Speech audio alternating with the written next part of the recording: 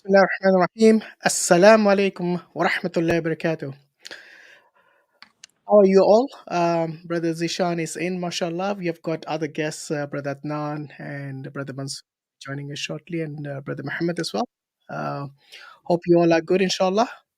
Assalamu alaikum. How are you? Wa alaikum assalam. Been a long time. Been a long time. Alhamdulillah. Good to see you, Akhi Zeeshan. How are you? To see you too, bro. Alhamdulillah. All good. All good. How are things with you? Yeah, it's good. I think just generally, I think the environmental geopolitical situation is a little challenging for everybody, which we wake up every day to hoping that something has changed, and in fact, it's just getting worse every day. So you're doing it well, inshallah. I mean, I've been watching your reports, by the way, as well. So it's already the 1st of February today. Time does fly. It does, exactly. Very soon we'll be having Ramadan, Yes. Yeah. So, yeah, alhamdulillah. How are you doing, Brother Zishan? It's been a while since you've been on our stream. Yeah, alhamdulillah. I've been doing good. Mashallah. You guys have been smashing it and smashing certain topics. There's a lot of Qadiani debates going on, isn't it? Yeah, not on Dawah-wise, but on Brother Adnan and Brother Imtiaz's channel. It's still ongoing. I think. Oh, really? 3 months for us. We had it with them. Yeah. It started with you guys, isn't it? I think you guys they all started rolling, with our channel. But right now we got this hot topic about the Babri Masjid and about the Ram Mandir, as you know, and I think you have done a short video on your channel as well. Yes. So tell us about from what you heard, what do you think of this situation in this world's largest democracy? Yeah, I mean, there's so many ironies here. Subhanallah, I honestly don't know where to start. So, like you said, it's supposed to be a democracy. It's supposed to be secular. Yeah. It's supposed to be the next superpower after China. They're supposed to be, replacing China in the market. And here you have the elections coming up, and they're relying again on the same trope that they've been relying on for years. You would have thought that the population would have wisened up to this, but still they allow themselves to be used in this religious politics. Apparently, this is something that the BJP had said that they would do a long time ago, and technically, they still haven't done it. Only the first floor has been completed, but inauguration has taken place. People can't see why. If people can't see why, honestly, I worry for you, because how can you inaugurate something when it's not even complete? And that's why you've got certain priests saying that can't really inaugurate a temple if it's incomplete. Yeah. So that's the first thing. The second thing is, again, the whole Ram issue. Whenever I'm kind of on my Hindi channel, whenever these ex-Muslims or these Hindutva guys, they say, one of the accusations is, Islam is strict. Islam is strict, is categorical. Religion should be fluid. You should be able to do what you want. It should be one's own journey. And here, I am not seeing that in the slightest. We're seeing one thing when it comes to rhetoric and talk and discussions, and another thing when it comes to actual practicalities. Because practically speaking, let's be honest, if religion is fluid, doesn't matter if there's a mosque there, doesn't matter if there's a temple there, doesn't matter if there's a Walmart there. If Ram, went there once upon a time, then so be it. Good for him. But just because he was there once upon a time, why do you have to knock down a masjid? Because number one, what they're saying is because there were Bollywood stars there as well. Amitabh Bachchan was there, Sachin Tendulkar was there. So it's something which is nationally accepted to be celebrated. What are you really celebrating? Are you celebrating that a masjid was demolished and a temple was made on top of it? Would your God be happy with that? That would be my first and main question. And secondly, does your God really need something like that? And is this something, because after this debacle took place, there had now been other places within India where they are claiming something similar. They have now got the ball rolling. They are now claiming all sorts of stuff. Yeah. Oh, over there, yeah, there was a mosque over there. Apparently, Sita did this and that. Over there, Vishnu this and that. This is ridiculous. Yeah, Yeah. where do you draw the line? That's my Was question. you're absolutely right. Extremely dangerous precedents by the Supreme Court of India, because what they did was they actually relied mainly on the faith, because it says this is well established that majority of Hindus believe Ram is a god, and that is the birthplace. So let's give it to them. So I think they appealed to the majority rather than justice and fairness. And you'll be surprised to know there's actually an act. It's called the Place of Worship Act, 1991, which says that the religious character of a place of worship, as on 15/4/1947, cannot be changed. Yes, that's right. So that date is the date when, like, after the independence, when they actually put in all these laws together. So once it's a mandir, it remains a mandir. Is a temple, remains a temple. Once it's a masjid, remains a masjid. And this is actually from the Internal Affairs of India website. You can go and check it out, actually. The Ministry of Home Affairs. Yes, it's called the Place of Worship Act 1991, Special Provisions. But don't they also recognise that this situation with the Babri Masjid is the one exception to that rule? This is what they did. They say they have a rule and they made an exception in this case, which is again inconsistency. Absolutely. Which has never been enacted. This exception hasn't been made for anything else. So it just shows the bias of these courts, the Supreme Court, the judges of the Supreme Court, and it shows that they actually were pressured into this. It seems like it's something which they haven't done before. It's supposed to be a land dispute, and it turned out to be a national catastrophe, because thousands of people, literally thousands of people, died straight after the Babri Masjid was demolished. So is this how the Ram Rajya is going to begin? By deaths of thousands of people? Because what they're saying is they want to bring in Ram Rajya, which means the kingdom of Ram. It is like, to be honest, Ram is, most of the Hindus, they don't believe even existed. It's a mythological figure. So it's like someone telling a story of an ideal person. Yes. And this ideal person happens to be Ram. So his kingdom is perfect. His ideals are perfect.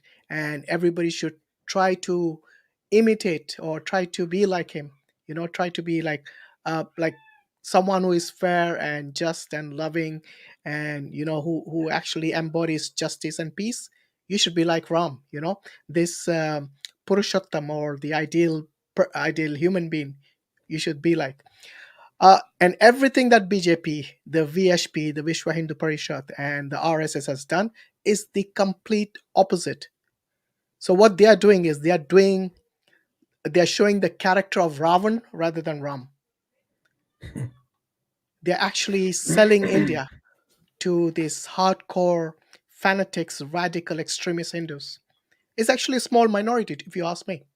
Just because they are all over the news, just like the IS and the Qaeda and all these people, they happen to be on the news all the time. So people assume that all Muslim countries are like that with these extremists, whereas we all reject them, because those people, extremists amongst the Muslims, they actually take the lives of Muslims more than anyone else.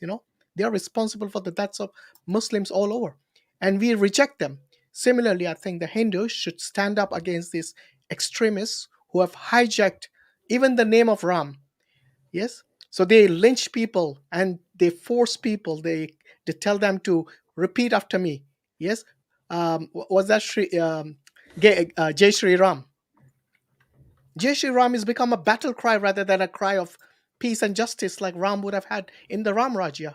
It's the exact polar opposite of what they want to achieve through this means of force and of intimidation of even the courts and the justice system. It's basically all it's complete chaos.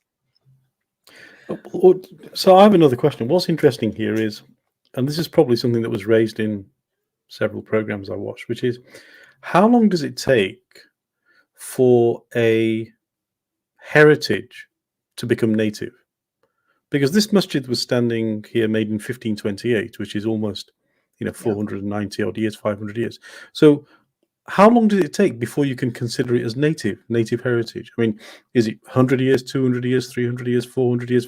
Because if we follow this trajectory, then all you have to do is go back another 100 years and claim something else was there, or another 100 years earlier and claim something else was there. So where do you stop, and why do you arbitrarily stop at this particular point in time and not something else? I don't think it's got anything to do with the length of time that's transpired for something to become a heritage, a national heritage, or like we say, UNESCO protected heritage. Right. They just have to say, oh, there used to be a temple underneath it. So even a rumor can start off with a riot or demolition of a place of worship. Yes, exactly. So they're already asking for other places, because there's Yes. another battle cry which says that this Ayodhya was just a trailer. Yes, Mathura and Varanasi, wherever it is still pending. Yes, Kashi, sorry. Mathura and Kashi are still pending. So they already have this pre-planned like decades ago that when they come in power, they're going to appeal to the emotions of the Hindus, who are the majority, like 80%.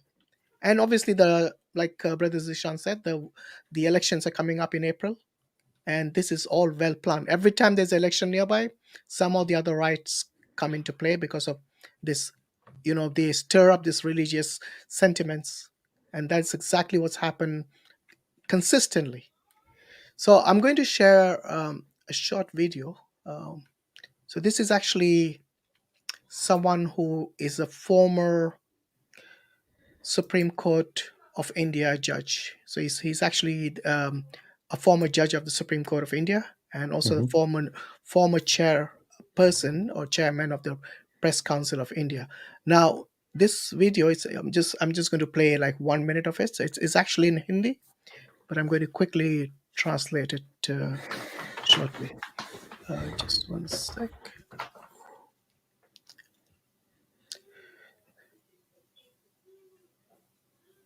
Now, the thing is, he's well spoken, and he actually used to be also the judge of the Allahabad Court, High Court, for like 20 years.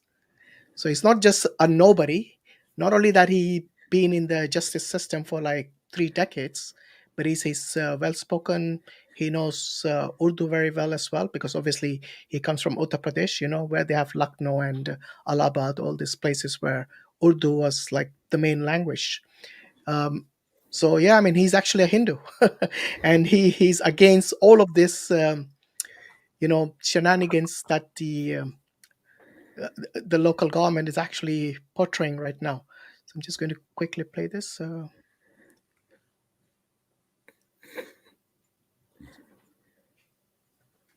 जो original Ramayan है वो संस्कृत में है वाल्मीकि की, उसमें राम भगवान नहीं है, वो एक राजकुमार थे, बाद में राजा हो गए. He is not a god, he is just a human being. He was a prince, तो बाद में राजा बने अयोध्या के ही, but he is not a God.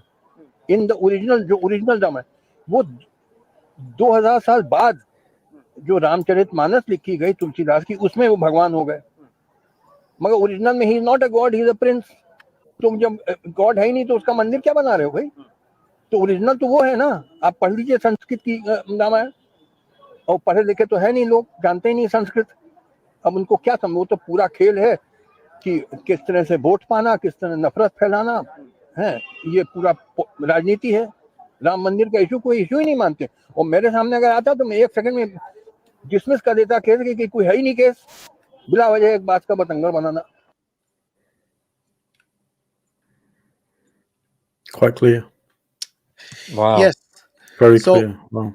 I mean, those who understand Hindi, you probably know. So the first thing he said is about Ram himself, that what Valmiki Ramayana wrote, which was actually in the 16th century or something, it is not the original portrayal of Ram as a god.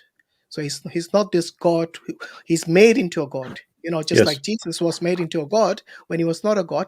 This is a similar story about Ram as well. So he said, if you read the original Sanskrit, which was written 2,500 years ago, you will realize that this actually is not the actual Ram, who was just a human being. He has been actually elevated to the status. He said he was a prince, wasn't it?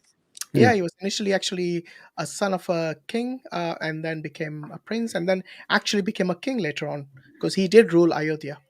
Mhm. And this is what it is. I mean, then he blamed the government, and obviously this all been done for the electoral vote and for the vote banks. And this is actually not just us saying it; it's also the Hindus saying it. It's their former judges saying it. Now, he actually said something else interesting in another article, which I would like to share as well. So this is from the Indica News. Just 1 sec.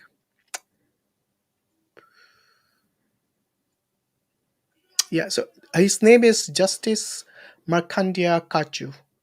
And as I said, he was a former uh, judge of the Supreme Court of India. Now, what he said is that, can you see the screen? Yeah? Yes. Okay, just going to get rid of that empty white space.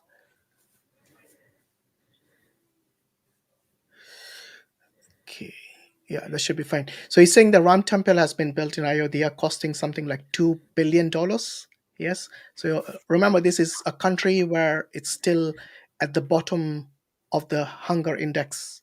So India is not it's not an extremely rich country. I mean, even though it's projected to become rich and financially well off, but right now it's still, I would say, quite a while. I mean, quite a way back. So he's saying that Prime Minister of India consecrated this idol. It's called the Ram Lalla idol, and they did a Pran Pratishtha, which is a ceremony, which they performed on the 22nd of January. So what the Pran Pratishtha is, they invite the god into the actual lifeless idol. Yes, and I mean, don't ask me how or what it is. It's what they believe. I hope they could make dead people alive instead of dead idols alive. If they had the power, they would have done that. But I doubt it. So he goes on to say, I have great respect for Lord Ram, about whom I have written earlier. He gives some links here. However, there are some questions about the temple that have been troubling me for long. He says the original Valmiki Ramayana and later versions was written, the original Ramayana was written by Valmiki in Sanskrit, perhaps 2,500 years ago or more. All subsequent Ramayans in various languages, including Tulsidasa's work, are based on Valmiki's epic. In Valmiki's Ramayana, Ram is depicted not as a god but as a human being, though with great virtues. That's why it's called Maryada Purushottam, which is like the ideal man, he's spoken of as a prince who later became a king. Nowhere is it mentioned. Nowhere is he mentioned as God. It is 2,000 years later in Tulsidasa's Ramcharitamanas, written in the 16th century, in Awadhi dialect, that Ram is transformed into a god, an avatar, or the incarnation of Lord Vishnu. Temples are built for gods and goddesses, not for humans. So how can one build a temple for Ram, who is a human being according to the original Ramayana of Valmiki? Unfortunately, few people know Sanskrit and therefore have not read Valmiki's Ramayana. They have only read Tulsidasa's work, and so uh, they conceive of Ram as a god. Now, then it goes on to say about certain things which have been mentioned in the Vishnu Puran.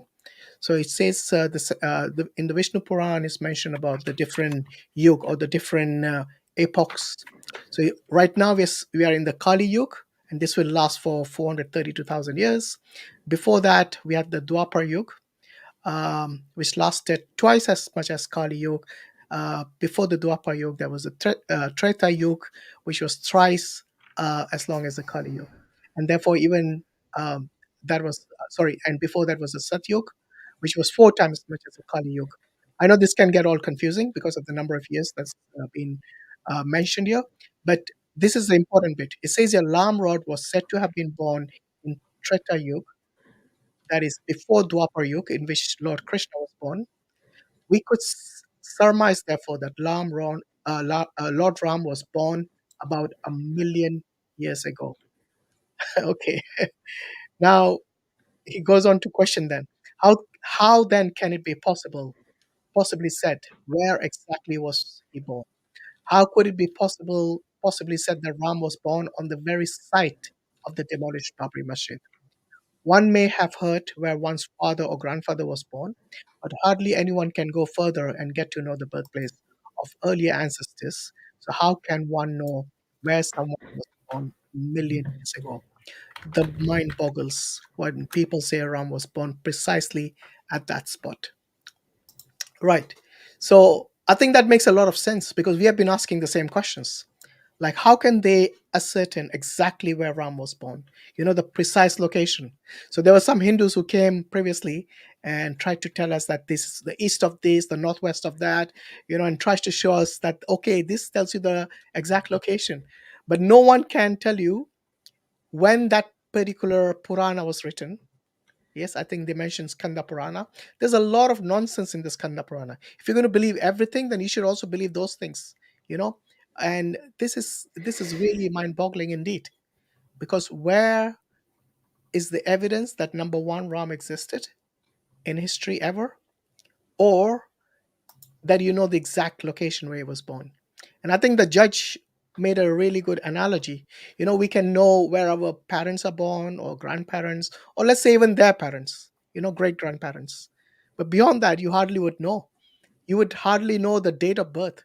You would hardly know about the exact location that where they were born.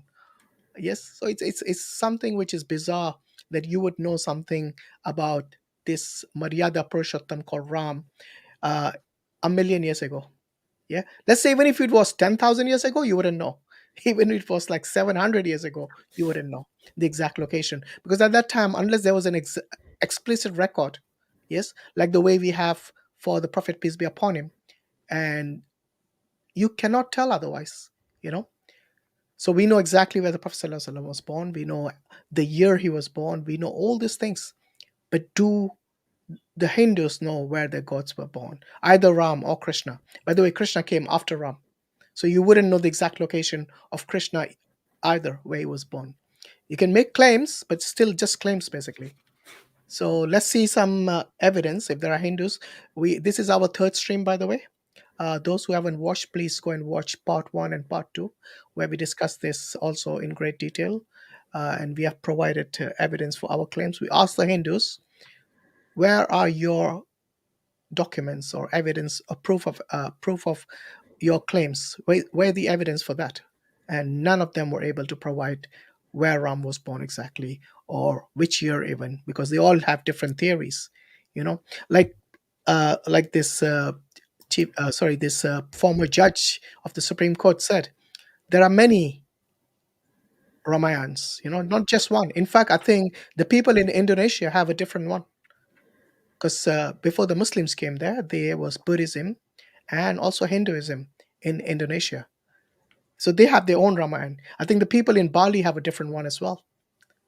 So where is even you're not even certain about the actual story of the Ramayana. And if it's all a myth, then why do you need a temple? Right. So brothers, you guys want to add something to that? Yeah, I mean, if that's the bottom line. I mean, when it comes to Hinduism, whoever you speak to, I mean, these streams have been a testimony to this. Whoever you speak to, they all hold a different view. They hold a different opinion, and most of them are very fluid. Doesn't really matter. What matters is, in other words, making the religion a subjective thing. So again, it comes back to this point. Practice what you preach. If it really is a subjective thing, surely it doesn't matter if there's a mosque there. Doesn't matter if there's a church there. Doesn't matter. And on top of that, if you are laying categorical claims to Ram, evidence the guy. Yep, present your proof if you're truthful. When it comes to the place, present some evidence. You can't provide some carbon dated, sources or chains of narration or something. I mean, what we're hearing is very scanty evidence. Yeah, and to be honest, I'm going to be realistic. Yeah, we want India as a nation to do well. Yeah, Pakistan, India, Bangladesh. Yeah, especially here in the UK, we feel a sense of community with each other. Yeah, and I'm sure you guys can back me up when I say this, but typically it has been colored folks against the non-colored folks. Yeah, so here we do feel a sense of community. However, since the Babri Masjid thing has taken place, there have been, somewhat celebrations, if you want to call them, here in the UK, in New York, Australia. There were like a bunch of countries I was seeing on a thread on X, and you know what? It's worrying. It's very worrying that people will take something with scanty evidence. And the point originally that I was saying was we want India to do well with Chandrayaan, going to the moon, and you know what, then them trying to, sidestep China or whatnot. We want you guys to do well, but this is not the way to do well. Yeah. Yeah. If you're going to go with scanty evidence, if you're going to, rile up religious hatred, and Modi, seems to be the one that, is paving the way for Ram. I mean, let's be honest. Yeah, I'm sure you guys can find someone better than him. Yeah, Absolutely. Yeah. that And I would be the think first thing. the real Lord Ram, if he was there, and if he were alive today, and the King of India, would never have tolerated such atrocities on the Muslims, the Christians, the Dalits, and all the other, even the Sikhs and all the other minorities. But he would rather have given severe punishment, yes, to the assailants and offenders. And the real Ram would not would have protected all the people in India. Yes, whether Hindu, Muslim, Christian, Sikh, whatever the religion, he would have protected them all based on this, Maryada Purushottam principle which he held. Yes, and he would look after the welfare of all these people. Like he's supposed to be. The story goes on to say it's like the father of of the kingdom, and a father would not be unjust to his children. Doesn't matter what color they are, what race they are, whatever it is. It's. I mean, obviously, speaking metaphorically, and not just give attention to one community of people, the Hindus. This is what this Maryada Purushottam Ram would be in the Ram Rajya, not the Modi Rajya as we see it now today, or the RSS Rajya. And this is an obsession of power and utter disregard for humanity. Yes, it's what you have made is you have made the religion about Modi, the religion about this hardline Hindus, and I'm pretty sure majority of the Hindus don't want anything to do with them. Just like majority of the Muslims, we actually say that we have nothing to do with extremist Muslims in our midst, and there are black sheep in every community, and we are no exception. So I Yeah. think it is Hindus who need to step up and say enough is enough.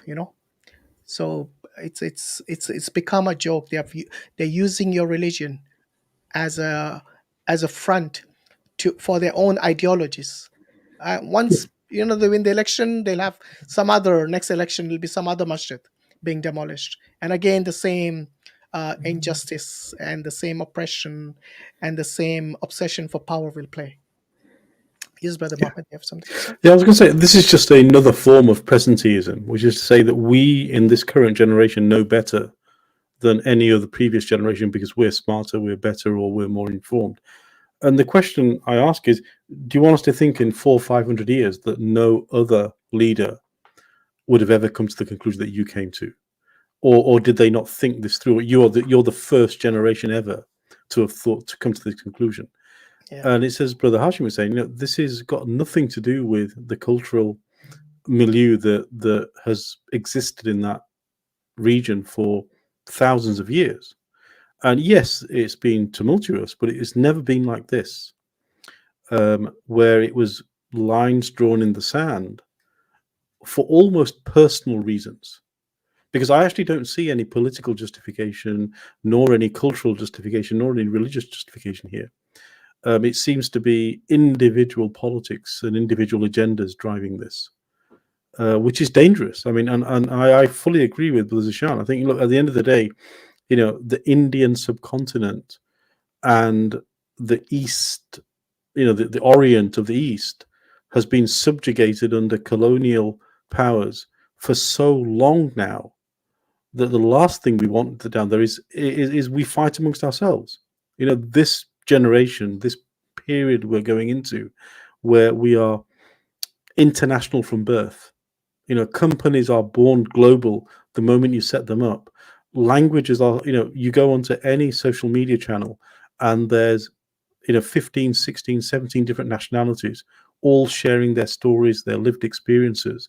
And in the midst of this, we have this, what is such a terrible situation. We should have the opposite. We should be getting together. We should be looking for common ground. We should be working together. We should be rejoicing in the fact that for the first time, humanity can actually work together if it wants to, because we have the technology, we have the means, and we have the wealth to do that. And I just find it so sad that the individual agendas are driving it to this kind of hatred.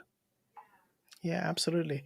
And the worst thing is they're using the name of Ram, as I said earlier, to drive their hardline Hindu Yes. nationalistic agenda, making, forcing someone to eat pork when their religion doesn't permit it, and then telling them you have to say Jai Shri Ram now. And if you don't say, I'm going to kill you. Yes. I mean, if this is not terrorism, I don't know what is. Well, how is that tolerance? Yeah. I mean, if you preach tolerance and all roads lead to the divine and everything is equal and we don't really care, then how is this aligned with that? In fact, it's not even aligned with logic, because Jai Shri Ram means victory to Lord Ram. So why does a Muslim saying victory to Lord Ram really matter to you? Surely, if he's God, it doesn't matter who's proclaiming victory. So are you trying to say that Muslim proclaiming victory is somehow going to help your God? Is your God somewhat in need of this Muslim's proclamation? Does he need it? Is that what you're admitting? I mean, that would be my question. Otherwise, there's no real point whether you proclaim it or not. No, I mean, this is just, I mean, you remember as you read in the history books, you recall what happened in 1940s in Germany. You know, they stuck stars on collars on certain individuals, not because it was a religious thing, because they wanted to separate them out so they could hate them more. And so this is just simply a way to hate people more and to show that you're demonstrating your power over these individuals, which at the end of the day, appeals to terrorists. It appeals to individuals that have hatred to start with.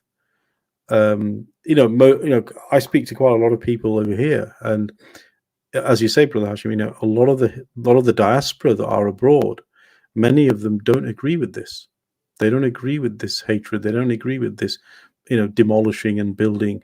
And many of them are remaining silent because they know if they do speak, they will be the sort of be attacked. They will then become Muhammad, that's the problem, because silence nowadays is, some people say science is you being complicit. Yes. And that's what we're seeing.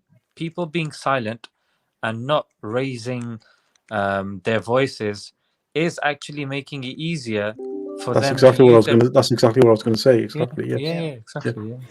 Yeah. So being silent, while that's for self-preservation, in the long run, you actually create a social cultural problem that is even worse. And so I would highly, if you are listening and you are, you don't like this, then raise your voice. You don't have to shout and scream, but, go to the forums, go to the online panels where you can voice your opinion, come to, events like this online and just say your piece.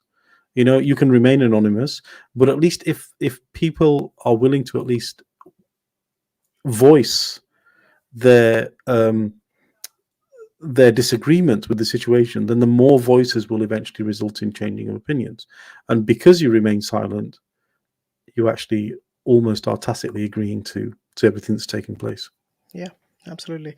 And the other important thing, which is also illogical, is where you value the life of a cow over that of a human being. Which humanity leads to such a psychology where you have actually become worse than the animals. Yeah, worse than the worst human beings. This is nothing like Ram. you know, because many people say that Ram didn't even eat meat, let alone kill anyone. Yeah, but obviously there are evidences which counters that as well. But the important thing is that why has this Gai Rakshak or the protectors of cow become these activists? They are going around and literally, like searching for people who they want to blame as someone who has eaten beef or something. That's So because just Gau Mata. yeah, I know. It's just a suspicion of having beef in the fridge is enough to lynch you to death.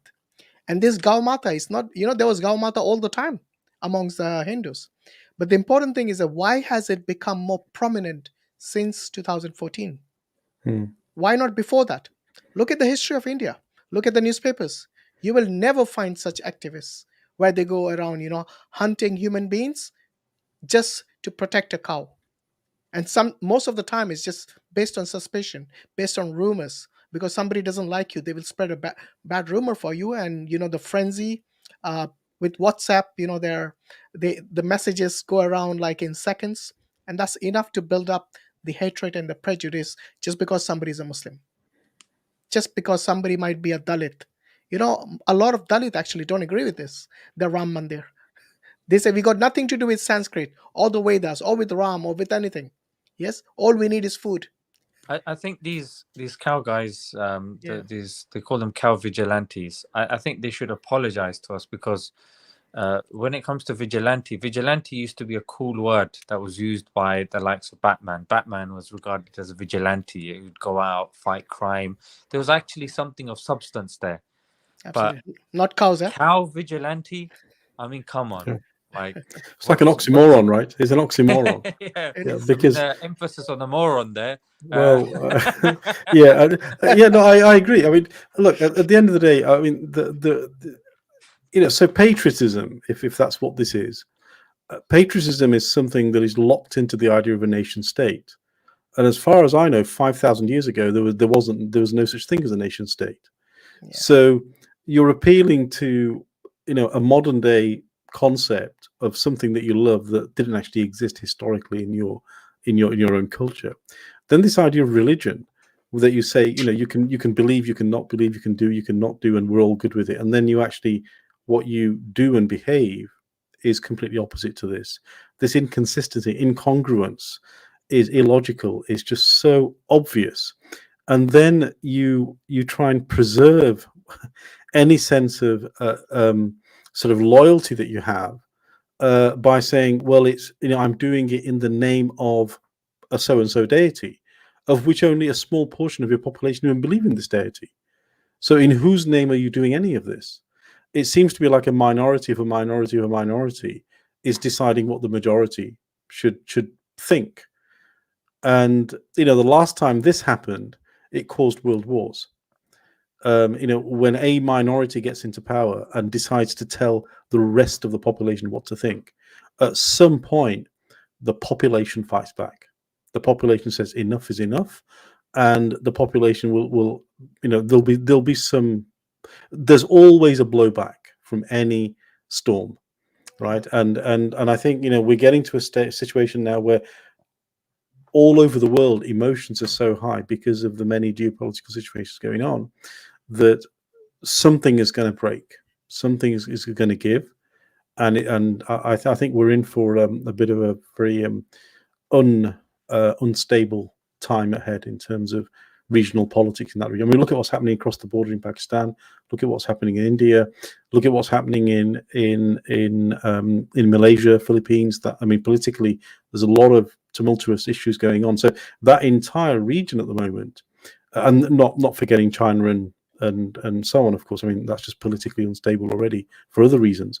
So I think that part of the world at the moment, right now, economically, socially, politically, there's a bit of a storm brewing, and what that's going to result in, I don't know. But I think we're going to get ready for something quite crazy. Yeah, absolutely. I just want to show you another clip quickly from the same former judge of the Supreme Court. पागलों जैसे बात कर रहे हो, दुनिया हंस रही है तुम पर, तुम गाय को देवता मानते हो। अभी मैं 6 महीने अमेरिका रह के आया हूँ, जून से दिसंबर तक अमेरिका में थे, मैं था। वहाँ के लोग हंसते हैं कि गधे भरे हुए हैं हिंदुस्तान में, गाय को माता मानते हैं। अरे कोई जानवर किसी इंसान की माता हो सकती है? कोई अकल है कि नहीं तुम्हें? Okay. Oh my God, this guy's a savage. Like, That last statement, how can an animal be the mother? I mean, wow. So he's saying that these people are crazy. How is He it said, I possible? went to America and they're laughing at you. Yeah, They're laughing that you think that animals can help you. yes, That's, you know, that animals can be your mother. yeah, Animals and can your be your mother, mother. exactly. Yeah, I mean this Exactly. is so it's just not. Look, we are not here mocking We're not your jesting. practices Yeah, or exactly, exactly. your Yeah, belief. yeah. What we are criticizing is the extreme and the radical terrorism that these so-called, hardline Hindus are spreading, killing human beings on suspicion of eating beef. I mean, if you go to Kerala, beef is still allowed there. Yeah, it's one of the states. I think one of the few states where it's still allowed beef. And last time I checked, Kerala was still in India. And it's I think it's unjust to impose on the Muslims your beliefs. come up If you with the don't eat proper cow, law, don't isn't eat it? it. Simple as that, Come up with the system. Come up with the proper law. Yeah. Do something. Look, I'm sure people will comply if there is a proper system in place, if there's a proper law in place. But when you've got people running around in hoods pretending to be cow vigilantes, and that's the extent of their crime solving abilities, when India has exponential rise in rape and child molestation and all that sort of stuff. With all due respect, why is it that you're only cow vigilantes? Can you expand? Can you maybe go into other facets of crime in which you can actually benefit the country? Because McDonald's seems to be making a lot of money from the beef that's exported from India. So cow Absolutely. vigilante is as moronic as it sounds, frankly, and as pathetic and cowardly as it sounds. You know what I mean? Use your crime fighting skills for something that will actually give the nation some use. How about that? Yeah. Or Yeah, better still, come on this stream and tell us what a brave young man you are if you're a cow vigilante, so we can have a few words with you. Yeah, I doubt they will come. Most of them, they prefer to be, keyboard warriors most of the time. Yeah, they're too busy jumping around on rooftops, trying to, you know what I mean, with Yeah. the God knows well, what leather this is the or challenge. whatever it is. When you actually ask them to justify their position or logically explain what they know they cannot, and this to me, this is the epitome of the delusion and the lie that they are living. Which is, on the one hand, they want to be so patriotic and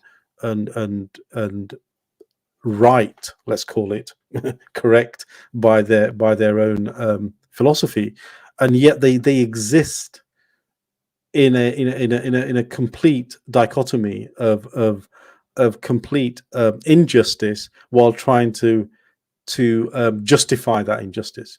And you sort of think, really, you think the whole world has come together at some level and agreed that human life is the most valuable thing that we can all have, which is why we spend millions on hospitals, on doctors. We spend billions and trillions every year looking for cures to cancer, looking for cures to why? Because human life is so valuable. And the whole population, it doesn't matter whether you're Muslim or Hindu or whatever, we have doctors and researchers from all walks of life who dedicate their entire lives to come up with cures so human beings don't have to suffer. This is the world has decided. We have decided this as a global community. And what you're telling us is they're all wrong. That's really that's the logic. That your logic is by this idea that because we can prefer this creature over a human being, you're saying a human being is now worthless. So you're saying all of humanity has got it wrong and we've got it right. This is how ridiculous this stance is. I mean, it's just abominable. You don't even need to be a Muslim to see the injustice here. Anybody with a brain and intuitive logic can see the inconsistency here. you know. Absolutely. Yeah. And so we're not criticizing you from a position of that Islam is somehow better. No, we're saying any human being who has a sense of justice, an intuitive, basic sense of logic, can see that everything you're doing is injustice and illogical. Yeah. So as I said earlier, we are not making fun of the fact that you No. actually, respect and revere and even worship a cow. That's entirely up to you. You can Right. do it in your own, as your belief. You can do it as your religious practice. The line is drawn when you start hunting human beings for this. So let me just quickly share a video about these so-called cow vigilantes or Gau Rakshaks, as they are known in India. It's a video from I think about a couple of years ago, maybe, but it's paints a pretty good picture. So I'm just going to play maybe 2 minutes of this. So please bear with me. It's in English. On a Monday night in September 2015, in a little town outside New Delhi, an angry mob showed up to the house of a man named Mohammed Adlak. रात के वो नमाज पढ़ने के बाद अपने कमरे पे बैठे खाना खाने की तैयारी कर रहे थे। उस दीवार को फांद के घर में कूद के फिर लोहे का गेट अंदर से खोल दिया जो इखलाक पे लगा हुआ। The mob hit Adlak's elderly mother. They severely injured his son, and then they found Adlak. They dragged him onto the street and beat him with bricks until he immediately died. तमें उसके sir का जो भेजा वो बाहर निकल गया। The reason Adlak was killed, the anger from this mob, came from a rumor that he was carrying beef. 56-year-old Muslim man was beaten to death and by an allegedly Hindu mob. An investigation was immediately launched. Not only into Adlak's murder, but also into whether or not he truly was carrying beef. 18 suspects were identified, but now, 4 years later, the trial hasn't even begun yet. In fact, the accused are out on bail, which has led to fear among many of the victims' family and community. मुस्लिम तो 2-4 घर हैं, वो बेचारे रात में डर की वजह से भाग गए थे। Earlier this year, one of the accused was invited to sit in the front row of a political rally. He later claimed that 16 of the accused were in the audience that day. Adlak's murder isn't an isolated incident. Here in a town in eastern India, 2 Muslim cattle traders, one of them just 13, were driving to a fair to sell their cows when they were stopped by a group of men who beat them and hanged them from a tree, where they both died. Over the last 7 years, hundreds of Indians have been attacked, many killed. This violence has affected some Hindus and other minorities, but the majority of the victims are Muslims. All these incidents plotted on the map have one thing in common. They're all directly tied to cows.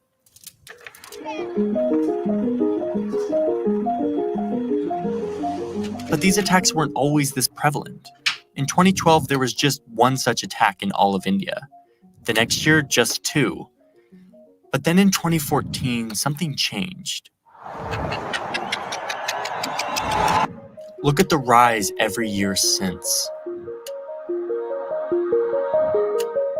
And if you look closer at what's actually happening on the ground, you can start to see exactly why these attacks are on the rise. Showing violence by so-called cow vigilantes in India. Self-appointed guardians of cows, which are sacred to Hindus, claim they're being illegally slaughtered. They're not afraid to use violence to stop them.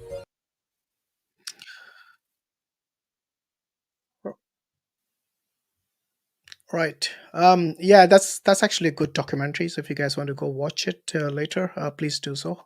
Just wanted to show you the highlight of what's happening in India. A lot of people outside India might be aware, might not be aware. We just wanted to highlight this. It's a real issue for many of the minority people there. So when you call yourself the largest democracy in the world, then you need to act as one.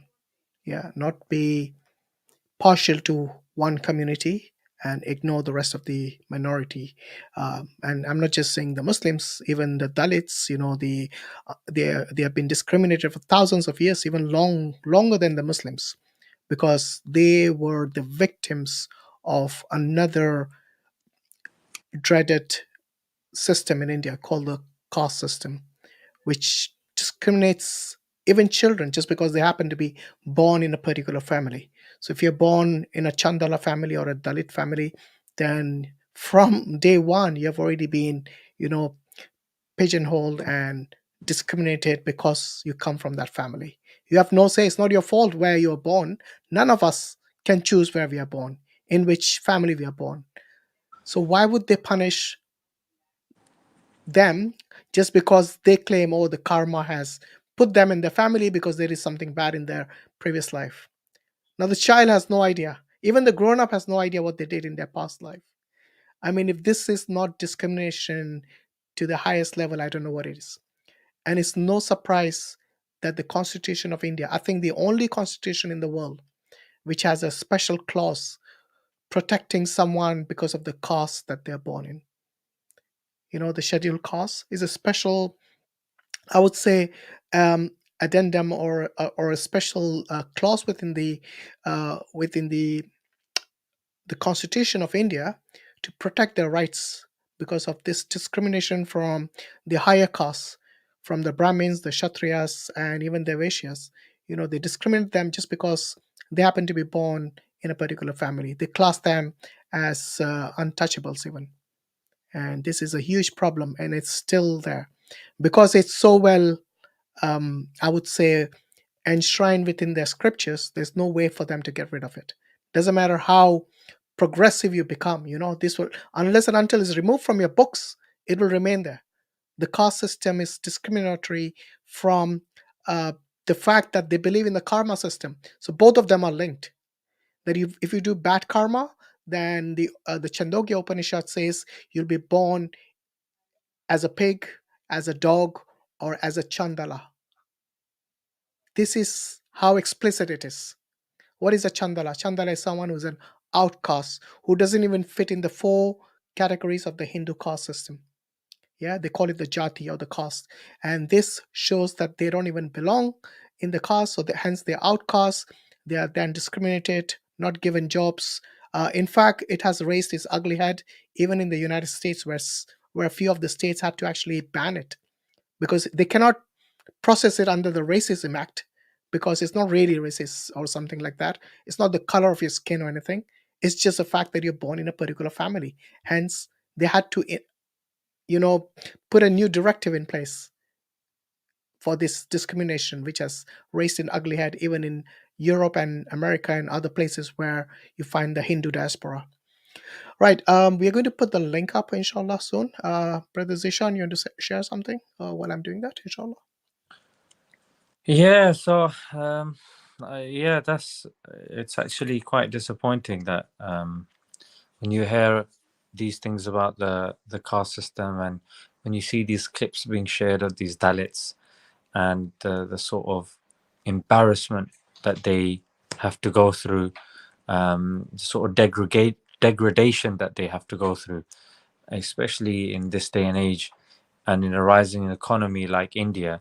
They really need to sort this sort of stuff out, because I would say India's progress is severely being limited by this hateful party that has come and is actually leading the country into the ground.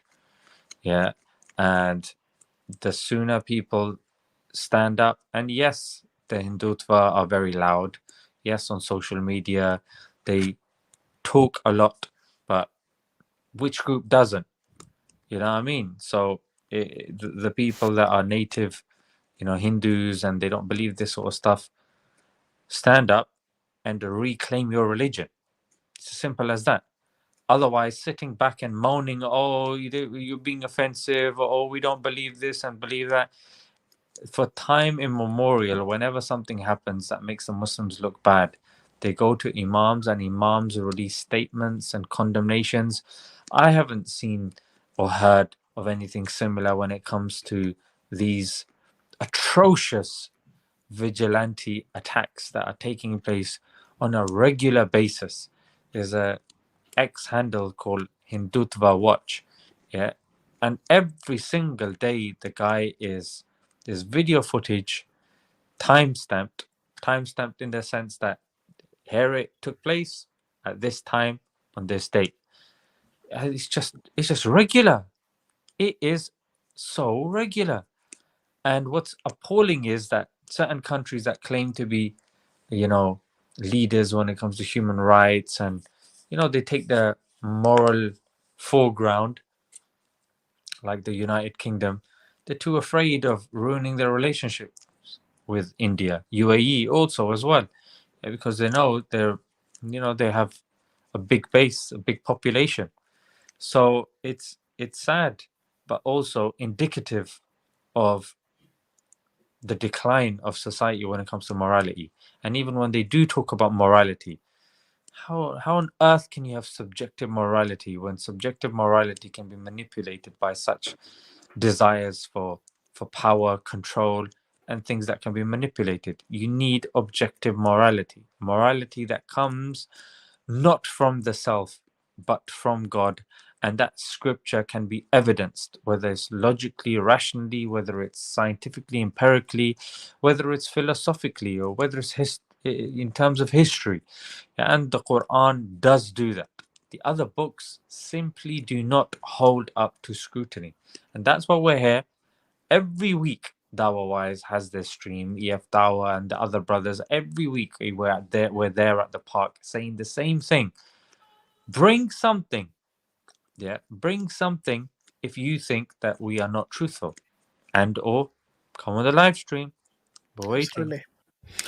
Right. So we are going to invite the Hindus first. If you want to come and, comment on something we said or share something that you want to, but please make sure that it's something that is related to the topic, which is actually scrolling on the screen there right now. And we can proceed from there. Keep it respectful, because if you're not, we'll have to, remove you from the panel and invite someone else who is much more civilized and would like to actually have a productive discussion. Right, so I'm going to bring in Weirdo. That's his name. If you want to call yourself that, that's up to you. Uh, Weirdo, you there? Yes, yes. Am I audible to you? Yes, you are. Where are you calling from? I'm from Kota, From where? Kota, Rajasthan. Oh, from Rajasthan. Okay. Do you want us to call you Weirdo, or you prefer to address you as something more respectful? You can call me Beardo. It's okay. Okay, if that's how you treat yourself, no problem. Right, what's on your mind? Actually, 2 days ago, there's a video on your channel. I commented on that. You said that if you want to ask something else, you can join the live stream. Okay, so you got a question for us? It's from Quran. Is it okay to discuss here right now? We would prefer to have the conversation based on the topic, but if it's a one-off question, we'll make an exception in this case. So what's your question? Like there's not one question like particularly. I have 2 to 3 questions right there. Yeah, we got a lot of guests waiting in the back studio, so to be fair to them, I would suggest you give us the best question you have, that you want us to address, and then we can take it from there. Okay. There is a surah. Sorry, just one sec, Viedo. If there are any Muslims in the back studio, can you please leave? We'll invite you later, inshallah. So we're only inviting the Hindus, as you can see the text. So digital human, you do this every time. Can you please leave and come back later when we invite the Muslims? If there are any other Muslims in the back studio, please leave. Okay, go ahead. Yeah. There's a surah in Quran which is 39 and ayat 6, I guess. Yeah. What does it Can say? you open it? No, you say it. Read it. Okay. Let me open it first.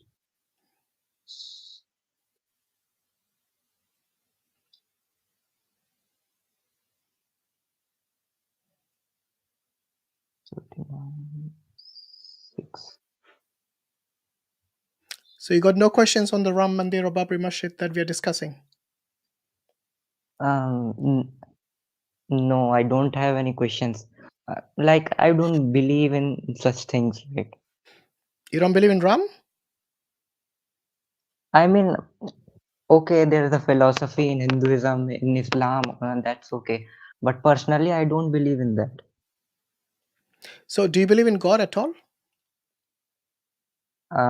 Like, you can say it, yes, I believe in God, but I have my I own can't say, only you philosophy. can say, because you know your religion. So do I you, have do my you believe own in God or you philosophy. don't? Just I answer believe this in God, but question. I have, Do you believe in God? Yes or no? yes, I believe in God, but I have my own philosophy. Okay, That's what so I'm saying.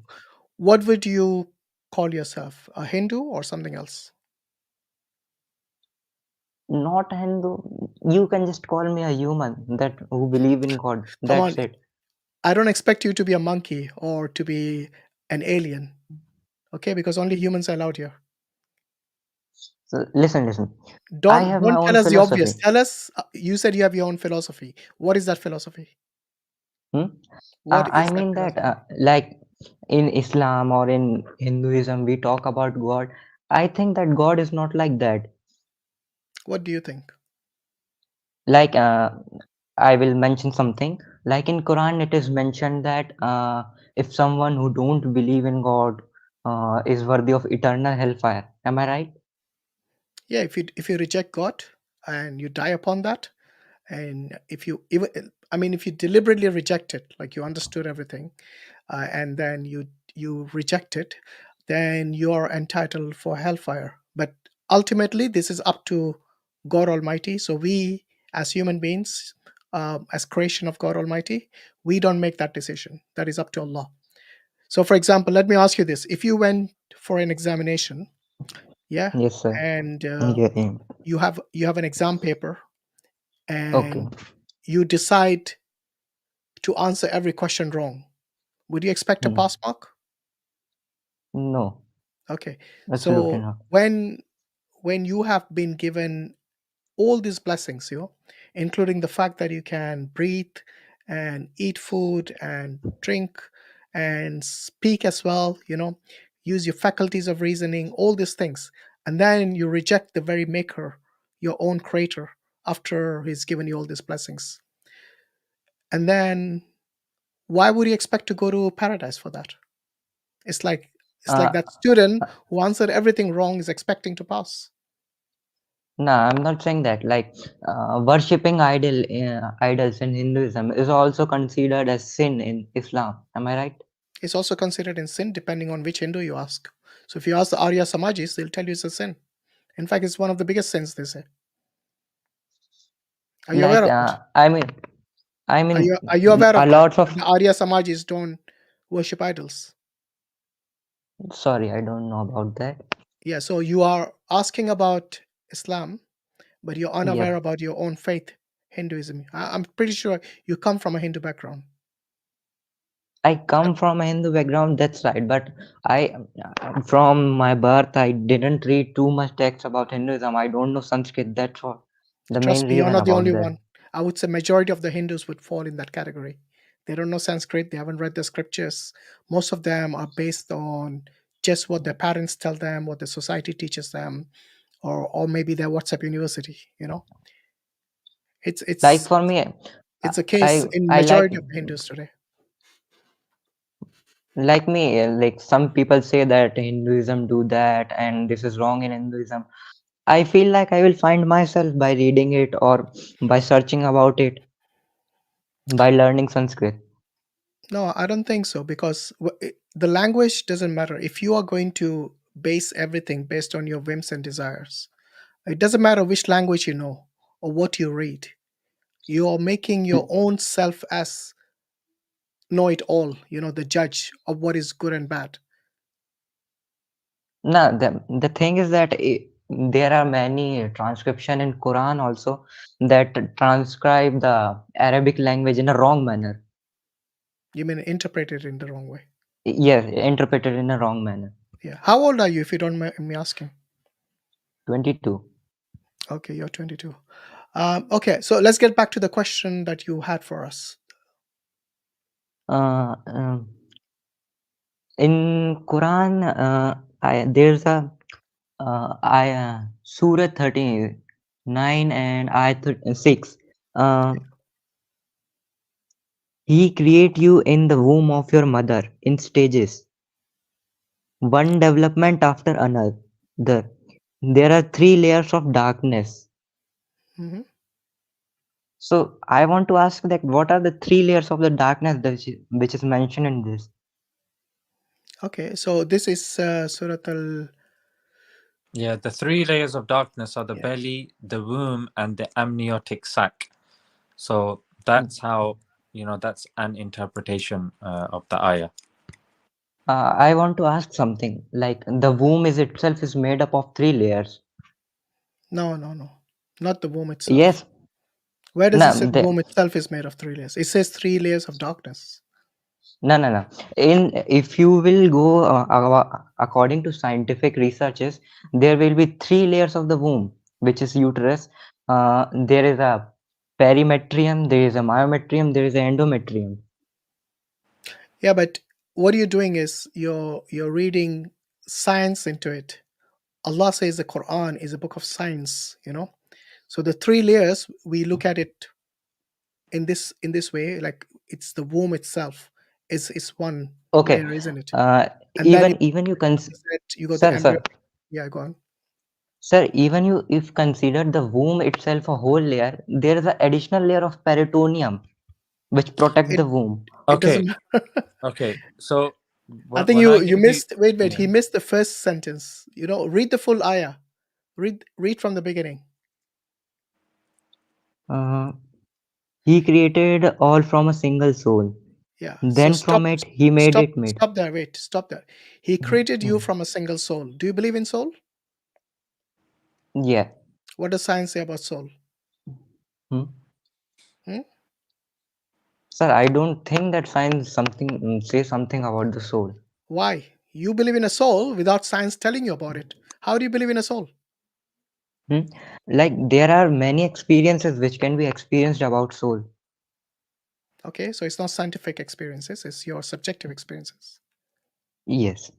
Okay, so if something is subjective, Okay. would you consider that to be scientific?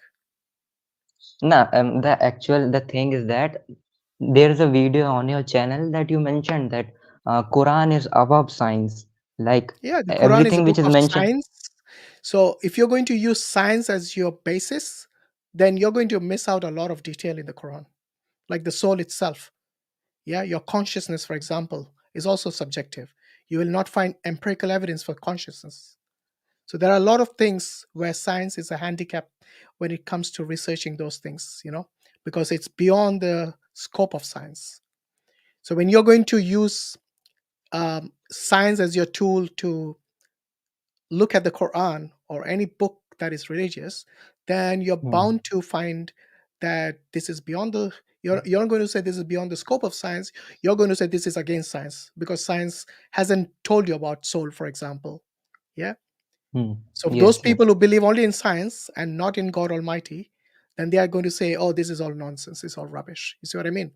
So you're actually playing into their hands by using science as your main tool, when science itself is limited in its scope.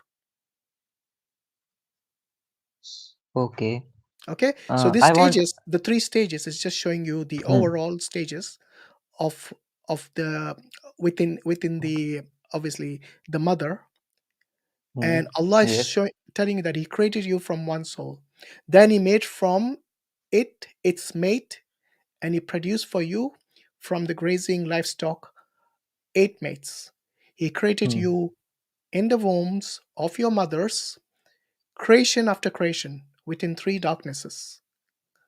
That Yes. is Allah your Lord, to Him belongs dominion. There is no deity except Him, so how are you averted?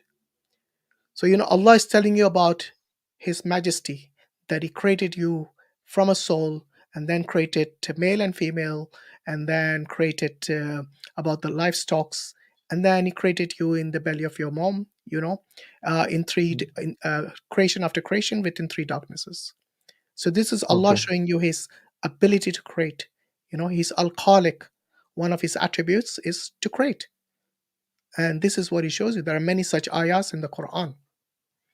So what was the point you were trying to make? It's just that you think it doesn't actually is not in sync with your knowledge of science about the Yes, womb that's and the what. uterus. Is that what you're trying to say? Yeah. So you're looking at it in the wrong way, brother. You know, it is not Okay. science that dictates what's in the Quran, the interpretation of the Quran. You might find sometimes they are in sync, science and what is mentioned in the Quran. But Quran has always been the book of science, SIGNS, and not science. Yeah. So there are established So, sciences which you'll find in the Quran. Yeah, very much so. And you will find also a lot of things which science doesn't talk about, like the soul, like the angels, like in this case, Allah is a creator of the male and female. You know, it doesn't have to be some sort of evolution as many people think it is. sir, I So would like to add a point here. Like yeah, in Islam or in Quran, it is mentioned that the first humans are Adam and Eve. Am I right? yeah. But before you go to all these things, what you need to primarily focus on is your belief in God. So when you say you believe in God, what is God according to you? Let's start with that. Hmm? God is someone who created the whole universe, the whole celestial body, everything. Right. And how do you know that? Hmm? Like there's gonna be something which created the whole universe, right? How do you know God created the whole universe? Hmm? How did you come to that Like conclusion? if you will ask the question where that the universe originated from, there will be some scientific theories like about Big Bang. But what before Big Bang? Someone say that there was nothingness. Right. I'm Then, asking, how did you come to the conclusion God created the world, the universe? hmm? How did you come to that Sir, conclusion? Is it based on revelation? Because for me, it's based on revelation. Yeah. The observation and all that comes later on. For me, it's mainly sir, revelation because we know hmm, that God knows his creation best, which includes the universe, which includes us. And we also know that such an almighty God is able to communicate directly to us rather than us having to go and, try to fit in the puzzle that many of the scientists are still trying to do, like when they come to investigate things like the soul or the consciousness. They still it's still the hard problem within scientific communities. So sir, let me but ask the you this: thing is how that did you come to the conclusion? Do you believe in revelation that God is able to communicate with you? God is able to communicate with us. Yes, I believe that God is able to communicate with us And how does he communicate with us? through the nature around us. What do you mean? I mean, like, see this. Uh, we'll talk about that. God communicate with us with the help of nature. How? Give me an example. For example, if I ask you the question, Hmm. what do you know about God, or what is God to you? And you said he's a creator. And then you Hmm. went on to say that he created everything, including the universe. How did you come to that conclusion? God help us to do everything. Like if you will see that, Okay, you uh, said God can communicate with you.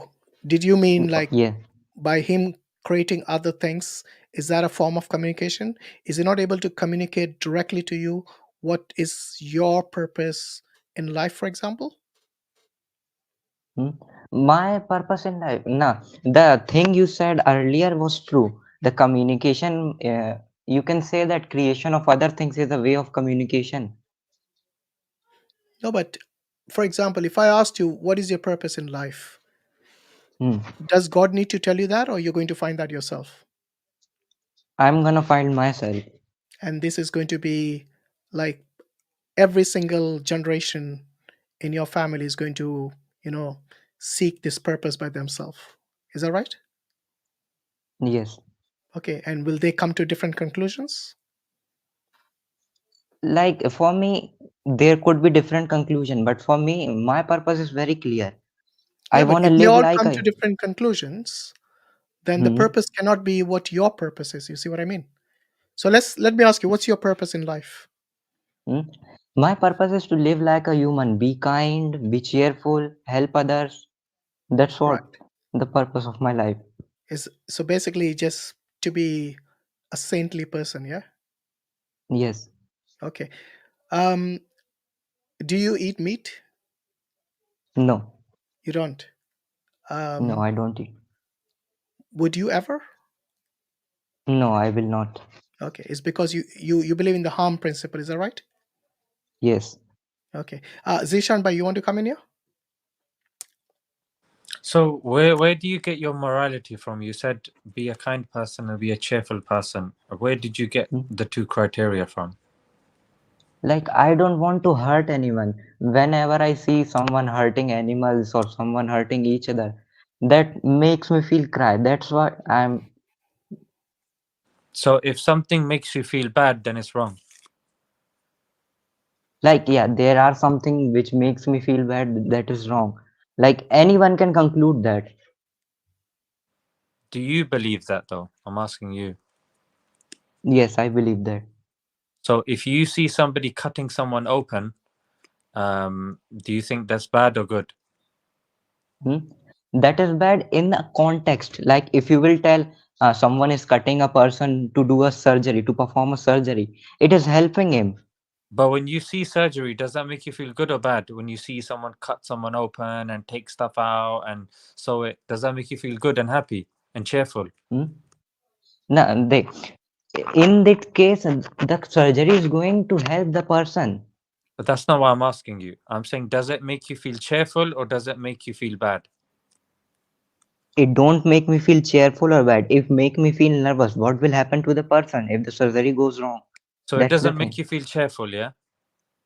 Yes. And it doesn't make you feel happy. Yes. Then according to your worldview, that's wrong. No, that is not wrong. That make me feel anxious. The two What's going to criteria happen that next? you said something is good if it makes me feel happy and cheerful. You just said yourself it doesn't make you feel happy or cheerful. Therefore, according to your worldview, that's wrong. Yeah, No, there goes your that purpose is in not. life. Go on. No, that is not wrong. Okay. But that's Like, your there is principle. a. That's your No, principle. That's listen. Hear me first. Behind everything, there is a context, right?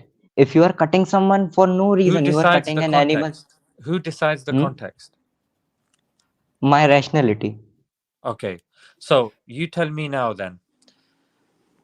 If something benefits a lot of people Okay. and harms one person, is that good Okay. or the opposite? It is a good according to the context. Yes. No, I'm telling you as a general principle. Okay. Yeah. So it says pleasure of the masses. So was it greatest good for the greatest number? Yeah. Okay. Yes. Yeah. Is that your principle? Yes. So if let's just say 1,000 people are entertained by one person being harmed, that means 1,000 people are happy, one person is Nah. sad, then that should be okay, isn't it? Listen. There could be ways to entertain yourself. Why you have to harm someone? Like, I'm if giving you an like example. This is actually a practical context. The gladiators, yeah? One person in the ring, he would be harmed, but thousands of people, they would be happy. Therefore, they said that's okay. Or the statement you. let me give you Okay. another Okay. Tell me. scenario, an easier one. Let me give you Okay. an easier scenario. Okay. Do you think it is okay to torture somebody to get information if it saves the country from a attack? Okay. Yes. You think it's okay, yeah? Yes. Why? Because there is many life associated with it. Like, if torturing someone saves so many life, it is right. Okay. What if you tortured 2 people now to save so many lives? It is okay for me. Okay. What if you tortured 100 people to save thousands of lives? It matters. Like, if you are saying hundreds of people, like killing hundreds of people save thousands of life, it Yes. could be okay. Yes. So do you see the problem now? Because you didn't ask me Who are those people? No does context, it really nothing. does it really save lives? Who's deciding? Is it the government? Have they been bought off? Is it propaganda? So Yar, I can't call you weirdo. I'm going to call you a second name, yeah? Vegnik, yeah? So look, Vegnik. Vegyanik means engineer. Yeah, engineer. Okay. Look, engineer. The thing is, yeah, if you rely on people and you rely on humanity to come up with morals, they will always be corruptible. Not corrupt, corruptible. The potential for Okay. them to be corrupt. Yeah. So for you to come up with these principles, I'll tell you, if tomorrow in your society they say that, you know, for example, LGBT, yeah, what's your view when it comes to LGBT? If a woman says she's a man and a man says that he's a woman, is that okay? Trans, yeah. Like if it is between them, it's okay for me until they are not forcing me to accept it or like support it. Okay, but if they say that you must call a man who's a woman, turns into a woman, says you, the engineer, must call him a woman. For me, if it is forcing, yes, it is wrong. Not forcing. Okay, so they're not forcing, they're saying you should call us this. Okay, so for you that's wrong. Abortion, is that right or wrong? Abortion, according to the context, it could be decided. Like If in the case of context is I don't want a child, my body, my choice, I don't want a child. Hmm? Like Meri what I can jism, say meri about that. marzi, my body, my choice, I don't want a child. That's the context, right or wrong? We're Sir, asking are what you does the comfortable? moral compass say to you? Sir, are you comfortable in Hindi? No, I English can only. speak, but because the audience, they might not understand, maybe a Your little English word is here quite and there. good. You're a Vegyanik. Come on. Yeah. I will have to translate for you then. So that's the problem. Listen. Like in a case of rape, like you mentioned, the No. I'm abortion not talking could. about rape. I know the context. I'm talking here, a person just wants to get rid of the child because they want to be happy. They want to be cheerful. And they say the child will tie me down and, too much responsibility. I want to abort the child. It's my body. It's my choice. Basically, they don't want a child. They don't want a baby. That's it. Yeah, They've that's the decided. context. Right or wrong? It is wrong. Oh, but what about the mental health of the person? They say it doesn't make me happy to have a child. I'm going to bring the child will be miserable. So if I am happy, then I will raise the child well, and it's my mental health, it's my choice. Like you should think about that initially when you are having an intercourse. No, sometimes even if you use contraception, the contraception is not 100%. Yeah. If you initially abort it, like it is okay. What do you mean initially abort it? Now you're okay with abortion? Like SubhanAllah. This is a guy who didn't want to eat meat. All of a sudden, he's okay to abort. So you think it's okay No to wonder kill you're babies? a weirdo. Like you are Look, twisting the context, right? Engineer, No. He listen, gave you the listen. context specifically. The context is very There's simple. a couple who doesn't want children. That's it. It's not because of rape that made a voluntary decision that they want to be happy in their life. They're very young now. They want to enjoy their life. They don't want any children. He gave you the context. You said initially if they're both, that's okay. So a person Yes, it's okay. who said I will feel like crying when somebody's hurt, all of a sudden that means somebody, when you say somebody means like an animal is hurt, you didn't want to even tolerate that. But when a human child is killed and terminated, So look, you're okay with it. your morality went to Yeah, killing hypocrisy. babies. Yeah, to killing babies, to torturing people. Do you see? I'm telling you that I can tell you a specific context. I can give you a certain scenario. Propaganda can make you think of a person in a different way, that for you will think it's okay for that person to die, for that person to be tortured, for that person to be harmed. That's all. I'm just trying to show you that morality, subjective morality, meaning my choice and my experience, can be changed, can be manipulated, and can be warped. Sir, can I know one thing? Yes. Like if I put the same context, same theory in front of you, is it right or wrong according to you? Abortion. Yeah, for Yes. me, it will be very simple because I don't believe in absolute morality or subjective morality. I believe in objective morality. Yeah, because we believe whatever comes from God. That's why the first discussion needs to be, does God exist? Did God send a book? Let's verify the book. Did God send a prophet? Let's verify the prophet. Questions back and forth. But the thing is, once a person's established that and you believe there is a God, you believe that this book is the authentic book, then it follows that what comes from the book, it is also authentic.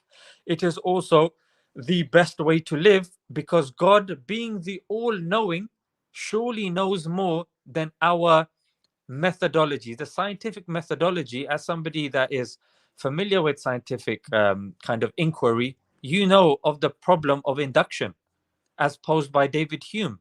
This is a severe problem of science. And this is the reason why no scientist can say that X thing is a fact. Tomorrow, that said thing can have more observations and there can be a paradigm shift and it could turn science on its head, correct? Sir, listen. You said I am asking Correct the or not? Listen, the bit that I said, have you understood this? Make sense? yes. Yes, Makes good. sense. The Okay, now say what you want theories to can say. be corrected. Can you answer the question which I asked you? If I put the same scenario in front of you, it is right or wrong? Just that Yes, is He what so answered I'm that. asking. Yeah. abortion past a certain period that's told to us in our scripture, that's wrong. Within a That's certain what time, that's No, no. what I'm saying. Initially, if it is aborted, it is okay. There is no nervous system, no respiratory system developed. Baby can't feel the pain. No, no, it's not as simple as that. You know, when you were in your mother's womb and when she realized that she's pregnant, she called you my baby. She didn't call you my fetus who has no feeling, no nothing. She loved you. Why? Because this is potential Sir, life. Yeah. So you need sir, to respect tell me that as one a thing. potential life, Tell me one which will thing. become a Sir, tell human me being one thing. today. Yeah, go on. Sir, sir, you initially said that she don't want that. She don't need the baby. She's gonna have a mental trauma, and now you're saying she loves him. No, I'm talking about your mother. I'm not talking about someone who aborted somebody. You're not listening. engineer, listen, brother. You know, Nana, look you here. You need to differentiate between. I Okay, mean, so what engineer, Brother Zishan says. So there are certain na cases in which Islam permits abortion. Yes, some of them say it's completely not permitted. So there's a difference of sir, opinion on that. One of them, which they do permit in many cases, is like you mentioned, exceptional cases where there's life is in danger of either of the mother, or there's a case of rape where there'll be trauma after that. Things like these, the scholars permit. Otherwise, it's mostly not permitted in Islam. and the thing is, look, sir, when you're saying, okay, I would say that abortion is permissible within this period of time. Yeah. Now that period of yes, time is reliant upon science, correct? yes. And science can change, so that date can change, correct? Listen, Oh, answer the now, question. Can it change? n- no, it can't.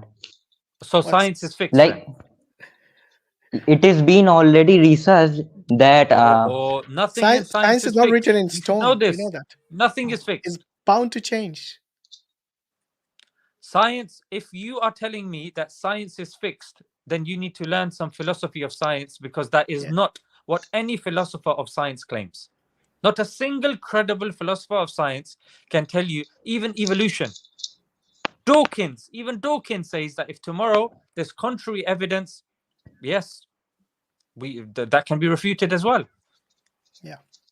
So I sir, want to bring the sir, discussion back to the purpose of life. So you said that it's just something which makes you happy, which makes you cheerful. But you know, in this little conversation you had with Zishan, we found out that your principle can shift. So even your own principle is not fixed, let alone science. sir, Now, my obviously, principle, your next listen, generation will have a different purpose in life because they'll do their own investigation. They, my maybe per- in the future, like like you said, you not accept the LGBTQ, maybe your next generation will. And for them, that is something which is not a problem. You see what I Sir, mean? my So the purpose in life, if it shifts like the sands of the desert, then it is not really a true purpose, is it? It's just a subjective opinion. Now, sir, where like it you were differs, wait, saying, wait, have patience. Where it okay, differs is there, like when we believe in something as a principle, we look at the objective truth that has been revealed to us from God Almighty. Because you already believe in God, I'm not going to have a debate with you about God, because we both believe there is a higher being, higher existence, who tells us and who communicates with us as to what is good or bad for us. As you know, the Muslims, we have the concept of halal and haram, yeah, the permitted and the prohibited. So this is sir, something which Allah okay, tells us in the Quran as to what is right and wrong. For example, you're saying you don't eat meat, but would you make an exception if you were dying, for example, and you had only meat as the choice? Like, for example, if you were, let's say, somewhere in the Arctic, yes, and there's no plants available for you to eat, and you only have animals there, that too very scarce, and you're forced to eat the animals, what are you going to do? Are you going to change your principle? sir, yes, sir. Yeah, so you see, your principles will change based on your whims and desires, or your requirements, or your circumstance. Acha, But you see, we have already been given all this. We don't have to can you, like reinvent the wheel every time. In the Sharia, sir, all can you this is tell me, already sir, mentioned. can you tell me something? Go Sir, ahead. like you are Muslim, which means you eat meat, right? Yeah, Alhamdulillah, I like my lamb biryani. Okay. Let's say you have option to eat lamb biryani, you said, or just a normal veg food, anything. I What like you veg would biryani prefer? sometimes. I like my variety. I'm not someone who is going to say this is not allowed, okay, or my it's my something that I feel bad because of this or that. The animals themselves eat other animals. So you feeling bad for the animals, your morality is something that you just made up because it makes you feel good. But when push comes to shove, you would even kill an animal to eat food because you're going to starve to that otherwise. Sir, according to me, I am not someone who is able to kill the creation of God. Like if you will put me in a situation where there is only survival possibility that I have to eat the animal, then I will. I But don't if think you there were is a listening poss again.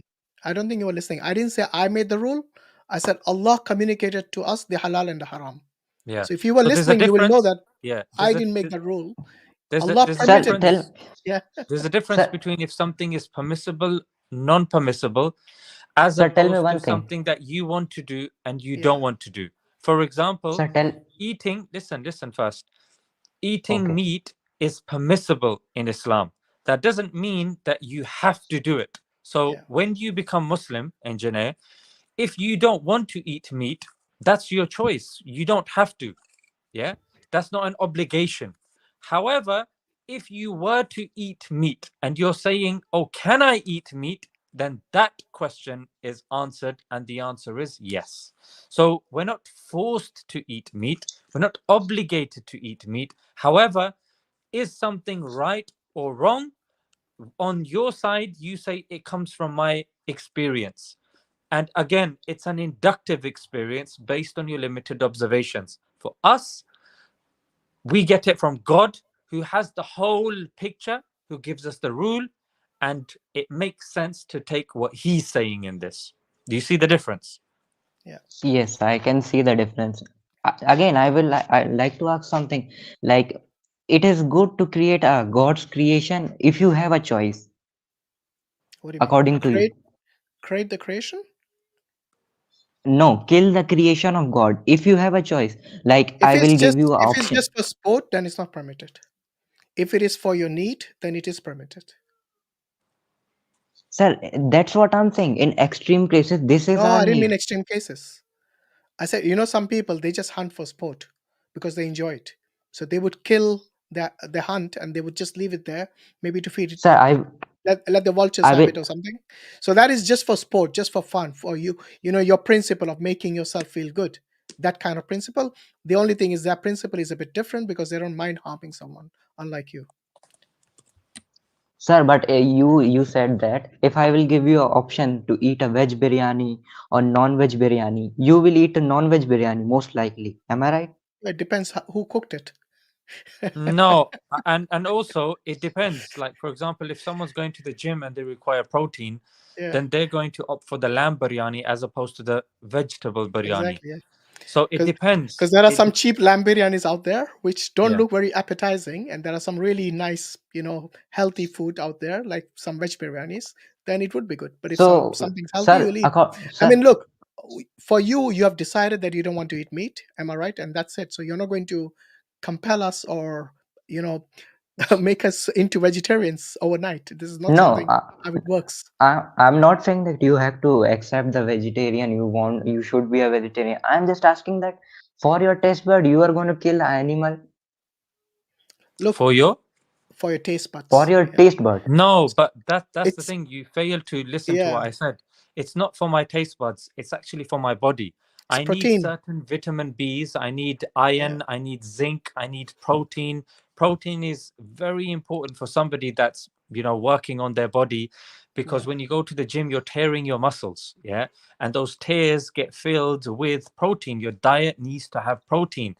And you need vitamin D, and you don't always get vitamin D from sunlight. You need vitamin D supplements as well, and meat is a good source of vitamin D, of iron, of phosphorus, of selenium. So meat is, and for a person to get the alternatives through veg, which again, veg and these sorts of plants and vegetables, science also says that they are alive, that they also react, that they also communicate as well.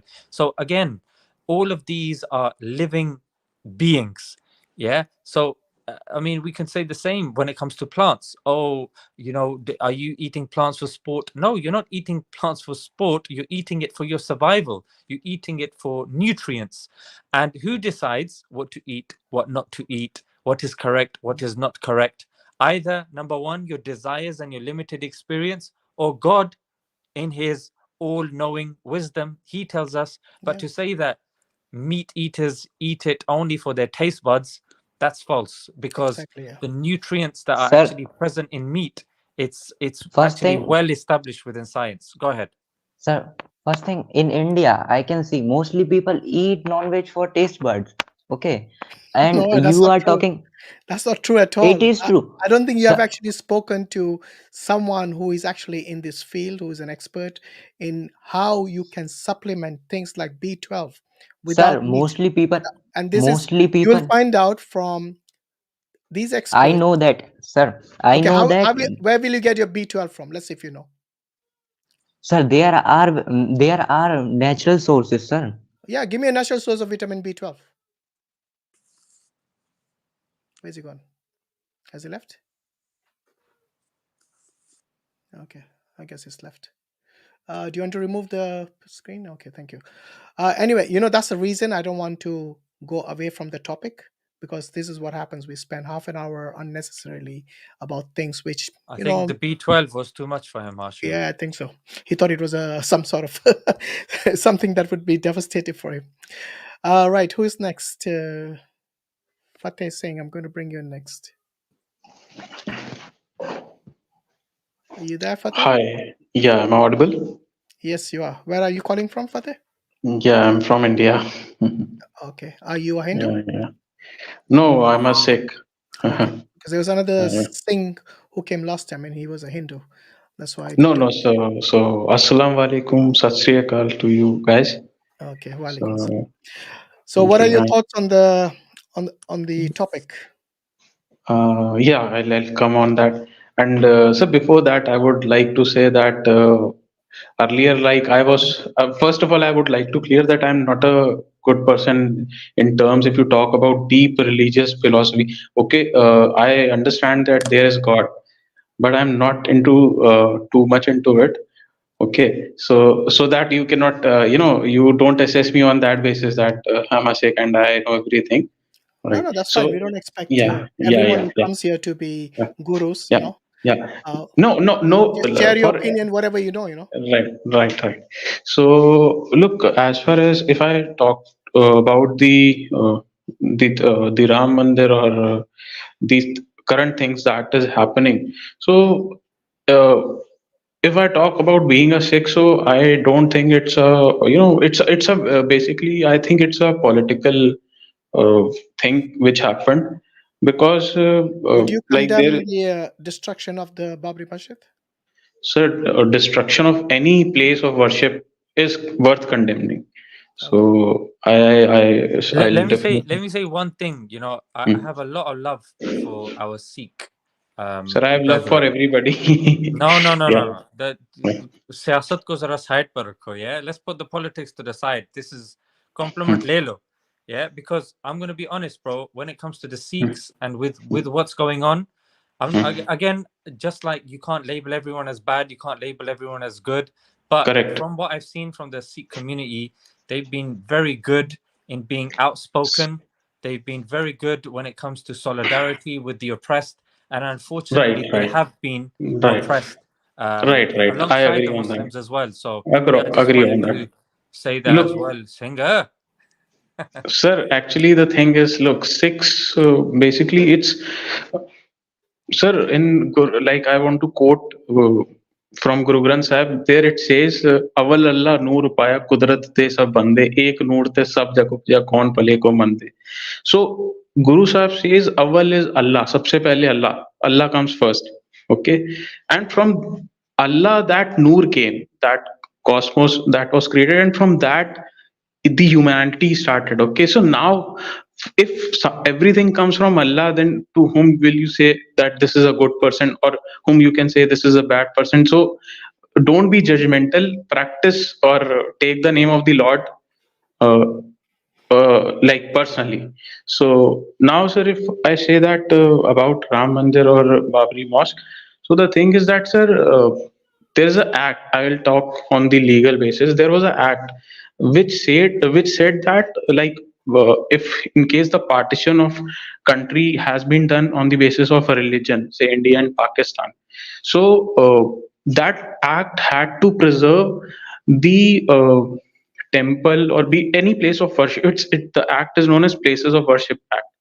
So it is the duty to preserve the place of worship in its original form, okay, after the partition has been done. So this was something which was politically motivated, and I personally think, this is my personal opinion, that because I live with both Hindus and Muslim, and I find both of them very good, and when it comes to politics they have been polarized. So if I talk that Hindus themselves have been victimized, and there are many Hindus who understood it, there are many Hindus who are not able to make understand that what game is going on with them.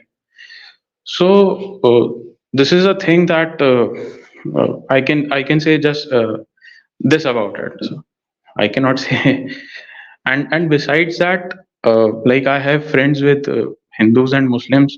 I don't find any problem. But recent times, after the mosque and the Mandir case, and recently one more case has came up, uh, the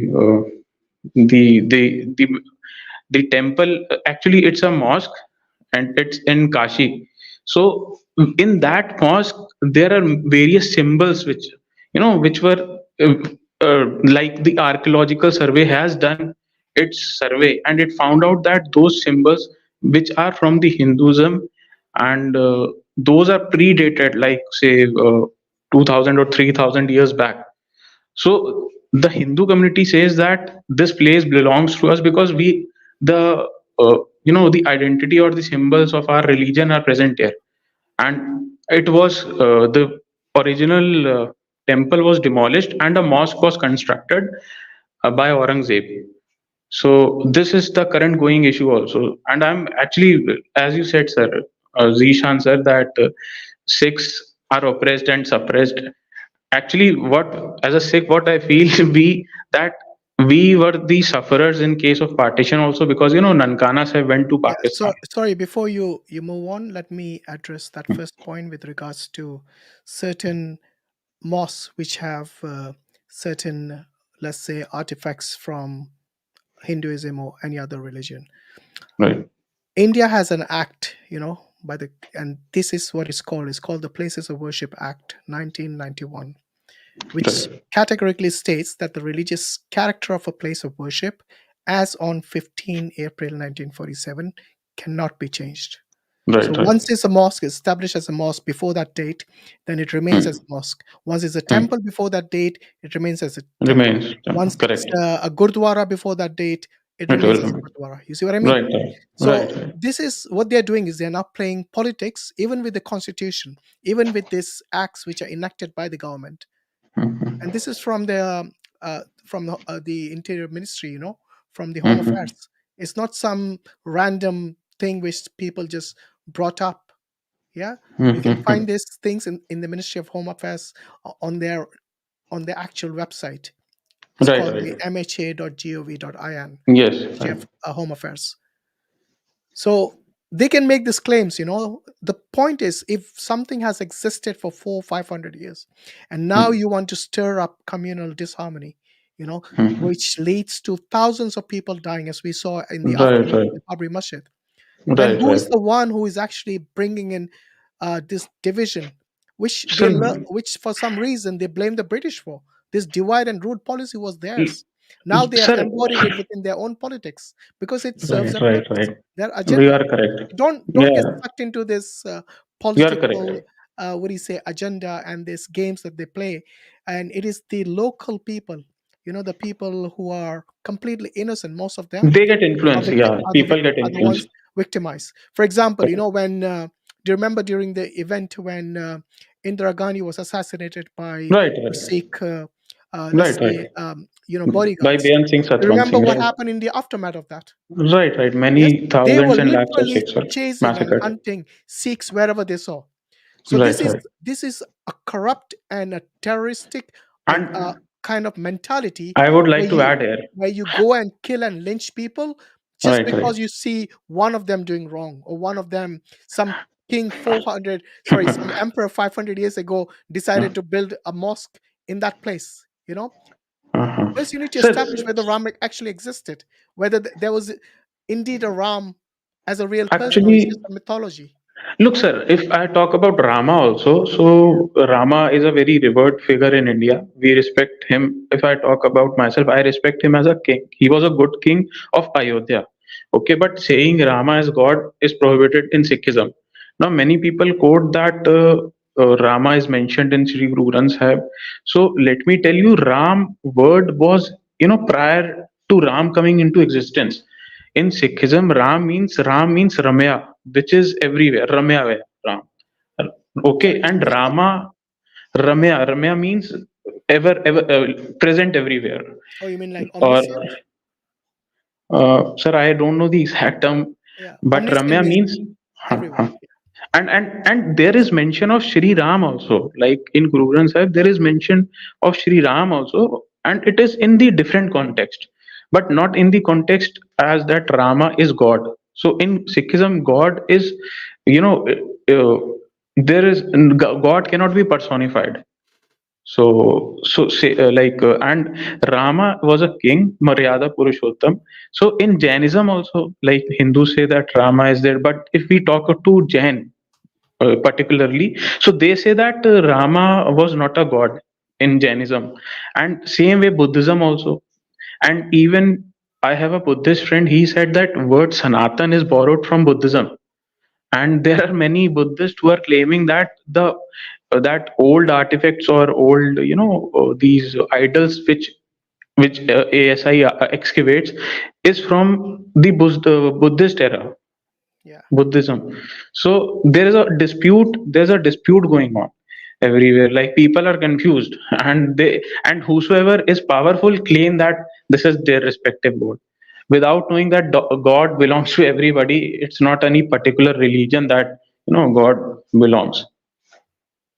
Yeah, I mean, there are people who don't believe in God as well, so we have to bear that in mind. But the important thing is that we are talking right now about a country which claims to be democratic, but Hmm. then its laws and everything seems to be going towards kind of a Hindutva, you know, country, where they want to have the country on a theological basis rather than a democracy. You know, they want a theocracy. So this is what they're gearing up towards, and which is quite dangerous, because you got like at least 200 million Muslims there, like More large than that, sir. minority. Yeah, it could be even more. So Hmm. when you got 250,000 Muslims, where are they going to go? Sir, And the thousands thing of is, Sikhs and thousands of Christians, and then don't forget, majority of the population are actually the Dalits. They are the Dalit, right.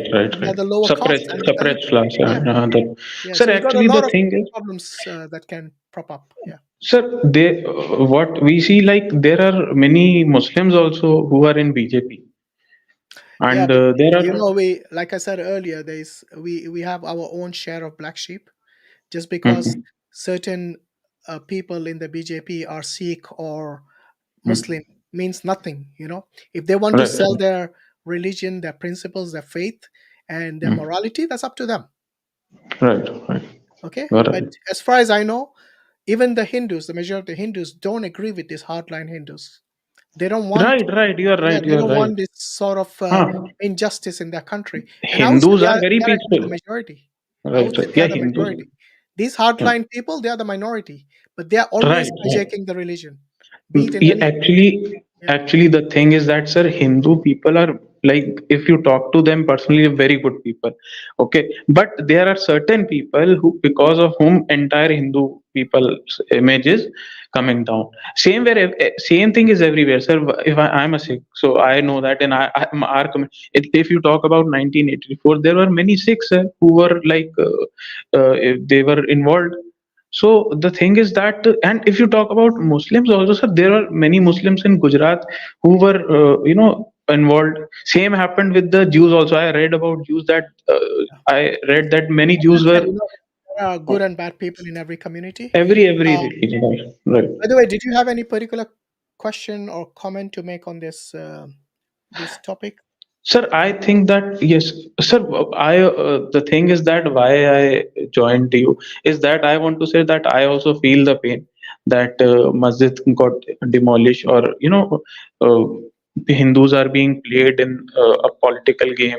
So for that, I have also have a pain, and the thing is that we as a normal people, we suffer because of all these things. We are okay with the economic growth that India is having. That is very good, but we also want that everybody should live in peace, and if God does some miracle, I also want that India Pakistan division should also be, it should, they should merge together as a country and live together. This is my uh, Yeah, I think thought, although it's I think that yeah, horse was bolted a long time this is ago. very hypothetical and very, you can I say it's think, a look, I doubt the Pakistanis would want to merge with India, seeing the right, sir. injustice But there also, if you talk and I about doubt the Hindus want Pakistan to merge with them.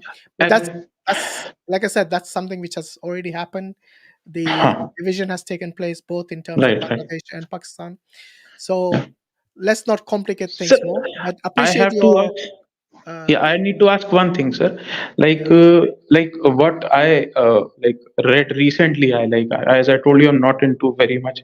I have not done inter-religious studies and everything. But the one thing I want to ask is that, sir, that uh, when the caliphate system was there in Muslims, they had good way, like they were ruling big areas, they were covering big areas.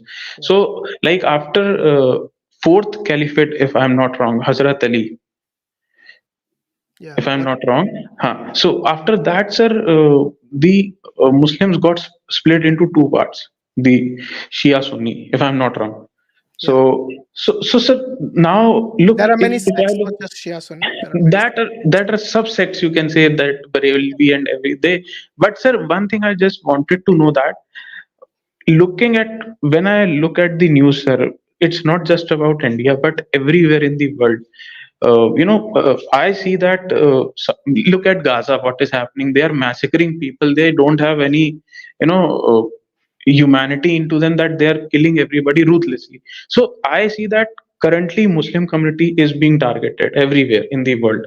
So why is that people are still split, and they don't think, if I personally think, if Muhammad Saab would had been there, so what would he think, that my people are split into half? If the message of Muhammad Sahab was singular, then why people are not understanding it now? So Okay. again, yeah. So this is something the Prophet Muhammad, peace be upon him, himself addressed. There's actually a hadith which says that uh, the the Christians were divided into 71 sects. Will divide into 71 sects. The Jews into 72, and the Muslims will divide into 73 sects. So the Prophet ﷺ already foresaw this. He actually prophesied this, and this is something which is in the hadith mentioned. Because you see, it's even if the message is true, people want to interpret it in their own way. You know, like the guest we had earlier, that Vagyanik, I don't want to call him this the other name that he had as a prefix. Right.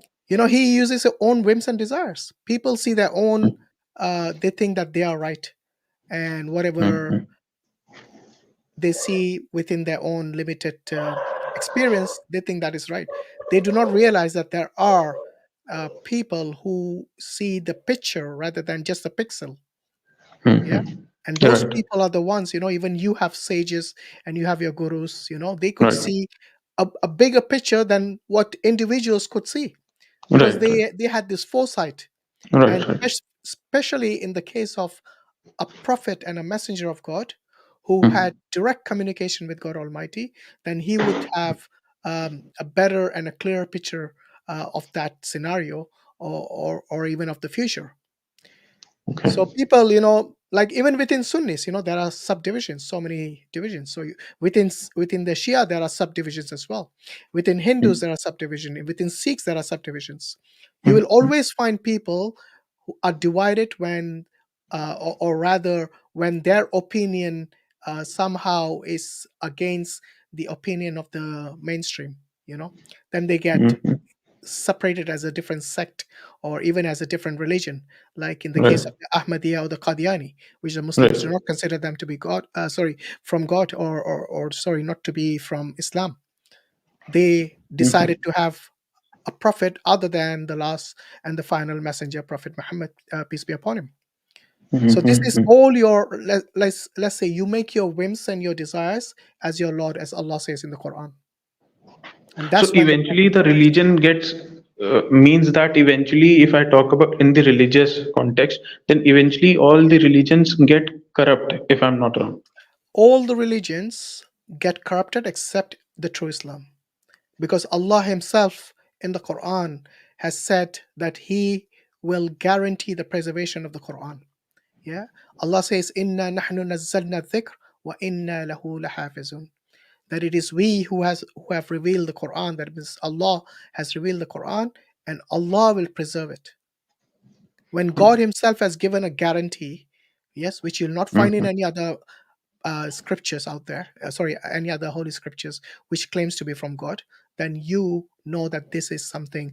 And there are hadiths as well. The Prophet, peace be upon him, said that there will be a party of believers, true believers, who will remain until Yawm al-Qiyamah, until the end time, and they will be upon the haqq, upon the truth of Islam.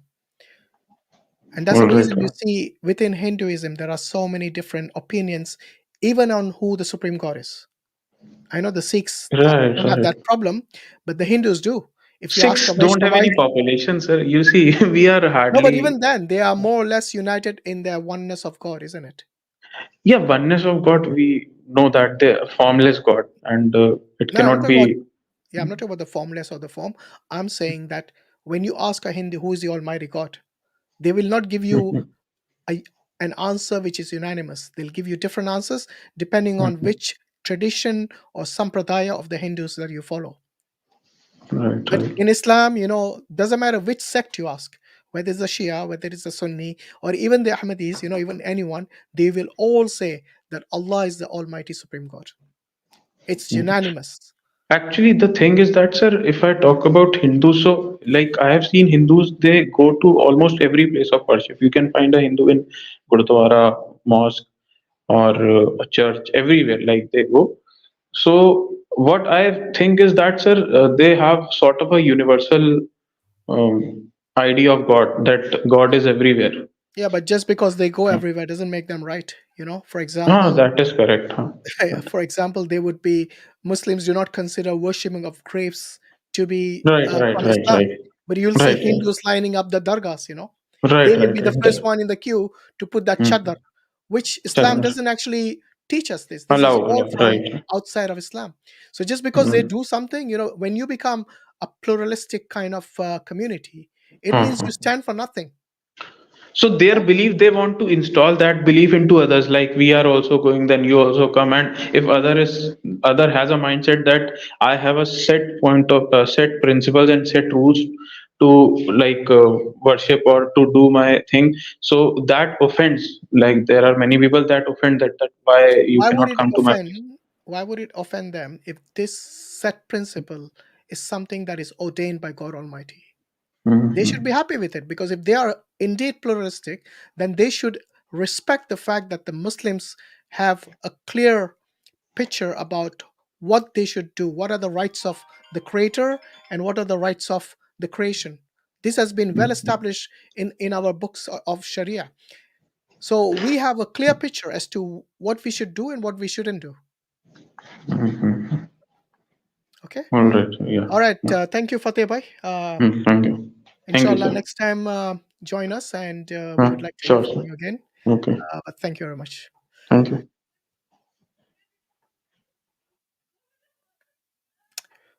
Right. I think Brother Mansur is trying to join us, but the studio is full. Oh, here he is. Should do and what we shouldn't do. Assalamu alaikum, Brother Mansur. No. How are you doing? You all right? Alhamdulillah, how are you? Yeah, So very good. Yeah. trying to join in. Yeah, I just saw your missed call. Sorry, I was How busy. Brother. are you, Brother Zeeshan? Yeah. Alhamdulillah, I'm good. How are you, bro? Alhamdulillah. Alhamdulillah. I hope everyone's having a good time on this stream. So, Yeah, Alhamdulillah. what's We're going good. on? Right. I'm going to bring in the next guest. Akash, I'm bringing you next. Yeah, thank you. How are you doing? You all right? Actually, your voice is coming very slow to me, so I'll just concentrate more to listen. Okay. And As yeah, long as our because I'm voice you on can hear, phone, so I that should be the guess important thing. that's the reason. Yeah, so I joined this stream a little in middle, so slightly confused. The topic is Ram Mandir or the cow hunting you were talking. It's all related, isn't it? It's basically the reason the Babri Masjid got destroyed or demolished was because of this hardline Hindu, nationalistic activists and so on. And No, no, this is what has.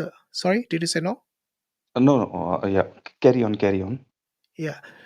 Because if you disagree, I would like to know why you disagree. Yeah, Because I'll definitely they come to themselves that. agree that they are the ones who destroyed it. So the Kar Sevaks, yeah, they were, it was the Vishwa Hindu Parishad who led them to this destruction, and that includes also the RSS and the BJP. They were all involved. So the right-wing Hindu nationalist movement, which we see as a problem today, which they are playing the game just like the British are, of divide and rule, causing communal disharmony, causing riots, which led to thousands of people dying in the aftermath of the destruction of the Babri Masjid. And all for what benefit? I mean, is this democracy? Is this what you see? Is this what India wants to become in future as a Ram Rajya? Because I doubt very much Ram would want to agree with this kind of discrimination, prejudice, and atrocities that the minorities are facing in India, and that includes Muslims, that includes Sikhs, that includes Christians, that includes the lower caste and the Dalits and the Chandalas, the Hindus as well. So what are your thoughts on that, Akash? Okay, so my thoughts I'll just present. Okay, so there's a belief that that land usually belongs to the Hindus. Okay, and why they say that is that Lord Rama was born over there. Okay, so how exactly that is true, we can't say that. Okay, the reason being, it's like a very old story that because Ram might be born like 8-10,000 years back. So to trace that is very difficult. But over the years, if you have seen, earlier it was that Ayodhya, where this Ram Mandir is there, people used to worship over there. Then what happened is like Muslim rulers came and they actually destroyed the mandir. and then this masjid was built. Okay, so there was continuously fight that was happening between Muslims and Hindu to claim that land.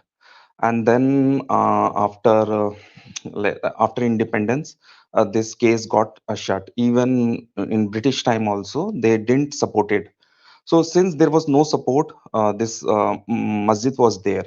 But this masjid, they say that it was built by not by Babur, it was built by the last ruler of Muslim, who built the Taj Mahal, maybe. Okay, I'm not Last exactly ruler sure of the wasn't. name. I And think because of you. that, The Taj Mahal wasn't built by the the last Mughal.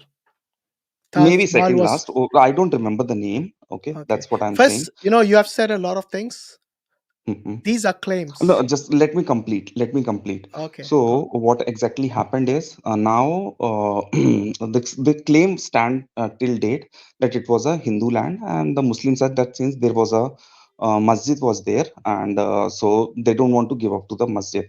But the basic question is, it's basic the faith. Okay. Now, when it comes to the faith, it says that Ram was born, and Hindu said that if you can give us this land, we will give you a separate land also. You can build a masjid over there. And that's where this fight started happening. So there were a lot of cases, trials that happened, and some archaeological surveys and all those stuff that has happened. So mostly, since India was from beginning, it was a Hindu culture land. Obviously, if you dig any masjid, there will be remains of a temple will be there. And since Hindu said that we just need 2-3 places that is very sacred to us, and that's where this stiff has happened between both Hindus and Muslim, and finally they went to the court and got this thing done. So Okay. nothing as such BJP or RSS, I will say, but yes, they played an important role to get that land for this, because earlier government, they were not supporting. This was all they were supporting the minorities only, to for appeasement and vote bank.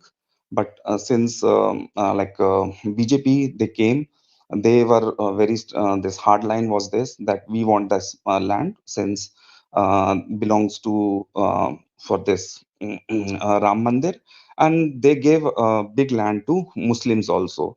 So in that ways, if you see, if the harmonies needs to be maintained, even Muslim party should also need to understand that importance of other religion, whatever their your belief is in. You are a Muslim, you have certain beliefs, you are we are fine with your belief, but we have our own beliefs and we work according to that. Had Okay. it be So only if somebody says, okay, somebody Mhm, makes a claim on your house, and they say this mhm, originally used to belong to my great grandfather. Okay, I'm going mhm, to give you another farmland, yeah, 50 mhm, kilometers away in a remote place. You go and mhm, live there. Let's keep mhm. things peaceful. Would you Yeah, agree with that? absolutely correct. So even if this No, no. claim they say that Would you agree with that? I'll come to that. Whether I'll agree or not, my answer will tell you. Now, Okay. let's say if there is a masjid or a minar. No, no, I'm not talking about Uh, masjid. uh, Stick to uh, the analogy I gave you, because it's mm, very important to understand this principle of mhm. ownership. So So answer the question principle of based on ownership, the actually, that analogy I is gave you. Nothing more, nothing less. okay. So principle of ownership, we Hindus claim that it belongs to them. Claim, Principle of ownership, exactly. Muslims That's the claim key they word. belong to them.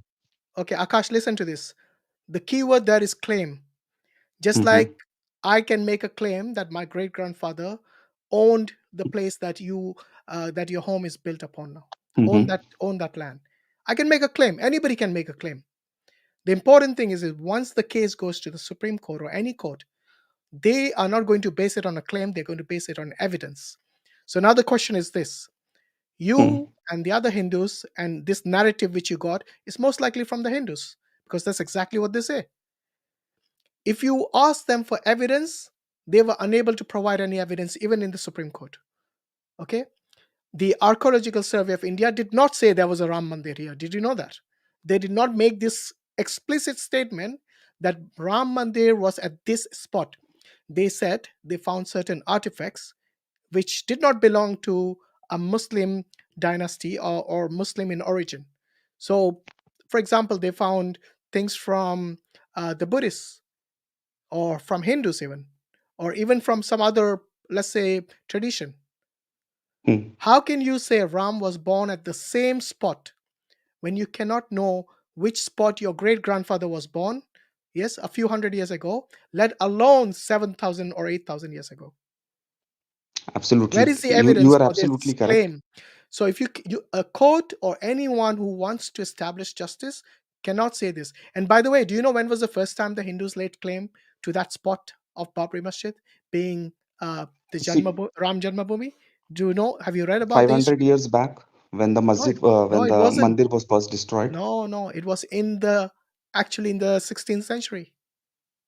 No, Oh, no, sorry, the 16th 18th. century. No, it was in the 18th No, no, century. no, no, It was in the no, 18th no, no. century when they first made the claim, and you can go and check.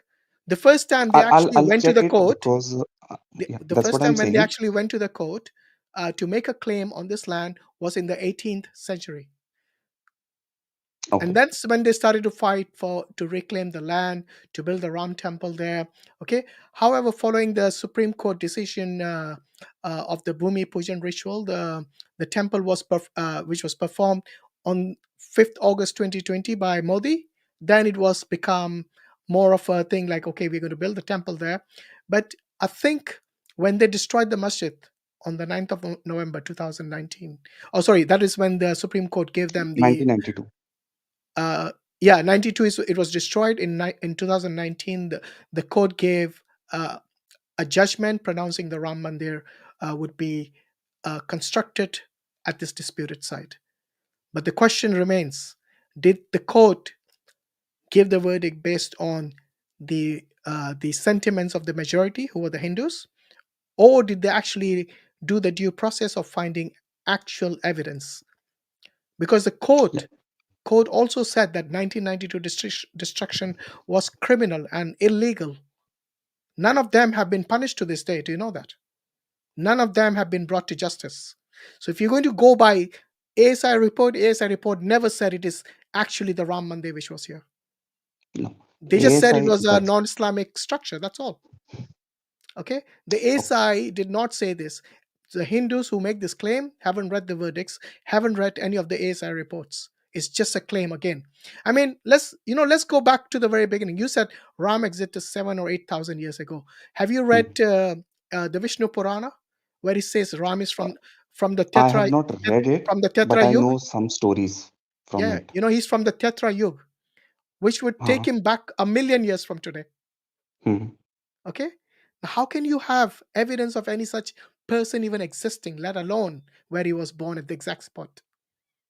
Think No, about it. Think exactly. logically. Think rationally. That's all I'm asking you. I'm thinking logically and rationally only. That's the reason I said if you want a hardcore proof, that proof will not be there because the Forget hardcore. existence of Ram is. There is not a shred of evidence that Rama Janmabhoomi No, no, was at no. this exact It's spot. not like that. There is no shred of evidence.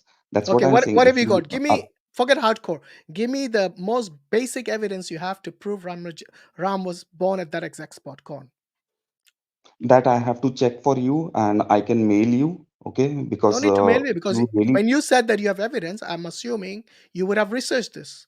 But the fact you no, cannot I even have not recall researched a it. single. I have not researched it, but Okay, the people who were so how can you fighting say there for is the case, evidence? they have definitely researched it. No. So if I If they not had no no no. researched it, sorry, I can't. If they had researched it, they would have produced the evidence in the court.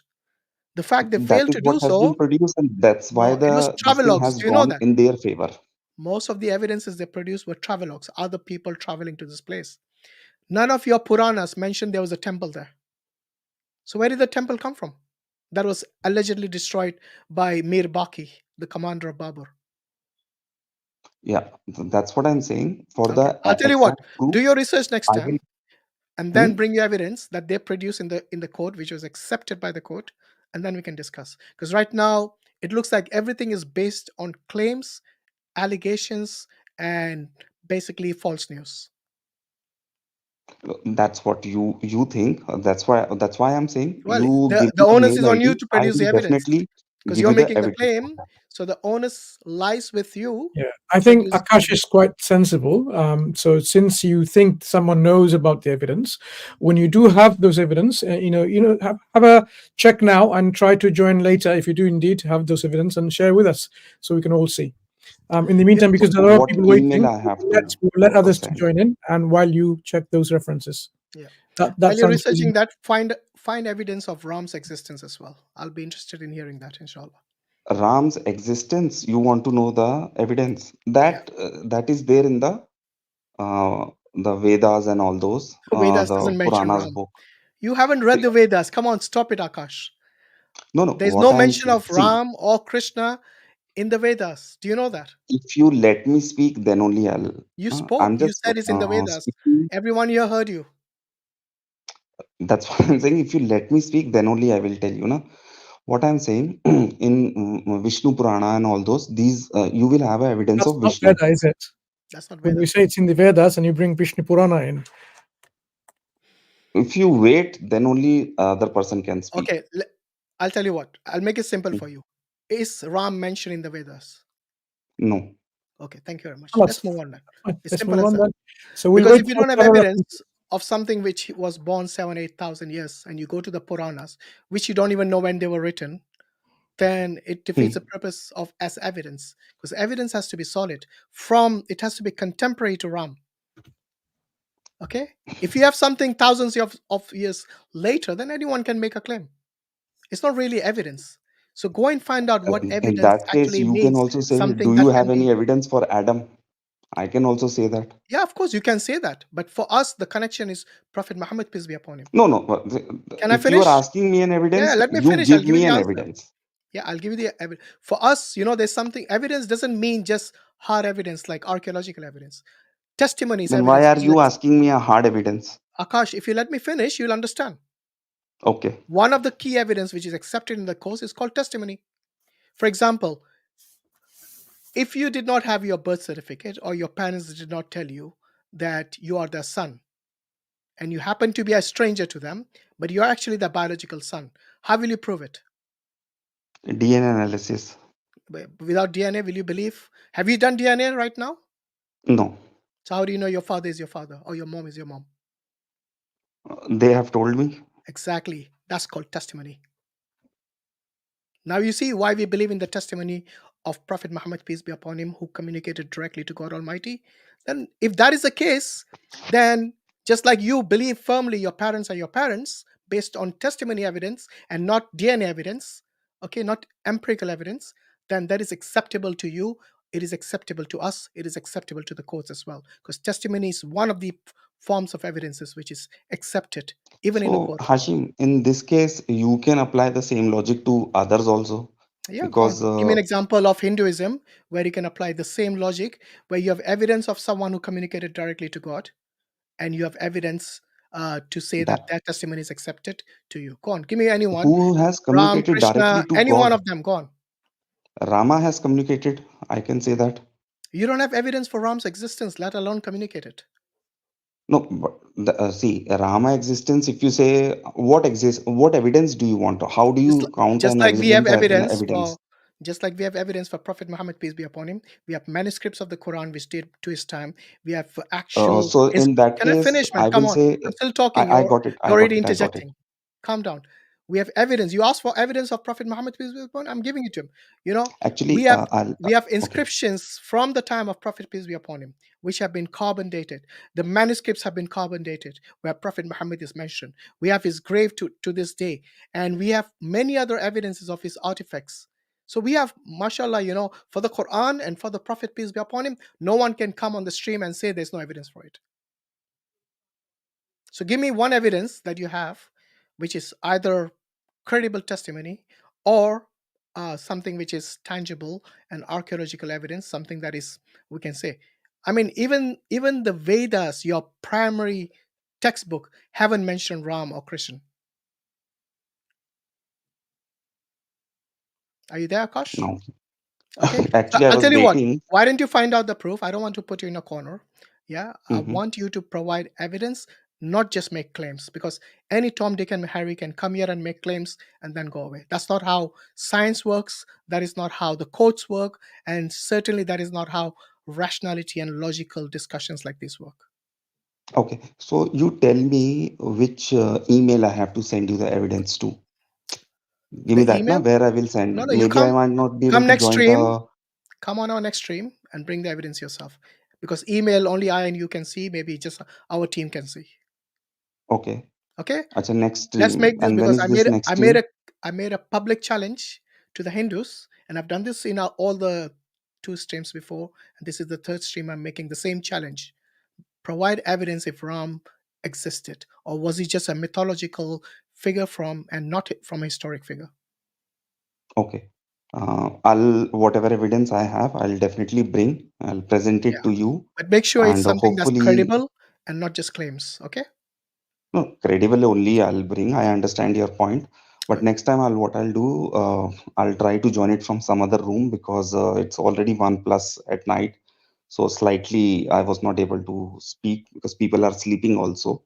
Yeah, of course. So hopefully we'll get to meet again, and we'll have something on evidence base. But for you also, you have to bring evidence wise. I gave you the Okay. evidence I had. No, you gave it for Muhammad. That's absolutely Yeah, right. as You for us, might be that is having it, enough. but we'll start from Adam only. No. We will not start from Muhammad. Look We'll here, my start friend. from Adam. If you His understand evidence you have. testimony, listen, if you understand testimony as evidence, then you would have understood this. You wouldn't be repeating yourself now. You're going back to square one, which you said you have no evidence for Adam. I accept and I acknowledge we don't have any hard evidence for Adam. But for us, the connection has never been Adam. The connection is always been Prophet Muhammad, peace be upon him. That's the reason when somebody accepts Islam, we ask them to take the Shahadatain, which is to acknowledge and to testify that Allah is the only God worthy of worship. La ilaha illallah. And then we testify that Muhammad, peace be upon him, is the messenger of Allah, Muhammad Rasulullah. We don't tell them to say all the way from Adam unto the last messenger, give the names of everyone. Because once you acknowledge Prophet Muhammad, peace be upon him, is the true messenger, then the entire Islam comes into play, because you have the 5 pillars of Islam, which were taught by the Prophet Muhammad, peace be upon him. You have the 6 articles of faith. And one of that article, it says, Amana billahi wa malaikati wa kutubi wa rusulihi. That is, means we believe in Allah, the malaika, which means the angels, wa kutubi, the revelations. Yes, wa rusulihi, which means the prophets and messengers. So Ashim, Adam it comes in sounds that. You very, understand? very, Adam very, comes very into that good. automatically.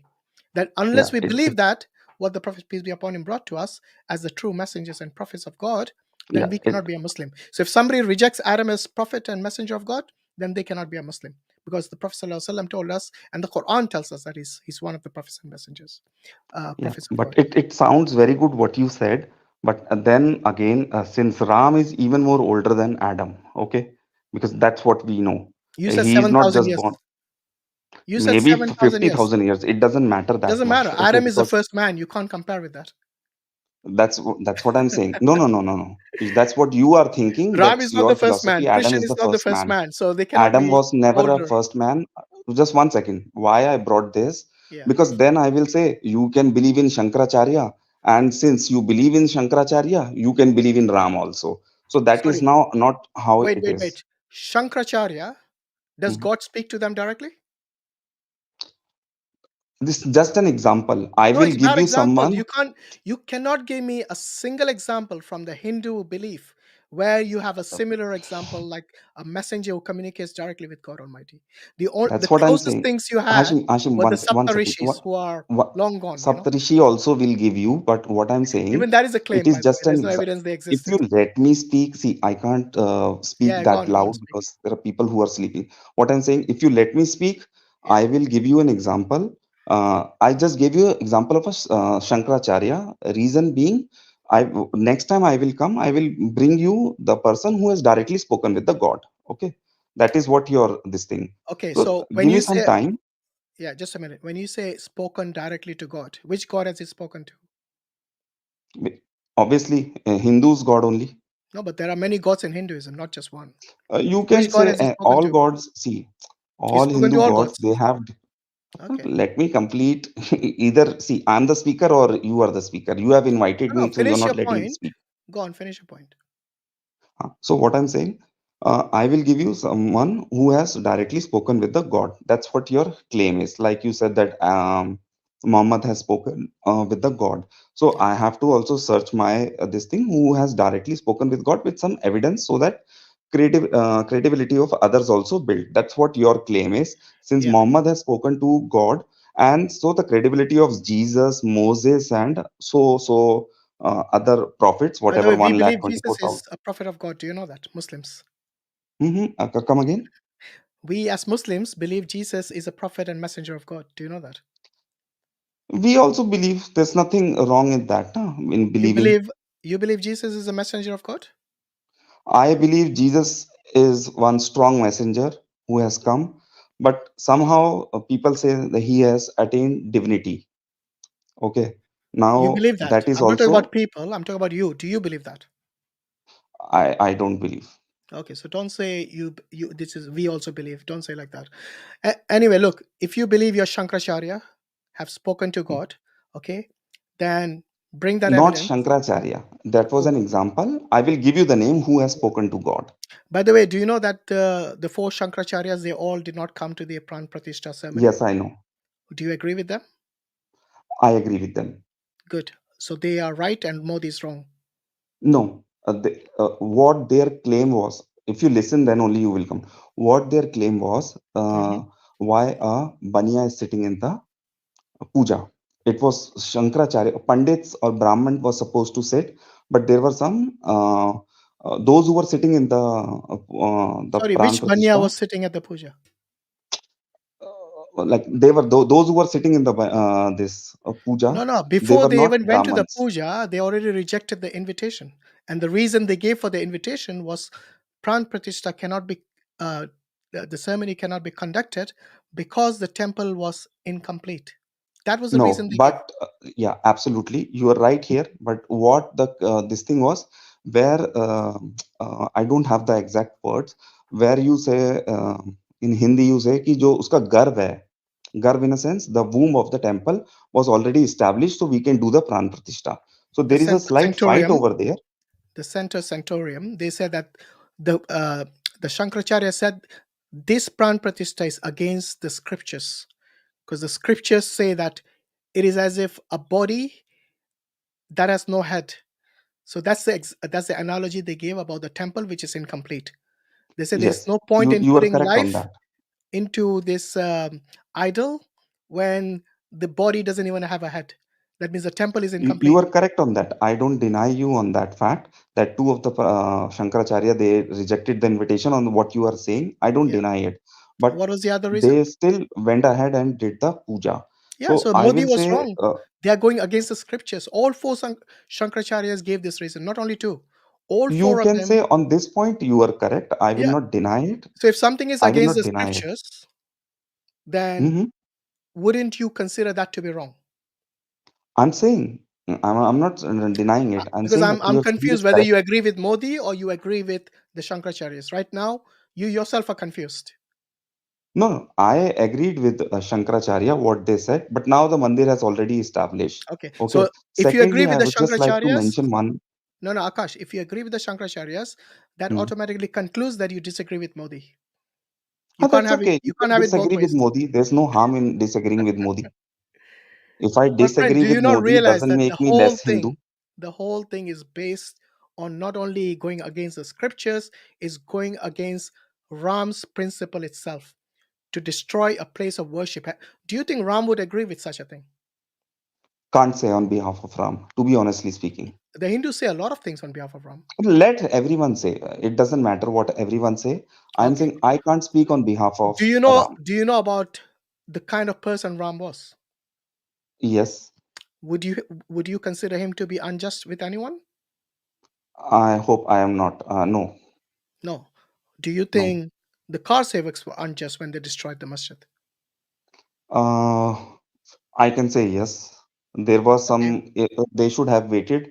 They should have obeyed the law, whatever the judgment was there. And they should have not gone and destroyed the masjid. Okay. And they should have not done the killings. I agree with Absolutely. all Yeah. those points. They were Because wrong. because of that injustice, and I appreciate you acknowledging that was wrong because the court also gave the What is same wrong is verdict. wrong. I don't deny it. Yeah. Now, if a place of worship has already been established as whatever mandir or masjid, and I would say the same thing. If you were living in a democracy, then you have to obey the rule of of whatever the law is in that country. because the law dictates that, like I said, the 1991 directive, which I mentioned Absolutely earlier, correct. you know, You're correct. You're correct yeah, in that sense. this one is the Place of Worship Act 1991 clearly indicates that anything that was built before 15 April 1947, their status remains unchanged. The religious character of a place of worship before that, after that, cannot be changed. Now, You if correct. the court has said it's illegal and criminal, then I doubt very much if Ram was here, this is the kind of Ram Rajya he would want to see, where there is fighting, killing, and a lot of injustice happening. Correct. Okay, That is but also correct. I mean, I do appreciate the fact that you acknowledge, because there are many Hindus who came on our stream and they categorically denied this was something which was just. Sorry, they denied the fact that it was not unjust, or sorry, it was unjust. Because I said it's unjust, they said no, it's not unjust. It No. is okay that Why it's they said good that unjust, I can just tell you they in one killed. point. Yeah, Yeah.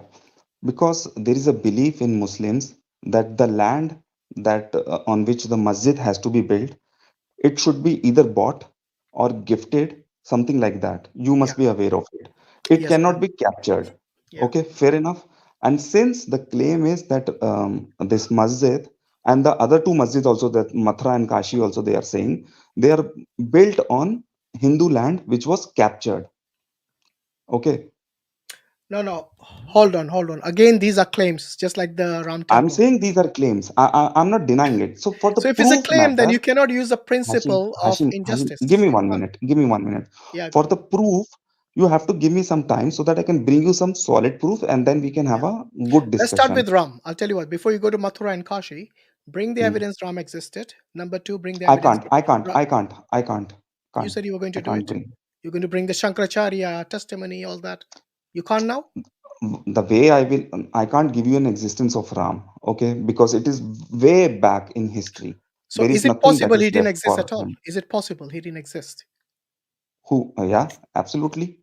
Could it be just a mythological figure that they made No, story out of? no, no, Why no, not? no. If he's not I tell historic, then you. it's a myth, isn't If it? I'll tell you why.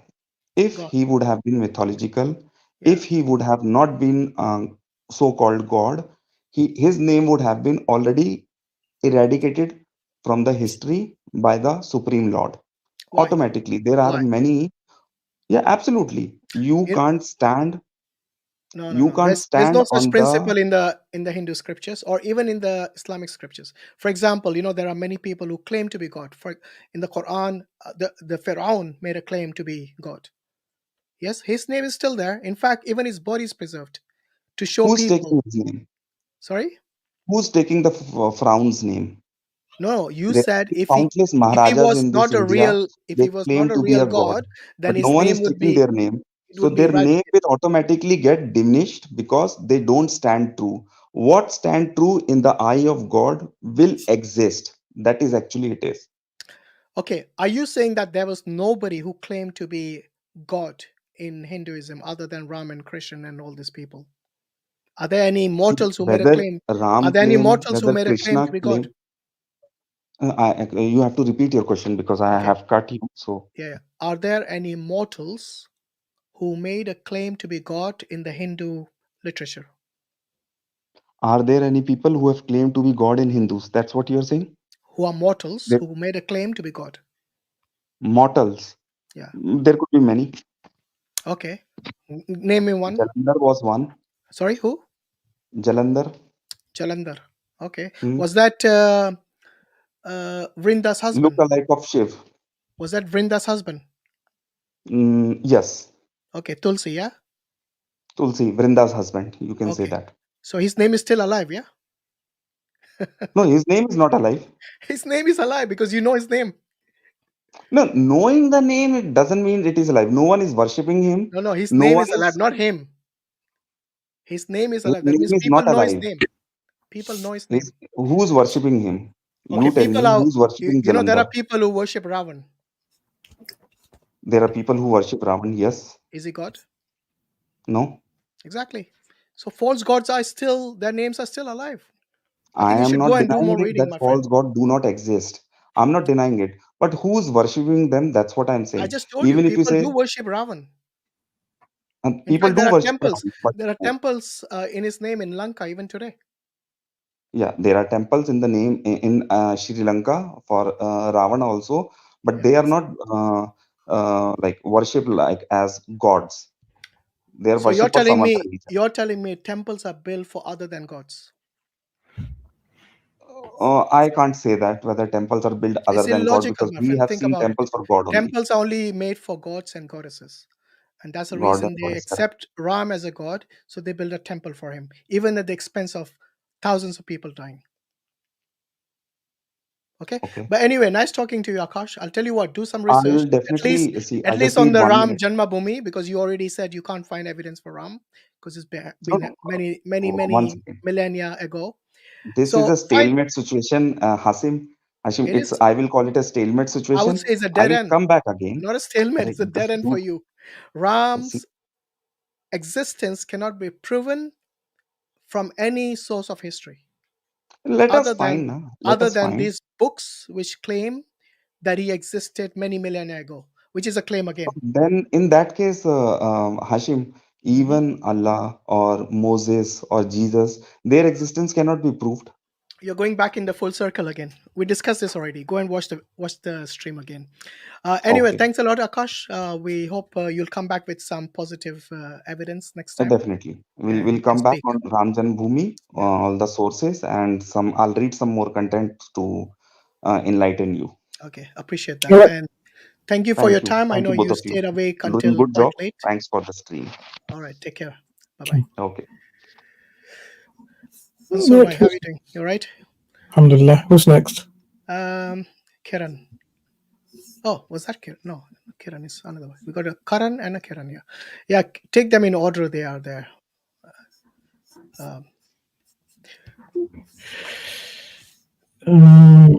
Kiran. Yeah. Am I audible? Yes, It's you are. Kiran Yeah, well, how are you?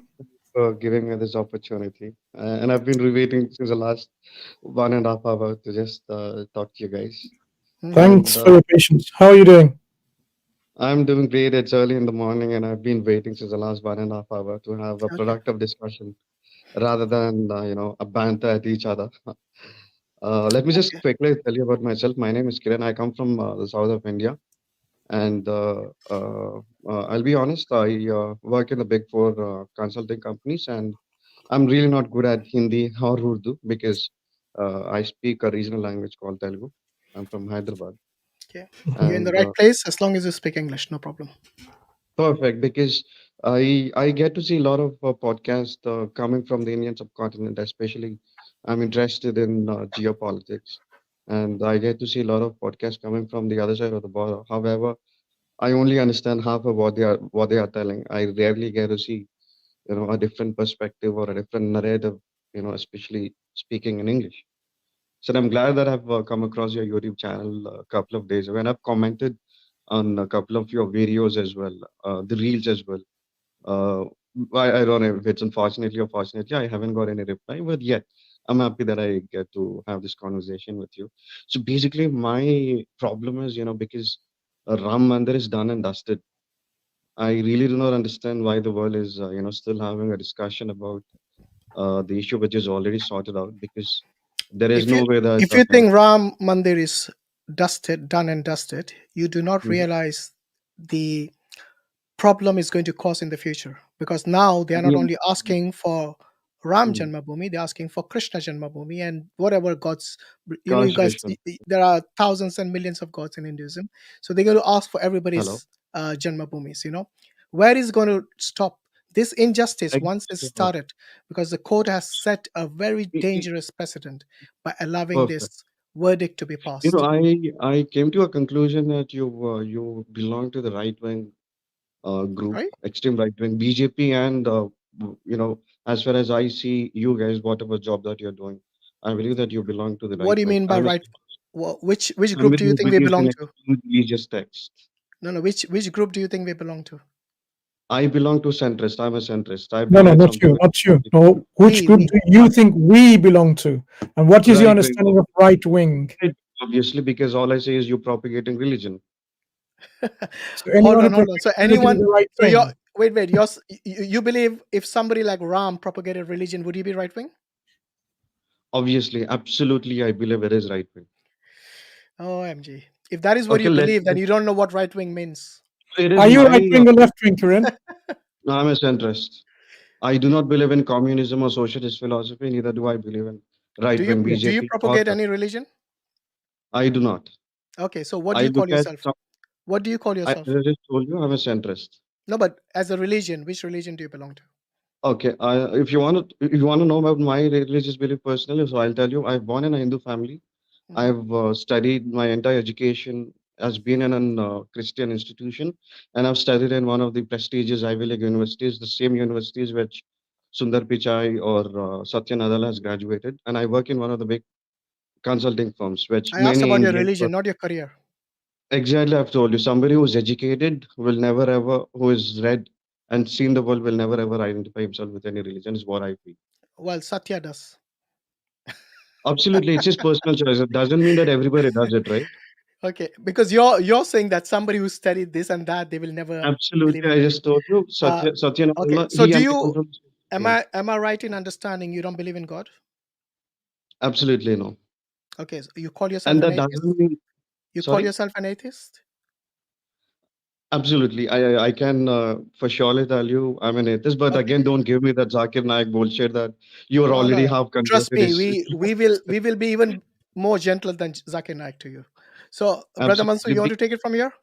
How Yeah, to yeah. deal with Because an atheist? I think when you say you're centrist, actually, it doesn't really justify your position because you're Okay, I'll tell close-minded. you one thing. Okay, That's if you allow me to, just have my statement in, what I'm disagreeing with you respectfully is you cannot be a centrist. You seem to be close-mindedish. If I want to use a new word, if I invented close-minded, you would have to because define what the close moment is. you're interrupting me while I'm speaking, so that I can start Kiran, giving you for another idea. somebody coming from an Ivy League, you need to understand that this is Yeah. a two-way communication. So wait Yeah. your turn, let Yeah, I Mansur mean, finish, and then you can speak. Okay, no problem. yeah. So since you keep interrupting, Let's keep it civil. even I couldn't get my half a sentence in, that is not demonstrative of someone's been to an Ivy League. Maybe you have, but you haven't actually learned anything from there. So what I was saying is, your understanding, the way you spoke about, oh, don't give me this Zakir Naik BS and stuff like that. This is not an approach of someone who is really, knows what's going on and is a critical thinker, who weighs the rights and wrongs and the pros and the cons and takes a position. You seem to be more right wing than any of the other right wings. Okay, so that's not a centrist position. It's right wing as we understand from the political scene what a right wing is. I mean, this is your position. So let's leave all of that. I mean, this is like going in a personal attack, which you don't want to. We want to have a nice, fruitful discussion. You've been waiting for that all that long, and we don't want to lose your brain cells in this or our brain cells. When you say you're an atheist, so from an atheist perspective, the idea of a Ram Mandir and so on, of course, we agree with you. It doesn't make much sense because there is no religious claim in there, because you don't believe in a God who gave the authority or the right of someone to actually have a mandir or a temple there. So we can talk to you if you're interested in terms of your belief and see whether this belief is something that makes sense or justifiable or not, and then we can proceed whether from that perspective one can talk about the desecration of Babri Masjid and then making up the Ram Mandir there. Then that can have a geopolitical understanding from the understanding of your ideological standpoint. So do you want to talk about your ideological standpoint or not? Okay, so what I believe is, the current state of the matter is that what I believe is normally the world should move on from religious aspect and think about wealth creation and see toward that everybody is getting employed and see that we make a better world and diverting our focuses on our energies rather than religion and doing something really productive. And I don't see that happening in major parts of the world. Europe is moving extreme right wing. The same thing is happening in India and also in South America as well, in Argentina. Yeah, I So I understand believe you. you need to be kept out of geopolitics and be more rational and then think what's going on now. Because in the history, whatever I've read until now, in my 28 years of a career, so religion has killed more people than any other war or any other disease or any other famine. Can you So give an it's time for example? us to think beyond our religion and then, because Can you give an World War example of that? I've just Religion told has. you the number of crusades that the Christians have done. Mhm. The How many Islamist. people roughly? Give me an estimate on how many people of non-religion. You see, we can talk about the casualties caused by religious wars and the casualties caused by non-religious wars, like when there's no religion involved, and we can compare the estimates. Have you done that? Okay, I will. I may not be able to give you an exact number. How many people I didn't have ask been for killed exact. I asked for on an the estimate. basis of? Huh? Sorry. Estimate. I'm not asking for an exact number because it's difficult. So, do you have an estimate when we compare casualties from religious wars comparing with casualties from non-religious wars? I believe all the major wars fought in It's not about Europe. belief, my friend. You're a rational person. We're not talking about belief. We're talking about evidence. I've just told you. Because I've not come prepared with the exact number on how many I'm not wars have asking been for fought exact on number basis either. of religion. So why That's don't you what I'm just trying to say. yeah? On I mean, major. So what you're trying to tell me is there's been never a religious war that happened in the entire world? no, you're moving the goalpost. I mean, you've committed about 5 or It's 6 logical fallacies question. already. I will So, have to. my friend Kiran, you made a claim that Okay. the casualties in a religious war is more than on a non-religious war. So I stopped you there, and I just wanted to know what basis you're coming from. You said you believe in that. You can believe that the moon is made of cheese. That's up to you. I can't really debate you on that or quarrel with you. If you talk about something which is grounded in history and in our reality, like you talk about war and casualties, I would like to know what is your source, what is based on, not about your belief and my belief. Where did you get this information from? Do you have any stats from anywhere, from any peer-reviewed article, journal, books, from any sources that are reliable? Because you said you've been to Ivy League institutions, so you should know what counts as credible evidence. Absolutely. So if we look at the Indian subcontinent, so before Islam has come into existence, I know that again you will start with Adam, but before Prophet Muhammad has come into the face of the earth, Indian subcontinent was following one religion. There are again many sects: Shaivism, Shivism, Skandas, and there's Shaktayas. So there have been many religions was happening within Indian subcontinent on which religious philosophy one has to follow. So the conqueror has forcefully forced their religious beliefs onto the losing side. The same thing happened in the Europe as well, where the Catholics have uh, have killed Protestant Christians or the Orthodox Christians and forced their religions onto the others as well. If you look Okay. at the Middle East, the same thing happened after the Prophet has been born. Yeah. So you're So giving me Shia, examples of my friend Kiran. I understand what you're doing. You're giving me examples of where there has been, religious wars and casualties. But what I'm interested in is for you to give me comparisons between non-religious wars and the casualties and religious wars and the casualties, because you made a claim that I mean, you can just simply say, look, I don't have the numbers, even estimates. I believe so, but I can't give you anything there. Then that's fine. We can move on. But the moment you make a claim, it needs to be backed up by solid evidence, and solid evidence has to be from history, of course. okay. So my understanding, as far as I've read my history, all the major wars are fought on the basis of religion. If you have any other evidence other than if you want to prove me wrong, World War II or all the crusades that have happened from Europe onto the Middle East or How the many idol casualties were in World War II, and was it religion or non-religious war? religion. It's because of Hitler wanted to prove that he's again is a No, fascism. He wanted the pure that's German not a bloodline. religious war, my friend, Kiran. Would No, you that would has you be come able from the to No, quote me? again, you need to understand the underlying factor. No, that's what I'm asking. I'm saying, would you be able to quote me a credible historian or source or someone who studies history of the World War II or World War I in which they considered this is purely a religious war? Any credible source, so that our audience can be enlightened on this issue, that actually in There fact is always, somebody who is intelligent will always read in between the lines. Any no, major I'm war, not you need asking to to you need you to see, understand Kiran, in between there there are is the. internal motives is very difficult to establish. But when we Okay. look at, you said you're interested in geopolitics. So when we look at geopolitics by the experts, those who are experts, I mean, we have a historian among us, Adnan Rashid. I mean, I'm sure he will speak to you in a moment. What credible source tells us and informs us that the First and the Second World War was because of religion? I would like to know, and so does my audience who wants to know and learn. Okay. So you want to know the reasons what everybody wants to believe, or you want to No. read in between lines and then No. come to a conclusion? Absolutely not.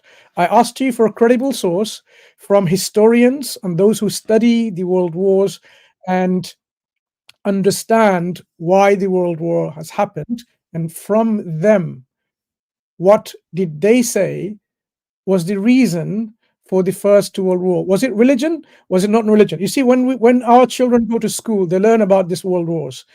Do they learn in their textbooks, for example, that the wars happen due to religion, and this is how they learn, or they have other reasons they're learning? If you say they're learning other reasons, that you're saying all the textbooks all around the world, not just UK or in India or elsewhere, they're really telling us incorrect information and feeding lies. So if you know about credible source of information on this religious motives for this war, then you should be able to share some credible sources. I'm not a historian and my specialty is not history, so I'm asking you to share with me something so that we can just go on, and then we can move on to other discussions if you want. Perfect. Okay, I'll answer you. If you could just let me speak for like 2 minutes. So you just talked about the reasons for World War One and Two, and the history thought, whatever history that we've been taught here in India or in Europe for you guys, or in Indian subcontinent, Pakistan, Bangladesh, or in the America. So history is always written by the victors. So as far as I understand, history is always suited as per their requirement, the country's requirement, whichever narrative they wanted to teach their citizens. If you go to Pakistan or in Europe, in Britain especially, is the country where you belong to, they always believe that European colonization has done greater good to the world. Whereas we in India, we think that the exact opposite way. In Pakistan, I think in Pakistan has won all the 4 wars that they've fought with India. So the narrative depends on the person who is dictating the terms, which is the politicians. The same way, World War One and World War Two, the narrative depends. So the underlying aspect is always the religion, and I understand the political supremacy is also there, which is the major reason. The underlying aspect is also religion, which nobody wants to talk about. Everybody wants to keep it under the dark because Hitler obviously hated Jews for XYZ reasons. So that is the underlying factor. Just because we come from a certain community and we believe in only our narrative which suits our interest doesn't mean that we cannot deny the others. Okay, so we got you there. So basically you're saying the victors, the one who wins in this war, are the ones who write histories. Okay, I mean, generally speaking, I mean, there's some truth in there. As well. So no, what I'm saying is, but we also have the losers still around. The losers didn't just disappear from history, they continued in their existence. So we should expect the losers to continue writing, at least in their country, for their people, for their students, the causes of those wars. So would you be able to kindly provide now, before we move on, from those losing countries and what they taught and are teaching their students, the causes of the World War One and World War Two? Absolutely, as you've mentioned, you are an expert in your religious study, which is Islam. I'm an expert in my own domain, which is I'm into artificial intelligence and machine, which is my expertise. If I ask you questions about my domain, I'm sure you will not be able to answer, and the same goes with you as well. Okay, I may not be able to provide you the exact sources for sure. However, do you have any? I mean, do you have any sources? Do you have any sources? Yeah, we can hear you, Kiran. Do you have any sources that our audience in the chat, for example, they would like to learn? Let me just complete my what I have to tell you. So you're just talking about the loser side. Yeah. Since you're from UK, so do you guys believe that European colonization has done great or good to the world? No, we're moving the goalpost once again and shifting the discussion to somewhere else. So no, instead of saying, I'm Kiran, just telling you you the could just simply narratives. How say, narratives are being no, built. Sorry, you could let me simply just say, speak now for Kiran, 2 minutes. that I don't have any, information at hand to share with you. Then we will move on. Okay, so actually, let's move on because you don't have any. Yeah. Sorry, Mansur. No, Let's introduce Adnan, brother do you Adnan. Bhai, want to Assalamu alaikum. How are you doing? do you want to just come in I and say? guess, sorry, Can you sorry. hear us, Adnan? Just one sec, Kiran. You can hear us, huh? But we can't hear you, Adnan. We can't hear you, Adnan.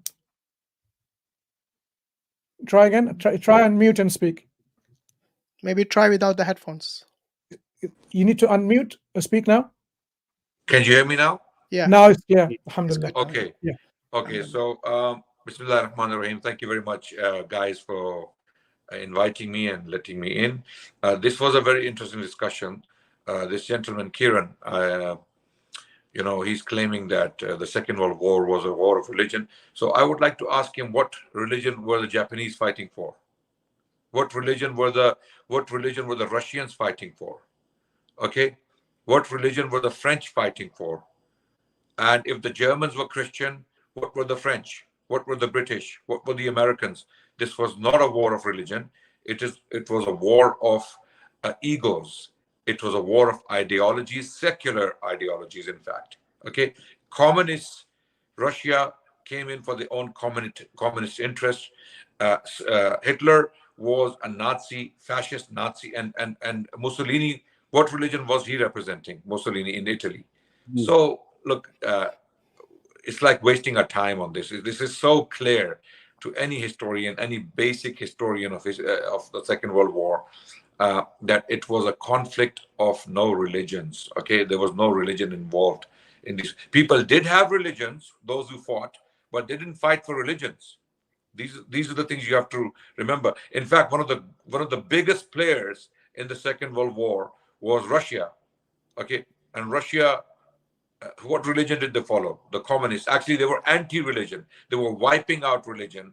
I literally, I doubt your because you need to. I guess the sources that you're referring to might be incorrect because Brother, okay. there is anti-Semitic.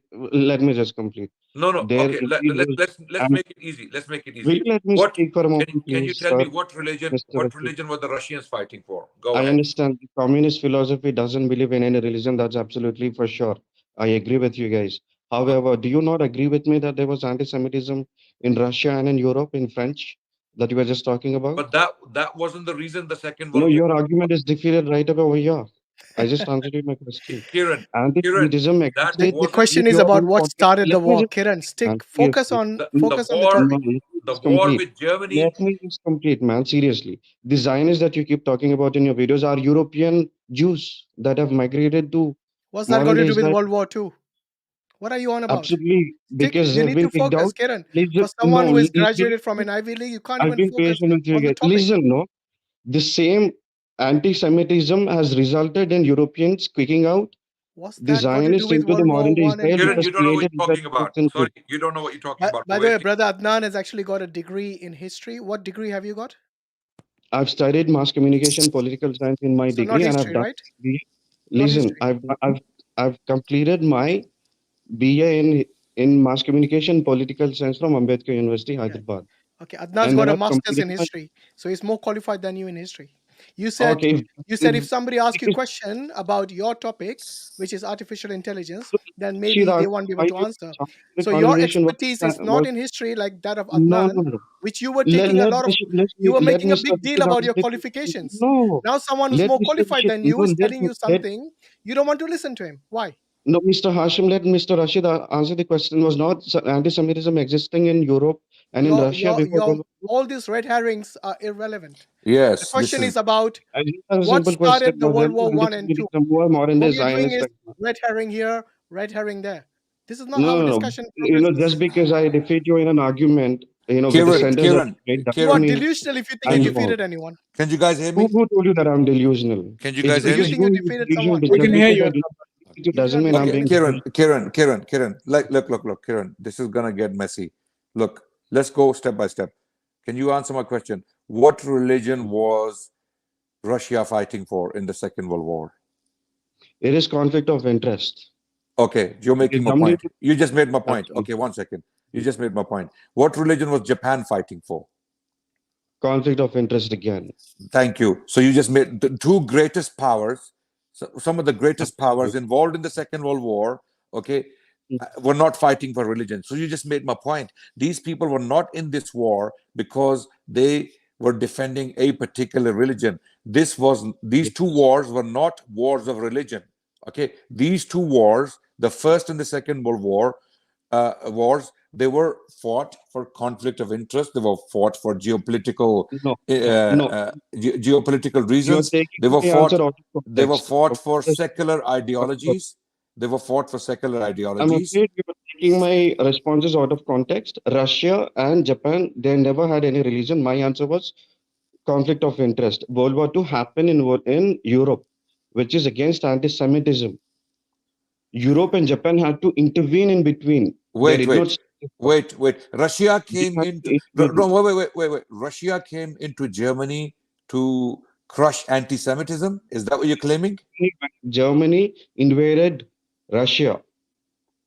Okay. When Russia came into Germany, when Russians ended up in Germany, okay, with the Western coalition. It was the Nazis who first entered into Germany. Yes. Sorry, into Russia. Was the reason for that religion? Did they invade on religious basis? Are you an history expert? If you want to talk about religion, we can do that as well, Hinduism. Because you want to change the topic completely? Guys, I think we're wasting time. Why? Because you got defeated? I think we're wasting time. You claimed you. I think we're talking to someone ignorant. You know what? Because he's an atheist, I would rather focus on. Yeah, let's just talk about something about your ideology. What we said. So remember, Kiran, you said you're a rational person. Do you think atheism is rational? To a certain extent. Okay, fair enough. This is a good way. Because let me complete my answer. Not everything can be black or white. There are always shades of gray. Fair enough. Okay. That's fine. Everything cannot be binary. Yes or no. Nothing is binary. Yes or no. Everything. No one is saying that. No, there are things which can be binary. Let me give an example. No, he said everything cannot be binary. That's what he said. I said there is an option. Everything we don't dispute that. Let's focus on the main thing. So if I were to ask you this question, do you believe you exist? Who, me? Yeah. I breathe. I eat food. So I definitely exist. Okay. Do you believe the universe exists? I do not believe in. I believe in universe, but not creation. Universe is created by an accident. I didn't ask you to label it. I just asked you if the universe exists, because you're part of the universe. If you exist, and you otherwise, if you think the universe doesn't exist, then your existence would be questionable.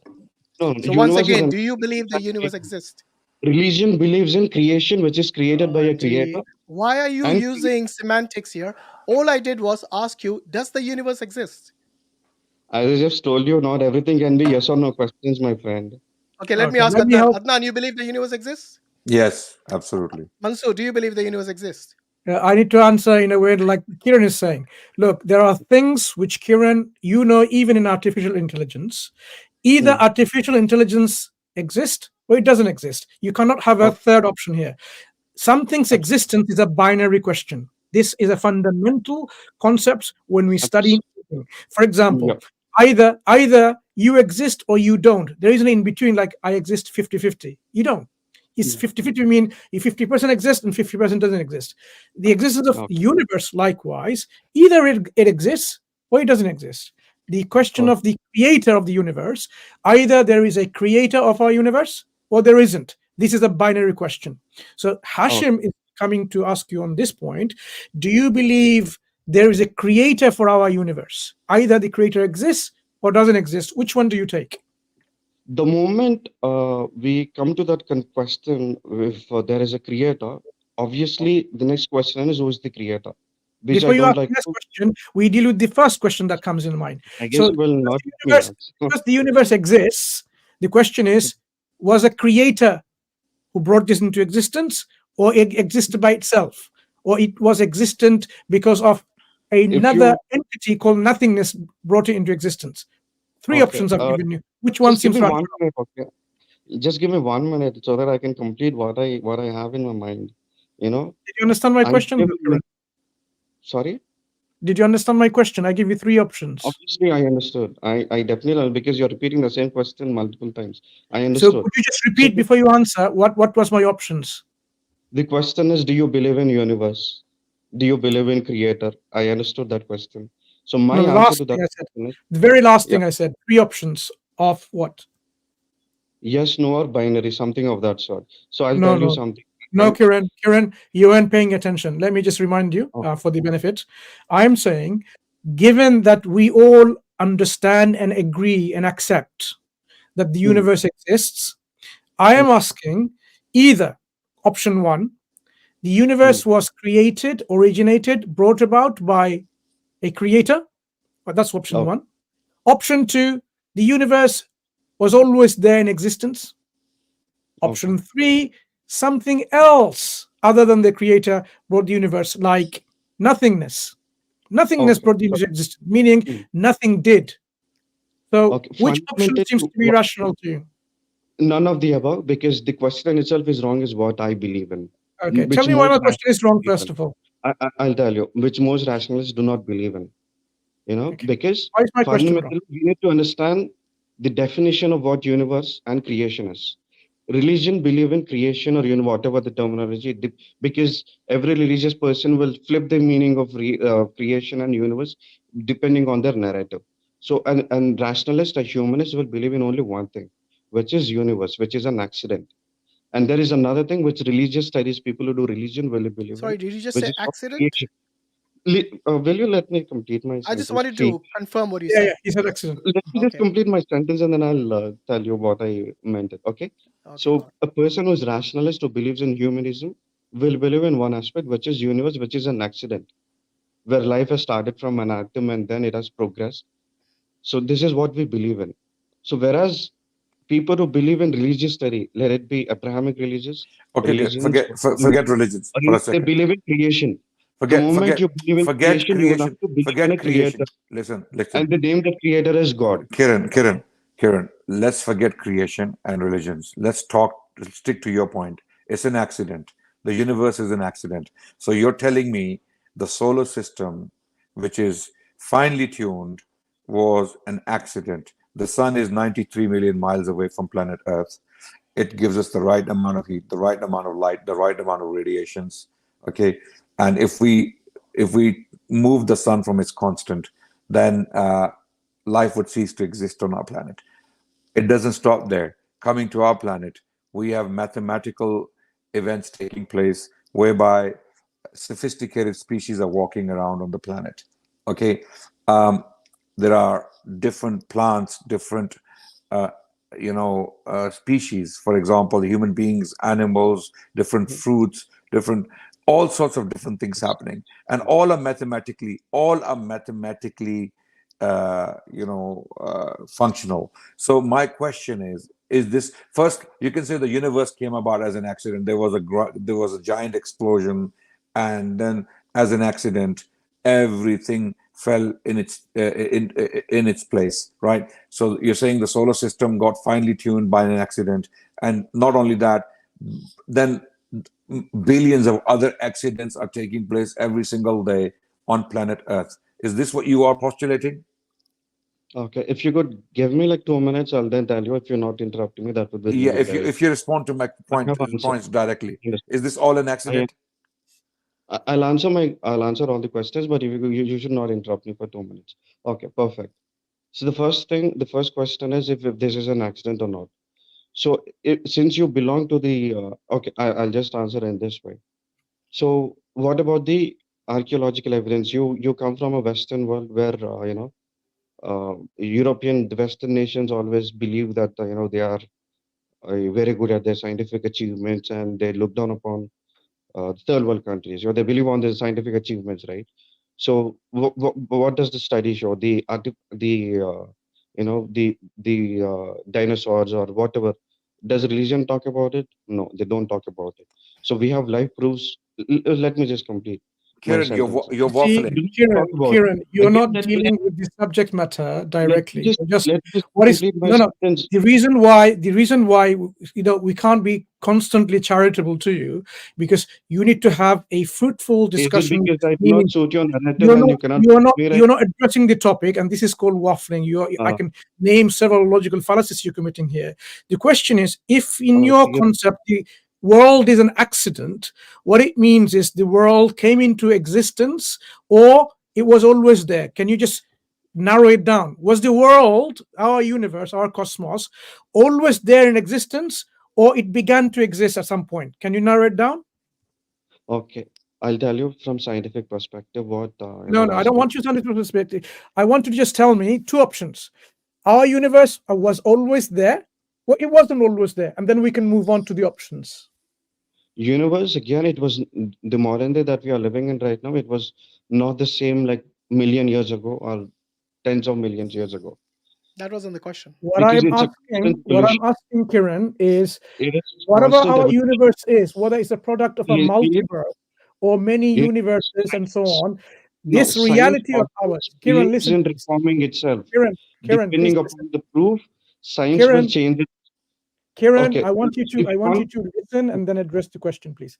Our universe, the cosmos, the reality, okay? Whether it started with a big bang and prior to that there were other universes and we are a product of a multiverse, whatever, either these material universe, matter, energy, interrelated, was always there from eternity in some form or another. So there has been some changes and alteration to this universe, but it was always there, or it wasn't always there. That's the two binary questions. The one binary question we're asking, which one is it that you think is rational? And we will move from there. Because, you either expect me to answer an yes or no question, which I'm really not in a position to answer. That's only a binary question. This is a binary question. There is no third alternative. Told you, there are always shades of gray. Not in this case. Kiran, you should know, going to an Ivy League institution, there is no third option. Gray, dude. Let me just complete my sentence. No. Science before you do, Kiran, in this example, there are no third option. There are no rationalist will say that is what a religion believes in. A rationalist wouldn't believe. I guess you're getting your facts wrong because you did not. He's asking you a I'm question. only telling you, as a rational human being, every rational human being will say that there are no third option on this option. Two options are the only options available. Can you tell me what's the third option here? Let's check how much you understand about rationality. Okay, now I'll tell you. Not everything can be binary. On my example, I'm telling you. At this point in time, science does not have proofs. However, science always believes in reforming itself depending upon the proofs that is available, whereas religion doesn't believe in it. Listen. You are giving us lecture. You're giving us a lecture on science and religion. We're not discussing that. Mansur's question is a metaphysical question. Yeah, it's a metaphysical question, and it's a binary question, as he keeps saying. Whether either the universe has always existed or you've got 2 more minutes, Kiran, and then we came into existence. Which one is it? Has it always existed or it came into existence? This is your last chance. Answer the question or we stop wasting time with you. Because I understand, because I prefer not, having my, because I do not agree with the question, because fundamentally I believe the question is why. Have a nice day, Kiran. Goodbye. We're going to move to the next speaker. Yeah, good day to you. Okay, who's next? Waste of time, honestly. I doubt he's got any Ivy League. He probably doesn't even know the meaning of that. Let's get Karen next, shall we? Karen. Is it Kiran to Karen? You don't want a Karen here, trust me. We already got some male versions of those here. Right, Karen, how are you? Hello. I'm fine. Good. What do you want to talk about today on our topic, or what we just talked about right now with Kiran?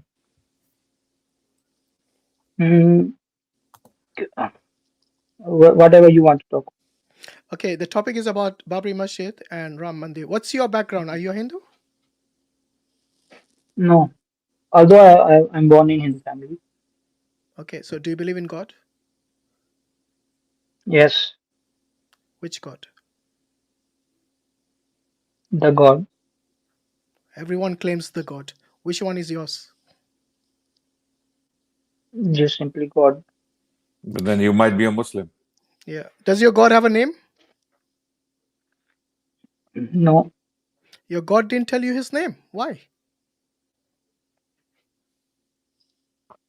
I don't know. What do you think about Ram? Does he exist? Yes, he may exist. May He have may existed. exist. Based on what? Based on Ramayana or other Yeah, Ramayana but texts. Ramayana were written thousands of years after his existence, allegedly. Alleged existence. And if Ram may have existed, then Hanuman and Ganesh may have existed as well, right? Yeah. So this word may can go anywhere. It can go into anything. Like you can imagine all sorts of things. They may have existed, but may is not good enough Yes. for a question of religion. You can't just put your entire belief in may and then start killing people over this may. Something may have happened. Someone may have existed. Therefore, we will do X, Y, and Z for that person who may have existed. This is very, very important for you to, where did the balloons come, man? I don't know. Is it because, yeah, I don't know. Yeah, right. Okay. So the I thought you were balloons, celebrating your birthday or something. the balloons may have existed.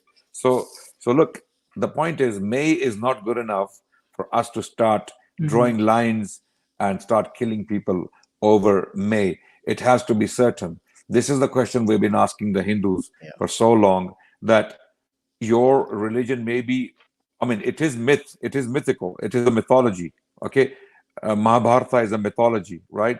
These are Ramayana myths. too. Yeah, Ramayana too. Yeah, these are all myths.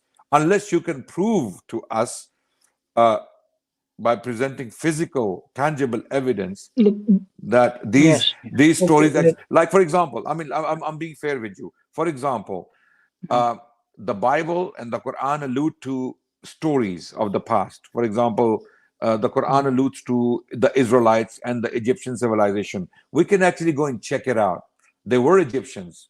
They were pharaohs. They were very powerful. This is what they were called. So we can actually archaeologically, physically confirm the narrative of the Quran and the Bible, where they actually agree, Okay. With your mythology, with all your wars and Mahabharata and Ramayana and all these individuals and characters, none of them can be confirmed archaeologically. Yeah. Not one of them can be confirmed. Even the books don't have manuscripts that are ancient. Yeah. They're all Yeah. modern, Yeah. manuscripts. So Yeah. that claim that it was preserved orally, there's no proof of this unbroken chain of transmission, or independently attested by so many different authors and transmitters. None of that. So Karan, on what basis do you believe God exists? On the basis of surroundings around me. What is that? I mean, if you look at sun, moon, etc., these things, Okay. So the so they are nature, obviously. you're saying the Yes. nature gives you indication that there must be a creator. I wouldn't say creator, but transformator. Sorry, transformer. Transformer. This is not a car we're talking about. We are talking about the Almighty God. So anyway, let me ask you this. If you believe God exists, is it possible for God to communicate with you? Yes. How would he It is communicate with possible. you? How would the transformer communicate with you? He can come in my dream. Yeah, but that's a dream, right? You can Yes. dream about anything. You can dream about unicorns. Doesn't mean they exist. So what are you saying then? Where are we going from I'm here? asking you, if you have belief in God and you believe He's powerful, He's capable of doing what is befitting His nature, then He should be able to communicate to you, to tell you about the do's and the don'ts in this world. Yeah. So my question is, No, I how don't would think so. you don't think so? So how would you know what is No. right or wrong, whether it's something which is righteous or a sin? whether it is something from dharma or adharma? How would you know that? We can deduce from ourselves. Could you be wrong? Our might be. Okay, so it cannot be dharma or adharma based on your own whims and desires, because that is subjective. And like you said, you actually can make mistakes, and you're prone to errors. Yes. So Yes. it is not something that God would want to communicate with you in such a manner which is prone to errors. The communication from God should be clear, unambiguous, and it should be free of errors. But because your system has errors, so that system that cannot be a communication from God. The faith, the belief cannot be proven. If I say that I believe in God, okay, I accept the idea of God, but then if suppose, let's say, someone else claim that he talked to God, that can't be proven. Why Do you agree with that? what criteria would you need to prove that?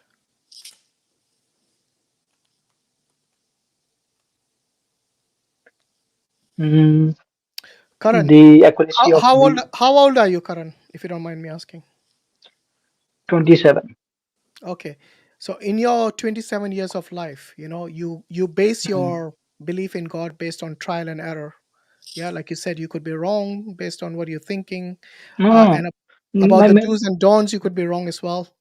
I asked you earlier, yes. and you said yes, I can be wrong. So this is not something that we would expect from God. So I don't think that is a communication from God. You're just following your own whims and desires, and you think that is God. I already said that we cannot prove or disprove that we can talk to God or not. No, but I the told you question that was, can God talk to you? That's a question. yes, Can in God dream, communicate to but you? that can't. That was a question. I told you that he can communicate me within dreams. Okay, so if That's God it. can communicate to you, that means it is possible for someone to receive that communication, which means they talk back to God. Yes. Yeah. So you have just proven that what I'm saying is right, in other words. But what I want to know is that how would you know? There are many people who claim their God is true.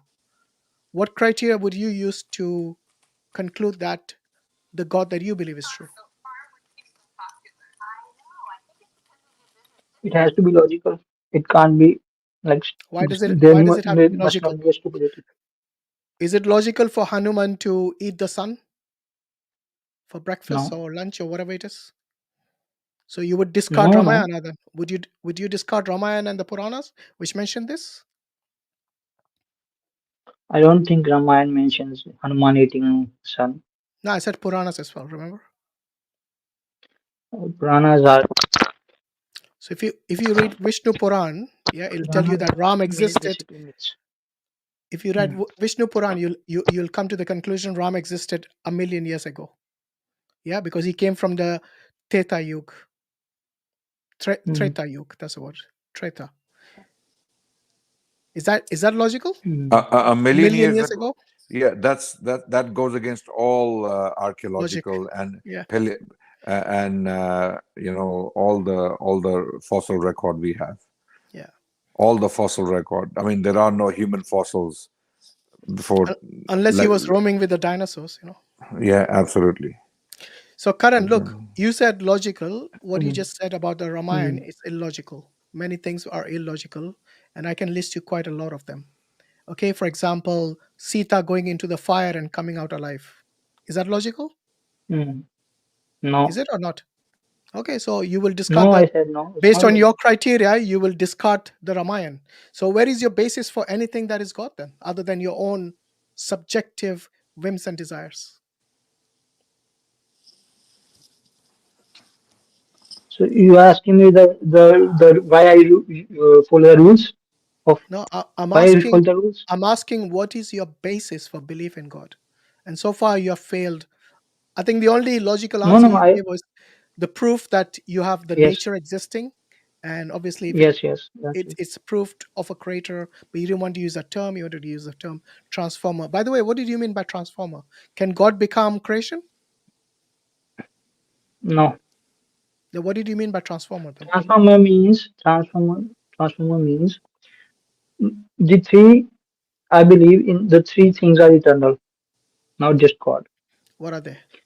God, matter, and soul. Matter is eternal, All really? three are. Yes. Have you actually done any research on the Big Bang theory, which is the most accepted cosmological theory for the origin of this universe? Yes, I know about Big Bang. Do you know matter was created or came into existence 400 million years after the Big Bang? Are you aware of that? 400 million years, there was no matter. And it came gradually after that. So I don't think you have actually done any research on this, my friend. Okay? So Why, I think I just told you that my belief is what my belief is. Okay, wait. Look, I think with Karan, we just need to go step by step very quickly. Karan, do you actually believe in a God? Yes, I accept the idea of God. Okay. Do you believe He's one? Yes. It can't be two, right? You can't have two ultimately independent, ultimately powerful, ultimately knowledgeable beings together. Would you agree? Yes. Yes.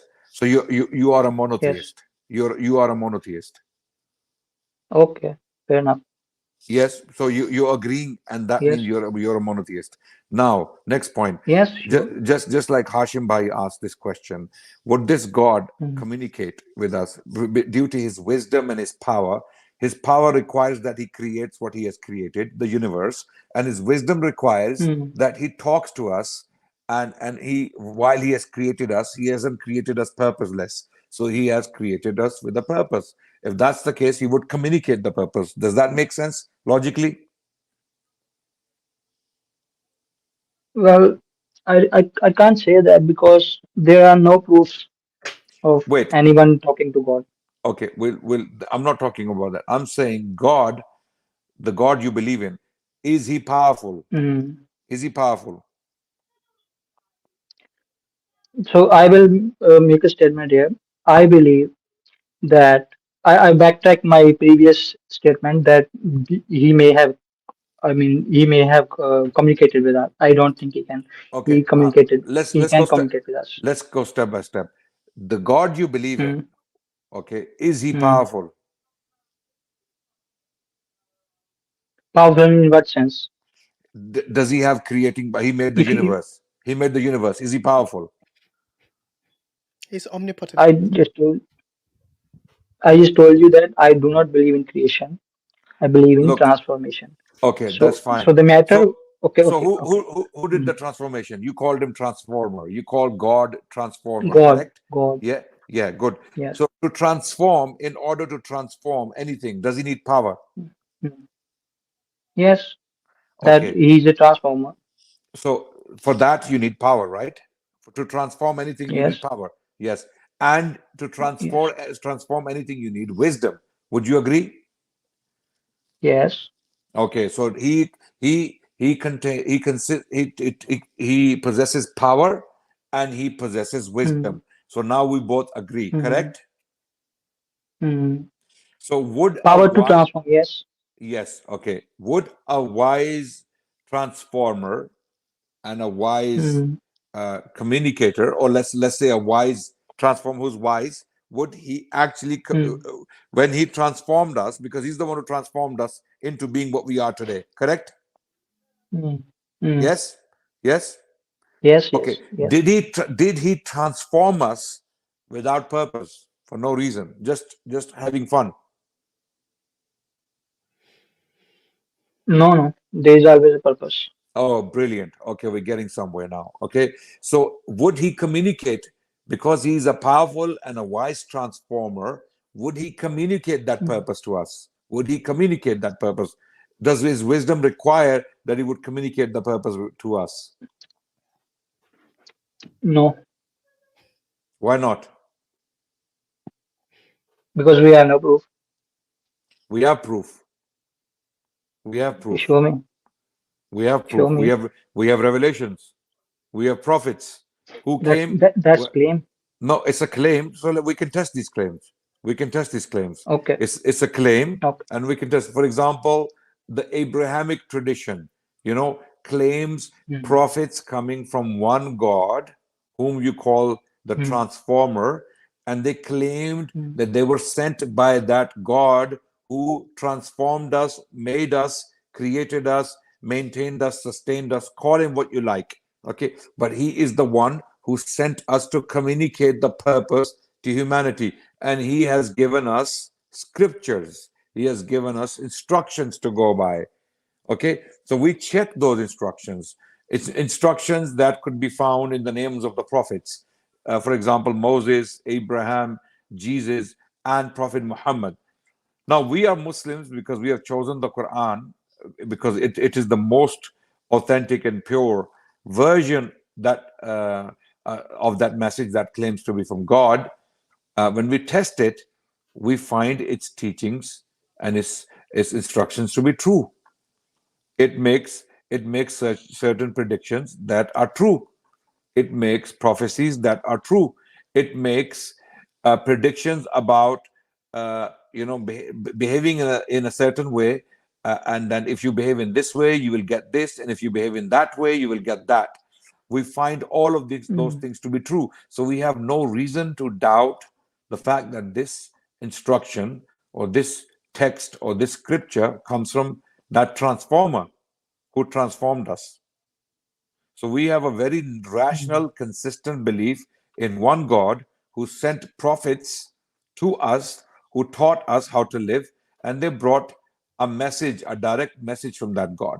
Does that make sense to you? Be very honest with us. Be very open. Does that make sense to you, this narrative that I shared with you? Sorry? Hello? Will. Yes. Yeah. Does that So make I'm sense? saying that yes, but first we have to check what you was, confirm it. What do you want to check? Accepting. Let's check. What do you want to check? Let's check. Let's go. So make your first claim that that you received a revelation. Make your first claim. I will check. Yes. Check. Let's check. How do we check it? What's the way to check it? No. You are saying that Muslims or anybody received revelations. Okay. Yes. Okay. Yes. What are the revelations? Predictions, prophecies that this will happen, and it happens. So, do you? Is this an argument? It's an argument. Yes. It's an argument. It's a criteria. You ask, how can we test or check? Yeah. This is one of the criteria. Okay. What's your Sure. criteria? No. But So if I show you Quran made a prophecy, an exact prophecy, and it came true, it was fulfilled. How about that? But Nostradamus also made prophecies. They are also coming true. No. Nostradamus's prophecies were always interpreted. Were always interpreted by people to reach conclusions. Quran makes categorical prophecies that this will happen. This will happen. And it happened exactly like that. Nostradamus, there's no prophecy of Nostradamus like that. It can be challenged actually. Okay. Let's give me the verse. Okay.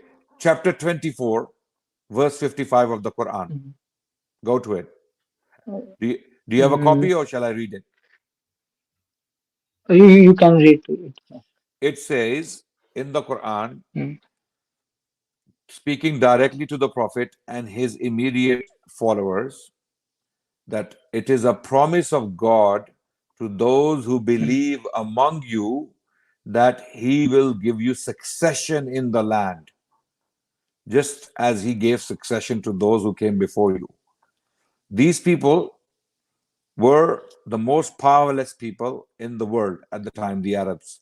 They were the poorest, they were the most powerless, and they were the most unsophisticated people on the planet. God is telling them something absolutely mind-blowing, something crazy, something like unbelievable, that you will become the rulers of the world. Okay, are you with me? Mhm. Okay. Yes, yes. Okay, so these very companions of the Prophet Muhammad, they defeated the Persians and the Romans Okay. at the same time. Within 100 years, of this prophecy, the Muslims were ruling when the companions of the Prophet themselves were alive.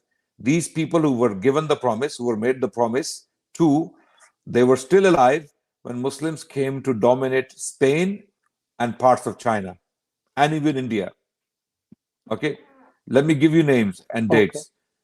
Muhammad bin Qasim landed in India, in Sindh, in 92, in the year 92. Tariq bin Ziyad landed in Spain in the year 92.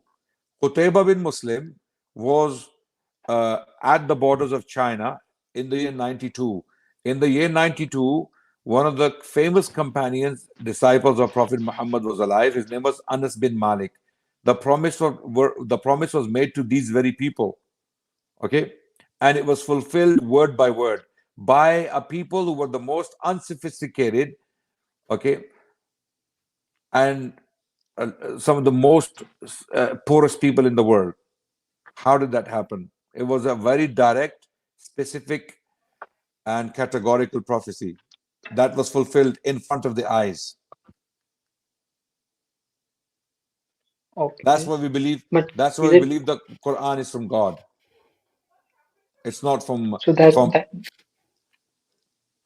so that's why you believe that Quran is from God? It's one of the reasons. It's one of the major reasons that whatever prophecies were made by the Quran and the Prophet Muhammad himself, they came to pass.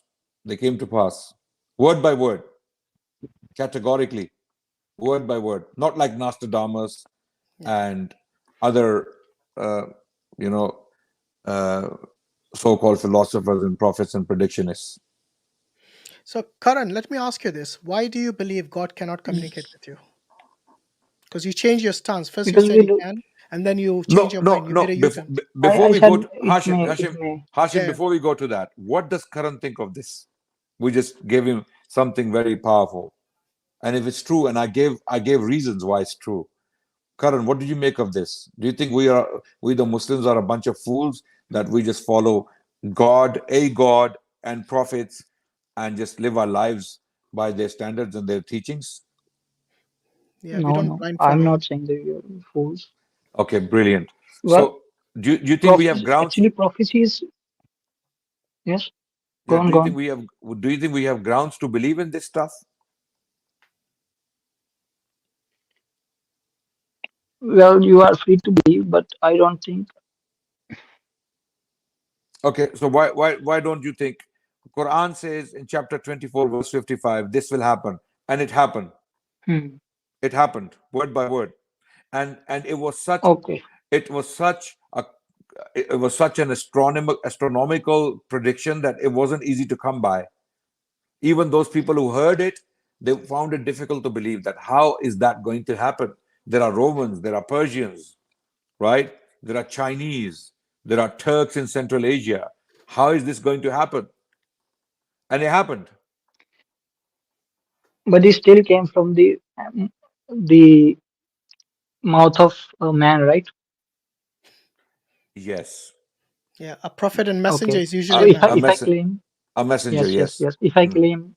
If I claim something now, and after 200 years it happens, will I be also be a prophet? Not necessarily, no. Not So necessarily. Because why then because Muhammad? because we have to look at your teachings and your status comprehensively, not in light of just one prophecy. We are giving you one piece of Okay. evidence. We have many reasons to believe in Prophet Muhammad and Islam and the God they preached. The God they preached, the prophets. They preached one God who was the creator of the heavens and the earth, whom you believe in, by the way, without realizing that you call him the Yes. transformer. You call him the transformer. Hmm. Okay. So we have very I have a powerful. reason for it. What is the reason? Yeah. Okay. So actually the discussion should be like this. You believe that God created everything, right? Yeah. Right. Okay. So if he created some everything, was there a point when nothing was created? Yeah, when only God existed. Okay. So do you also believe that God always exists? Yeah, He's eternal. Okay. So an eternal being. So what was he doing before? Say again? What was he doing before he created everything? What We is the don't point know. you're trying to make? No, that's You, fine. We don't know. We don't know. We why don't does need it to even know. matter? What was he doing? Yeah. So why he created them? Because that is one of his attributes, to create, and he creates when he So wills it. Yeah. He creates okay, when he okay. wants. So when he was not not creating or haven't created, when he wasn't created something, was he creator? Yeah, of Was course. he? He was always a creator before the first creation. He had the qualities, the abilities, and when he chooses to exercise those abilities, it's up to him. He Yeah. decides. But he's Okay. always had these So qualities. how long? Okay, okay. How long did he wait to create? It's irrelevant. What is the point you're trying to make? Why not? Why Because it's not? irrelevant. Like I If said, God okay, can okay. create. Oh, God can create whenever He wills it. Okay. How long He has to wait for that is irrelevant to this No, point. you as if Karan, Imagine. as if you're trying to actually do your best to disbelieve in God. You're just finding any lame excuses to disbelieve in God, asking stupid questions. The first thing is, How does is this the wait? stupid? How is I'll this tell you. stupid? I'll tell Explain you. to I'll me. tell you. Why does it matter when He creates and when He does not? Yeah. And why does it matter to question His ability to create if He does not create? What the question you should be looking at is there a creator? Number one. Did He create? Number two. And if He created, then what did He do with that creation? Number three. These are the things you need to be talking about and No, thinking of. these are the question. These are the question when we actually accept that God actually created. Yeah, The but premises is that He's a Karan, creator, right? what is the point? Because you said you I have a think reason I why think you called him a transformer. I think you have something up Mhm. your sleeve. So why don't you just tell us? yeah, throw your So argument. no, okay, wait. Why I'm asking you this question is because if let's suppose there is a creator, okay, Yeah, he created for the first time, right? yeah. Or was he creating before as well? I just want your answer. What is the reason you called him a transformer? Just come to the point instead of beating Okay, around the bush. and okay, I will ask you a question. No, no, I no. You asked expect enough you to questions. Now it's time for you to answer the question. Why did you call the creator a transformer? What's in your head? Let it out. just one question. I will not ask No, no more again. Okay. questions. You had enough. Yes. We were very generous to you so Okay. far. Just answer the question. Okay. So actually, transformation means the as I said, the matter is equal to energy, whatever you want to say, energy, Oh soul, my God! You're and going to call. God. Are you alluding to the law of conservation of energy? Is that what you're alluding to? Matter can neither be created nor destroyed. Yes, it's also yes. I Okay, think, let me ask you guys, this: does this apply before the universe was created or after? This first Does it principle, say does, this does this okay, okay. principle of Does thermodynamics, the first principle of hmm, thermodynamics, does it apply hmm. within the creation or outside the creation? So this law states that it doesn't apply before. Well, have you read the first law of thermodynamics? Tell me the complete principle of the first law of thermodynamics. So you brought it up. Yeah, because I know where I you were know headed. the I basic. read your mind. I know I'm not a prophet, but I I read your know the mind. basic thing. I Okay, think wait. Complete Okay. the sentence. It Let's goes something like this. let's make it simple, Hashim. I think No, no, you didn't. he wants to know what it says. It says matter can neither be created nor destroyed in a closed system. The bit all Hmm. those pseudo scientists leave out. They do not read the full first law of thermodynamics. They only read half of it. So tell me, what is a closed system before the universe existed? So do you believe that this No, law no, is? don't answer. I Don't mean, answer with a question. Answer my question. Does the first law of thermodynamics apply Before the creation of the universe or after? Or But do you believe the you universe are is eternal? Which one is it? eternal. Ah, I knew it. Is that scientific? Why not? There is a theory Which scientist very says? similar to. Which scientist says the universe is eternal? Which credible scientist says that? I don't mean just There a is a theory. postulation. I don't mean just a There is a postulation. theory. Yeah, no, there's There is not a a theory. theory. It's called a Eternal universe theory. postulation or an opinion. After postulation is peer reviewed, then it becomes a theory. A postulation is just like you giving your opinion, I giving my opinion. Now it has to be tested by the panel here. And then they decide whether it's a theory, it's something that cannot be disproven or something, then they'll make it a theory. So answer my question, which credible scientist has evidence that the universe is eternal? You know what the scientists say in this field of cosmology? That the universe is 13.8 billion years old, which means it had a beginning. That's a It theory. began to exist. That's a theory. And they have evidence for this, the redshift. Have you studied this? Clearly not. No. You haven't, so don't, this pseudoscience doesn't work here, my friend. I think we're just talking to people who are not very knowledgeable in this, and then just let's move on. It's gonna get very boring and tedious for the people who are watching, because it's not getting to any conclusion, and we're gonna keep going on just like Kiran. You're right. Kiran and Karen. No, just one question. Just one Kiran and question. Karan are Please. very similar. Just please one question. Okay, just go one on. question. Last question. Yeah. Go ahead. Okay. Last question. We're gonna move on. Okay. Yes. Sure. Can an eternal entity create anything for the first time? Just answer me. Logical. Can an eternal entity create anything for the first time? Yes, if he has a will. You said God is eternal. Yeah. You said God is eternal. I'm If just God telling is you, eternal, he Karen, can create when he wills. eternal entity is only able to create something if the thing or the agent that we're talking about, eternal thing, eternal entity, has power, ability, and will. Without willing, it's not going to happen. So what it demonstrates is when the creation takes place, that means the didn't entity answer my had question. will. He did. You didn't understand it. He You said, said if he wills, I asked, then he can. can eternal thing create anything for the?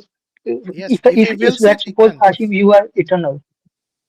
If you are eternal, can you do anything for the first time? Why not?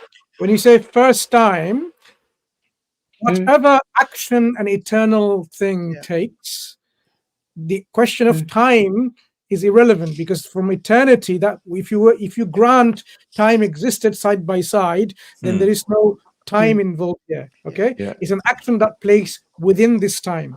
But if you think time is a creation itself, Karen, you should be aware that there are theories about origination of time, that the current understanding is time, space, matter, all of these were created in the Big Bang. Okay, so you need to widen your scope, try to reflect. But what I'm saying, No. Before you challenge him, did you understand what he said?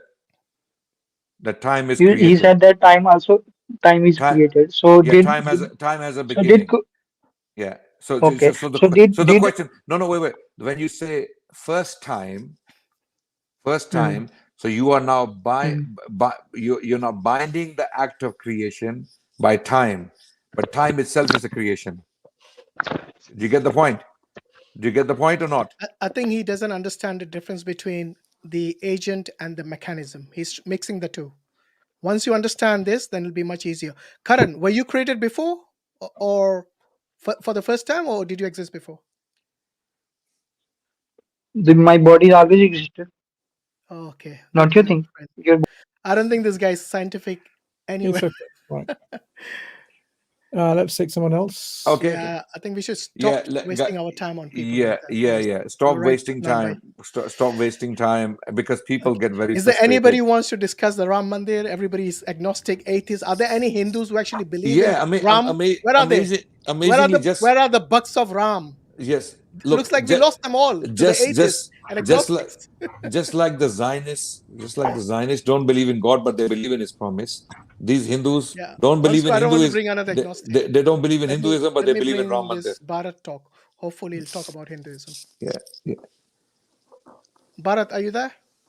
Agnostic Hindu. Yes. How are you? How are you? We are good. Good, How are thank you? How are you? I'm good too. Actually, I'm listening your questions from the backstage, like last 1 hour. Good. You're not the So only one. Trust me. yes, I know, Yeah. and I, got some of your questions, and I want to give you the answer of these questions. Okay, so before you give us an answer, I want to know if you got any comments or statements to make with regards to our topic, which is scrolling to the Yes, bottom of this. definitely. Yeah, so about the Babri Masjid I'm going to and the Ram Mandir, have you got Babri any? Masjid. Wait, make a second. Let me correct you. Babri Mhm. Masjid or Masjid Janam Sthan. Janamasthan? That Kiska masjid have Janamasthan? two names. Masjid Janam Sthan. That the Muslim party Who's should know. Janamasthan?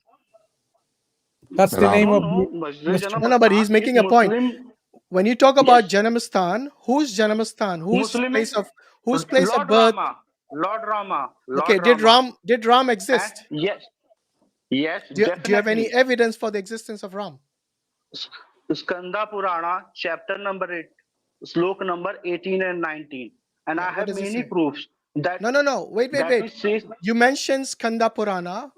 What is the proof chapter given number in 8, there? Listen, Bharat, the listen to the location question of the first. mandir. The Bharat, I location didn't of the ask you for the mandir. location of the mandir. Listen to my question. Do you have any evidence for the existence of Ram? Not his place of birth. Yes, What is the yes, existence? definitely. What is the proof of his existence? Go on. Okay, I'm going to show you. Okay, did I read the sloka too? Oh, brother, you don't understand his question. He's not asking you I'm to. going to. He's not asking you to read something that was written 1,000 years ago. Okay, he's not asking you to read something as evidence We because want proof, yeah, archaeological proof, we want something that actual is yeah. tangible, Okay. empirical I'm going evidence to. of Ram's existence. Yes. The story of Rama, like the places that is mentioned in Ramayana. Oh yeah, this guy Just doesn't right understand the now. question. Do you lack basic intelligence or is it comprehension? Which one is it? We are asking What you kind of proof do you want? What kind of proof do you Tangible want? proof. archaeological, I am tangible. providing. I am For providing. example, Quran claims there were Egyptian pharaohs and there was an Egyptian civilization. We have evidence. We can see Yes. pyramids. We can see stelas. We can see hieroglyphs. Yes. We can see Yes. hieroglyphics written on the walls of the temples, and we These are can confirm this. physical Yes. proofs which we have. Physical evidence. Do you have Okay. any similar physical proof for Ram's existence? Definitely. Which is what? Which is what? I'm going to You tell said you one by definitely, one. so I'm assuming you have I'm it. going to tell. I'm going to tell you one by one. Number Please listen one. carefully. Go ahead.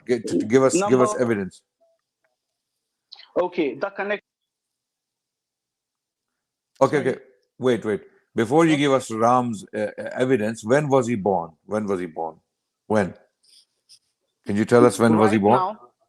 Right now, the modern people says like 7,000 or 7,500. But in Vedas, it mentioned like 18 million years ago. So Vedas is There wrong. are two mentions. Wait, Adnan, Okay. Vedas doesn't mention Ram. What is he on about? No, Which Veda mentions Ram? Sir, Ramayana. Vedas mentioned Rama. Ram. No, he said like Vedas. 18. Ramayana, not Veda. Yeah. They are itihasa. I think he meant Ramayana. Okay, look, let's. Okay, so Bharat, you know what you're doing. This is called circular. Wait. This is called circular reasoning because you keep going back to your scriptures, which are only like less than even 1,000 years old. So give us what is evidence the from basis? history, which proves to us beyond any doubt that Ram did exist and he's actual historical figure rather than a mythological figure. Rama Setu. Oh, Ram Setu. Okay, bring it on. Setu. Bring it on. What does Rama the Ram? Setu, What does the Ram Setu? which is called Adam Bridge right now. Yeah. Because, and what is the evidence? Because of capitalism. Okay. How old do you think is Adam's Bridge or Ram Setu? It's around 7,000 or 7,500. Are you sure? Yes, have you actually ASI, studied this? Which age, according to the Vishnu Puran, when was Ram born? Which yuga? Treta. When did Treta Yuga happen? around 18 million years ago. But you said Ram is only 7,000 years. Which one is it then? 18 million or I 7,000? already told you there are two types of concept going on, like No, but the date of birth calculation of of the Lord year. Rama. Wait. The calculation of the year cannot be either 18 million or 7,000. There's a huge discrepancy in that evidence. Sir. We are not talking about a 1400 year ago old story. We are Actually, talking we about got an the ancient benefit civilization. rather than an 18 million year old God. We got the benefit because we can provide the evidence. The longer you go in history, the further you go in history, the less evidence you have. So we are better off in 1400 years. We have twice the amount of Muslims than the Hindus. Let's make it conclusive. Listen. Can you prove Ram's existence or not? Just be very Actually, clear and good. Adnan Bhai, he said Treta Yuga happened There are 18 million many years ago, evidences. but Ram only existed 7,000 years ago. Huge discrepancy in the evidence. Listen, sir. There are many evidences.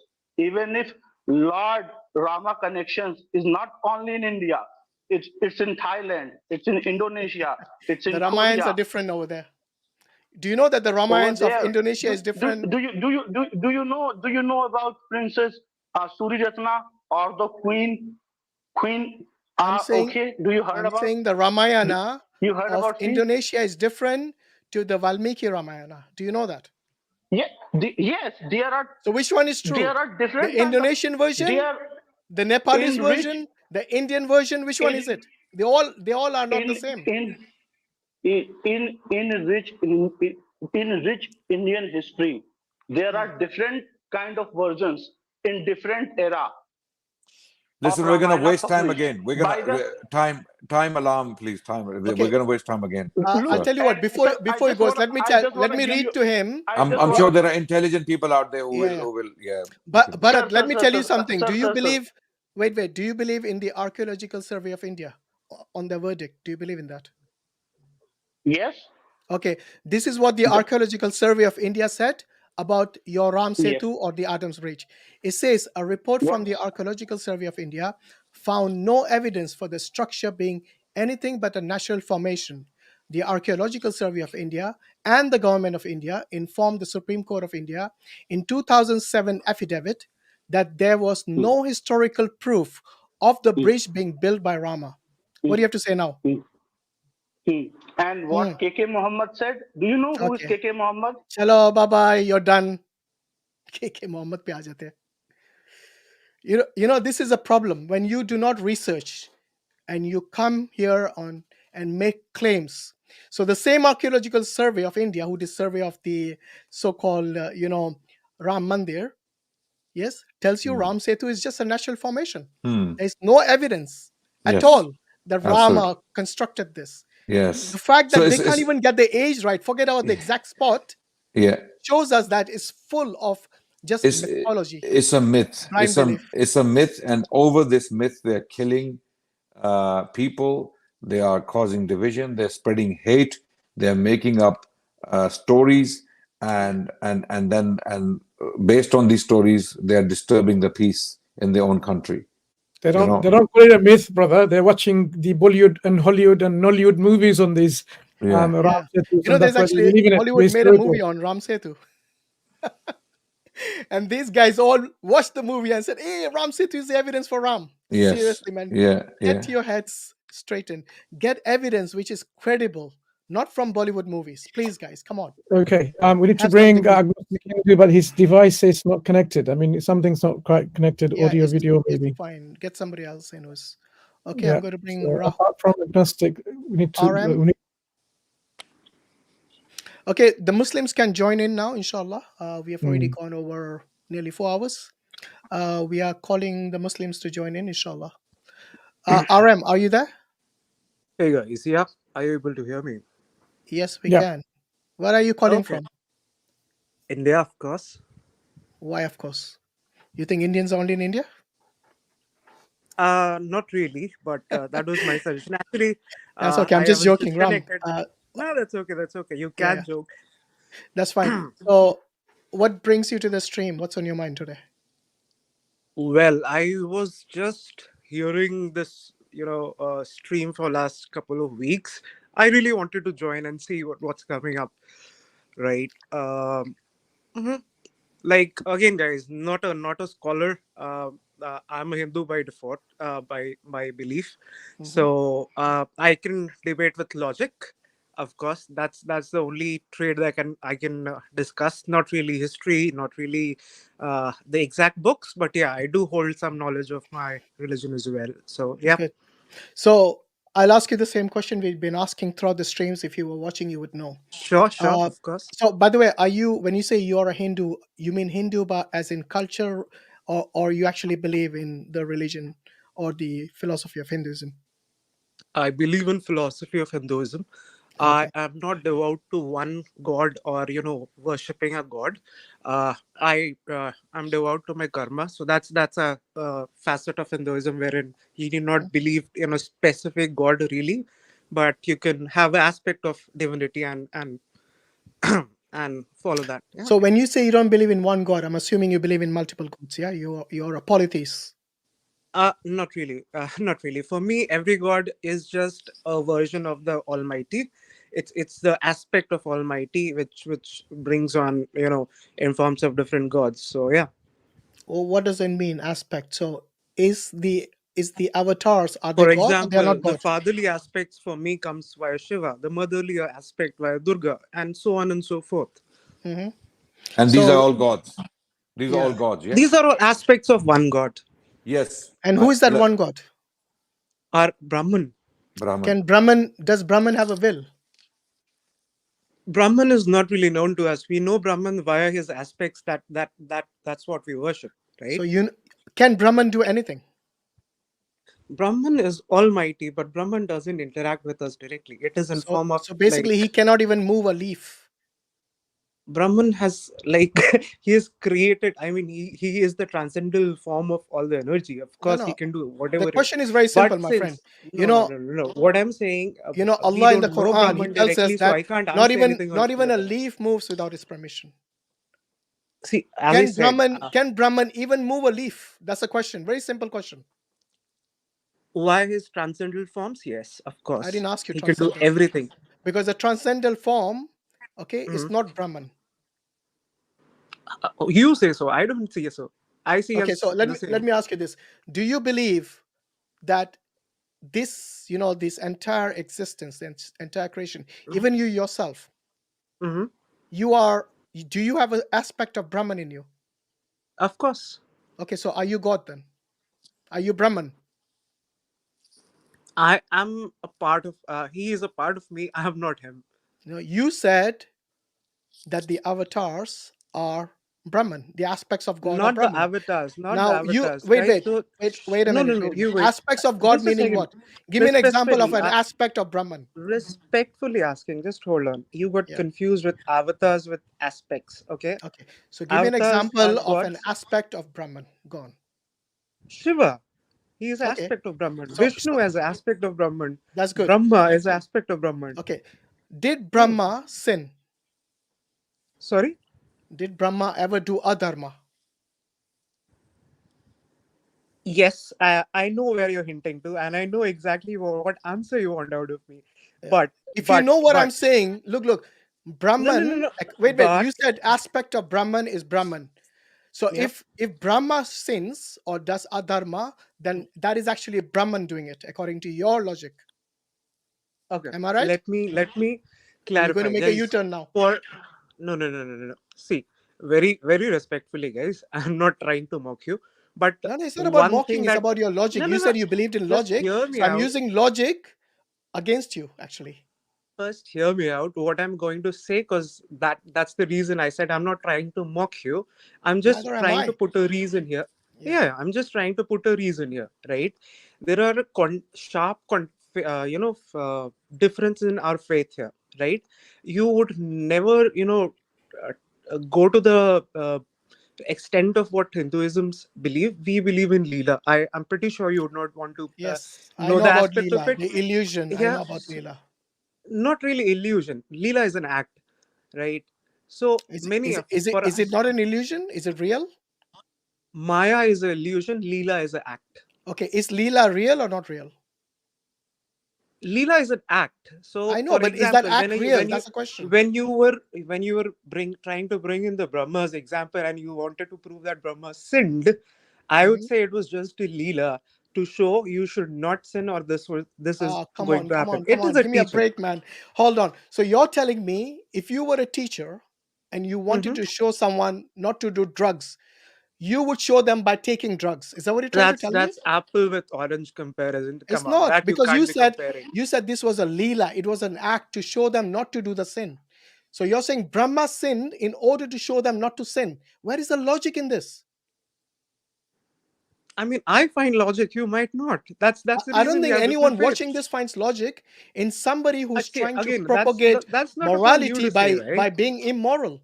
It is the complete Sorry? opposite of the teaching. We have a difference of opinion. Let's No, stay, it's not a say difference that. of opinion. I think you're missing it is. the logical point I'm trying to drive here. No. Because Everything look that here, you say should be a logic. That's not a tenet of this discussion. Right? trust me, go home and ask this to someone who's I'm objective, at my home, who's sitting not in a my bed, Muslim. and Ask them very much. if this makes objective sense. Because Why don't you said, try just giving a reasonable basis for this, that it's actually logical and reasonable? See, I'm not discussing exactly what logic. It's very simple. See, for us, we don't say some religion as a false god. For me, anything. If you ask me, I'll pray to Allah. See, I've got freedom. I can frame shlok and insert anyone's name there. So so for me, it's not. the pagan Quraysh of Makkah used to pray to Allah, but they also associated other gods. That's the reason they were called mushriks, which means they committed the That's new for me. greatest Good for sin of all. educating me. So RM, look, I'm the reason I'm saying it's logical is because first when I asked you, can Brahman do anything? You said his aspects can do. Then I asked you what were the aspect. You said the Trimurti, which is the Brahma, Vishnu, Shiva. Then I asked you, can the aspect of God commit sins or do adharma? And then you agreed with me that yes, Brahma did sin. And then it logically follows that if the aspect is Brahman and the aspect commits a sin, then logically we can Okay, conclude that let's it be is a precise. Brahman What doing the sin sin. were you talking about exactly? Let's discuss that. Let's break it down. Okay, go on. Yeah, go ahead. No, it's for you to say, right? You said he sinned. What sin are you talking about? Oh, hold on. Before I give you the sin, are you saying you are not aware of the sin of Brahman? Sorry, Brahma. I am. See, I Why are am. you I asking me just then? want to hear. It's irrelevant what sin he I committed. am just using your way when you're using with the same panels. No, Let you this say is and let different me because interject now. okay, no problem. I'll give you the sin of Brahma. Okay, one of the sin was that he lied to Shiva. Okay. Did he lie to Shiva? Yes, about That's the a Agni sin. Stambh. Yes. Is lying a sin? It's a bad virtue. No, it's a sin. It's a adharma. It's a bad virtue. Let's say that. Okay, hold on. What do you mean bad virtue? Do you not It's a consider bad sin? thing to do. Do you not consider lying as adharma? Not in Kali Yuga. The definitions change. Seriously, man, are you allowed to lie? We should not. People do lie. Okay, I've seen you lying a lot here. Is it not part of? Give me some lie that I said. I can't recall. Of course, we can play the Of course, you video can't. back. You can only make allegations. You can't substantiate it. Typical. Okay, right. Let's let stick me ask you this. So we know that Brahma sinned. Okay, and if Brahma sins, does it mean it is Brahman who sins? Because you said the aspect is Brahman. So even we sin, right? We are Answer the also question, aspect of dude. Brahman. Just answer the I'm question. answering exactly a question. Okay, go on. Yeah, even we sin. We are also part of the No. I'm Brahman. talking about Brahman. You're not Brahman. Sorry, you're not Brahma. No, I'm not Brahma. I'm Brahman. Okay. So once again, if the aspect of Brahman sins, does that mean Brahman sinned? No. Oh dear. So it's not an aspect of Brahman, sorry. See, guys. Make up your mind, man. Honestly, you're all over the place. No.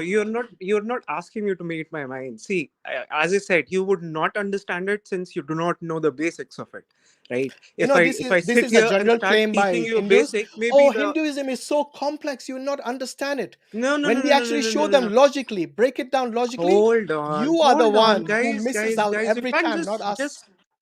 You can't just be just Well, mocking don't be people, smirking condescending that we around. can't understand it, Try to please. be you smart. No, Try that not to doesn't be work like that. condescending, Sorry, no, and no, then no. we can Okay. have a Let civility me, discussion. Hashim, let me help Aram here. So, Aram, when Hashim mentioned about Brahma lying to Shiva, Right. what exactly was that lie? Do you want to remind our audience? Yeah. So basically, he's discussing uh, s- uh, an illustration wherein there was a discussion between Vishnu and Brahma, and Shiva sprang up as a pillar of fire. Right. I'm going to No. What was the discussion? Come on. What was the who is discussion greater about? out of them? Who is Don't greater try out of to them? conceal the truth. What was they I'm not. arguing about? I'm just trying to be concise. I No, mean, you're I not being could bore your concise. You're audience missing out the with main bit. What were they arguing about? who is more supreme, basically. Exactly. So the gods are discussing between them, or the Bhagwans Mhm. are discussing between them, who is the most supreme? Is it Brahma Right. or is it Vishnu? And then Shiva intervenes. Carry on. Right. And he appears as a pillar of fire. Brahma goes up, trying to see where it ends. Vishnu goes down. Brahma could not get the end of it. He Was that comes a back. pillar He of fire says, or was that the Shivling? "It is Agni Stamba. It's not Shivling? It is not Shivling yet. No." Okay, not yet. Okay, go on. Yeah. So he couldn't find. He comes down. He say, "I got the end of it." That was the lie. Mhm. And what did Vishnu say? He said he couldn't find it. What did Vishnu become to find it? A boar. He dug down. A wild boar, a Mhm. wild pig. So he Yep. took the form of a wild pig to find the end of this pillar of fire or whatever you want to call it. Yep. Vishnu has Okay. taken boar avatar multiple times. Yeah, I guess I'm one of just his completing avatars was the. that. I'm just filling in the blanks you left out. That's all. Okay. And No, no, what no, did? no, no. Why? What was the connotation of the wild pig? You just smiled on it. What was that? Are Well, you if a trying to god, convert? if your god can become a pig in order to find something, okay, Mhm. it just shows in his original form he's not powerful enough to find something. He has to become an I don't. animal to I find don't. something. I don't agree to that. Well, like you said, we can agree to disagree. It is your interpretation, man. No, you agreed that he became a wild boar. Yeah, I agreed. But that what's Why wrong in did he that? become a wild boar? His will, his wish. No, why? What was the purpose? Why couldn't he remain as Vishnu? His will and his wish. As I said, I'm not a scholar. I Okay. can't answer everything on that. Well, then don't disagree if you don't know, bro. But that's my faith. See, again, let me Okay, break it anyway, down. look, we are not getting Since anywhere. you're I think, laughing, look, it's you have a we need to faith, establish one guys. thing, that the Bhagwans in Hinduism do lie, do commit sins, do actually commit deception and have sex with their creations as well. Are you aware of that? Sorry. Vishnu, That's for example, see, if I say something wait, about wait. Prophet No. Muhammad I'm or giving you Allah, it will evidence be from your. blasphemous. No, you have to hold your tongue No. and I'm be giving you respectful. evidence from your No, scriptures. I'm no. just not making Let this me up. hold the premises. No, I would not let you speak on that. See, if Why? I am Why are giving you respect, embarrassed? give respect. No, not Are embarrassed. you I'm trying to embarrassed? be equal. No, Okay, so I'm wait. just trying The to be equal. authors who wrote No, this. no. Let me hold on. Mansur, Let can you me hold please you and let silence me this guy? complete my sentence. Because No, he's afraid of that's the truth. no. I'm not afraid. Yes, you are. So This let me is your complete typical my stance. strategy. Stop doing Okay. that. No. It doesn't work. It doesn't work with me. No, Why? sorry. Do you think it is disrespectful? Let me ask you this. If I say something about Allah or You can Prophet say it, but Muhammad, provide evidence like the no, way I do. sorry. You can say No, whatever you sorry. want. This is a free Is platform. there anything, No, Aram? sorry. Is there anything I have Hashim respect said? to all religions. Is I there would anything not cross Hashim that said line, which is and I not would what you believe in request you already? not to cross the line as well. Are you listening, Aram? Is there anything Hashim said that is not what you believe already about lying of this one of the aspects of your God, lying to See, another? he said sinned, he got sex, nothing. We believe it was all Leela. It was something other for a good It doesn't to matter if it's teach. Leela. You said it's an act, which means it was real. Sorry, someone flying on a donkey and fucking visiting a place doesn't make sense as well. That's fine, no problem. Okay, you're comparing your gods, your Bhagwans. And also, and by the way, you wait. also said about You know the reason you cannot something say anything about Allah Ramayana and subhanahu wa ta'ala Mahabharata being is because you myths. can Sorry, never let me compare correct God you. to God.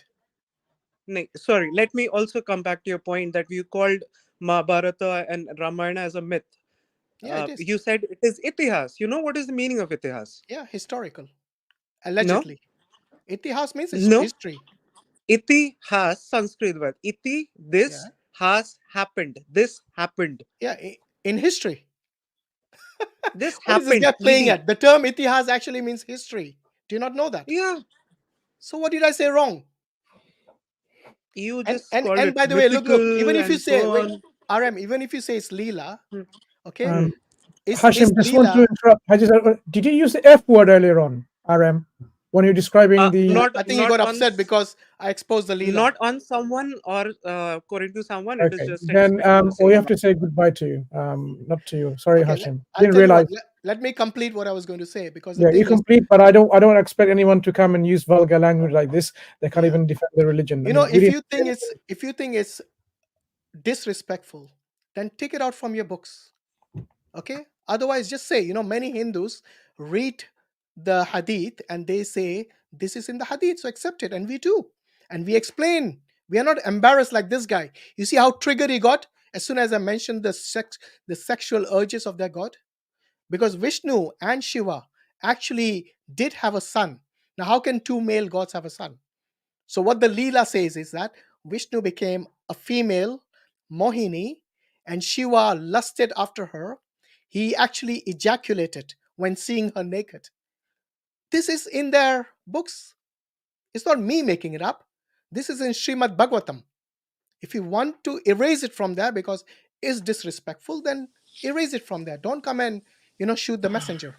Exactly, and we're not insulting, we're not swearing and shouting, like we're not using foul language. We're just stating facts. Okay, if you state facts, I'm going to bring agnostic Hindu as before, and now we're going to limit time for each of the people that is going to join, inshallah, rather than giving them infinite time. So we'll have perhaps maybe 15 minutes maximum for each one. It could be less, but no more than that. So agnostic Hindu, you're next. You came here before, but your thing isn't working. So now, Hi everyone. Can you hear me? Hi, how are you doing?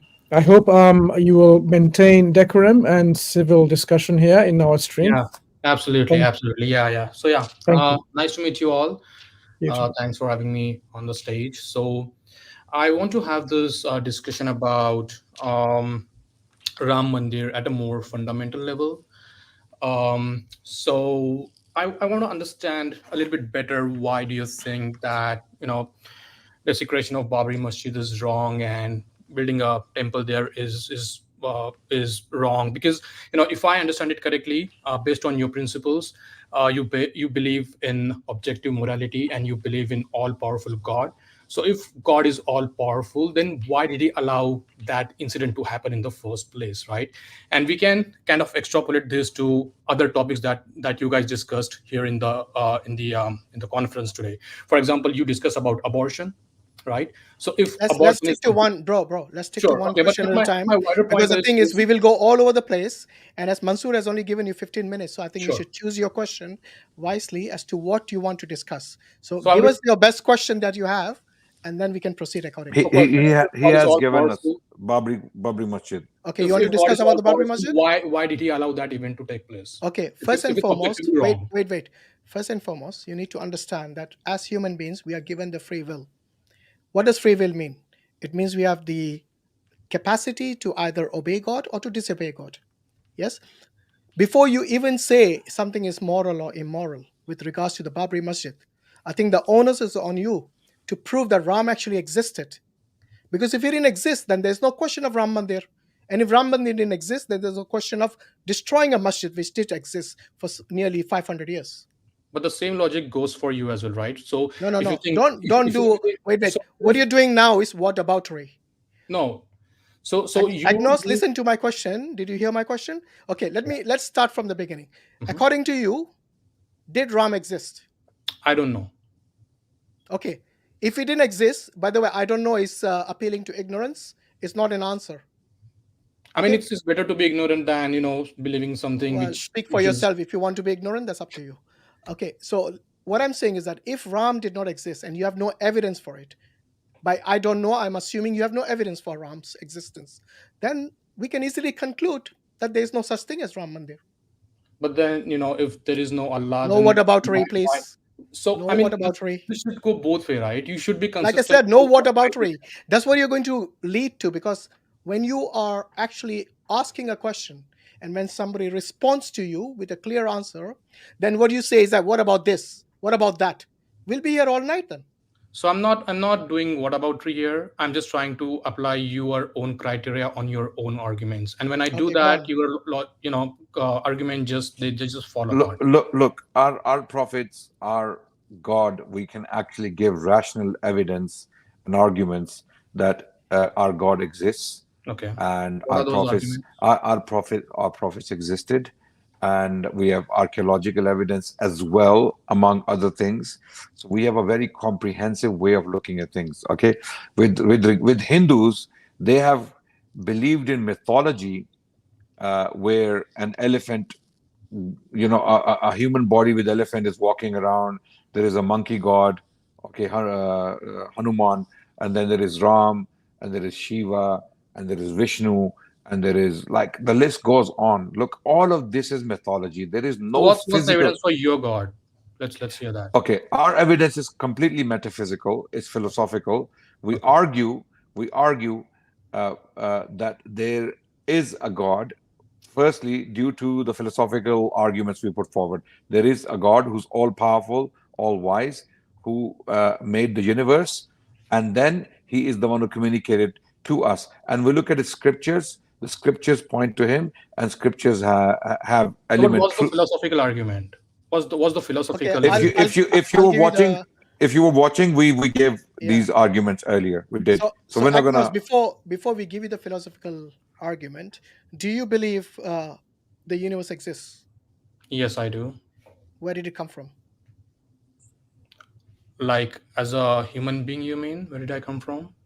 You can The no, universe. the universe. Where did the universe? Oh, the universe. We don't know answer to that yet. There are like different theories out there. So once again, you're appealing to ignorance by saying I don't know. So even if you asked this question to a leading cosmologist, even they will tell you the same. No one is going to. The cosmologist will go as far as he can. For example, he'll go up to the singularity, for example. Yeah. And then he'll say, I don't know, because they depend on space and time, and they cannot perceive space and time beyond. They are naturalists. They are naturalists. Yeah. So they will not deal with it from a theological perspective. Oh, metaphysical.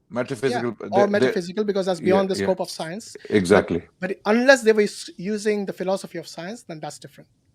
Okay. No, but so Agnos, let me ask you this: is it possible for the universe to come from nothing?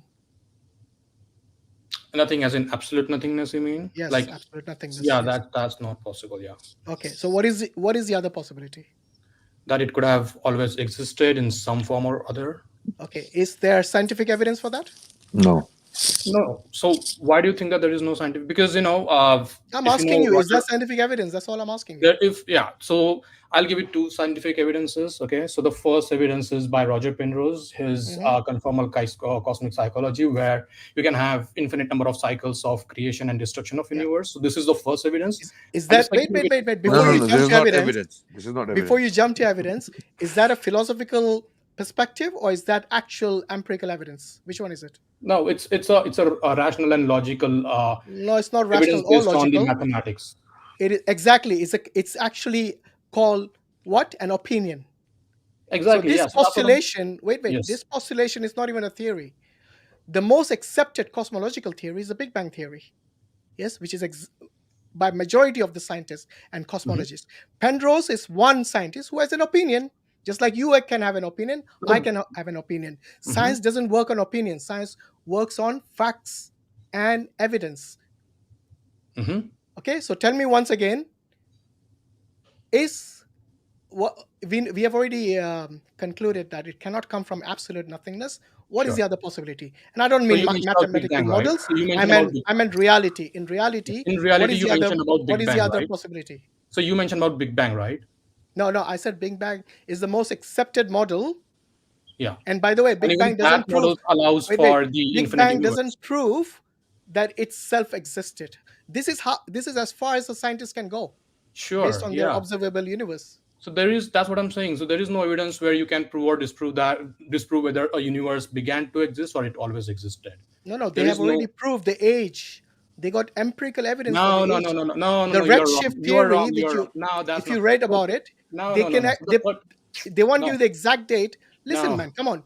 At least let me So the finish what I'm saying. Okay, yeah, please, Agnos, please, let me finish what I'm saying. please, And then you can come in. please, yeah. Okay? They didn't just make up this figure of 13.8 billion years old universe. They have empirical evidence for this. Yes, based on the radiations, based on the redshift, all these things they have concluded. Okay, they have also said the universe is expanding. Yeah, because they see galaxies moving away from each other. And this proves to us that at one point it was actually compressed into this singularity. And this is based on scientific evidence. And the reason Big Bang Theory is the most accepted model of the origin of the universe, we can say, yes, this is what they have evidence for. There are lots of opinions. The Big Crunch, yeah, the cyclic universe, lots of opinions, but these are mathematical models, which means that these are just postulations. They haven't even reached the status of theory. How do they get to the status of theory? These postulations need to go through a peer review amongst the scientists who are experts in those fields, present the case to them. These experts would then try to disprove it. If it's disproven, it doesn't reach the status of theory. So please look at the evidence provided rather than going based on just mathematical models, which are opinions, my friend. These are postulations. Okay, Yes, now you can say what you want. So you mentioned that Big Bang gives us the age of the universe, which is wrong.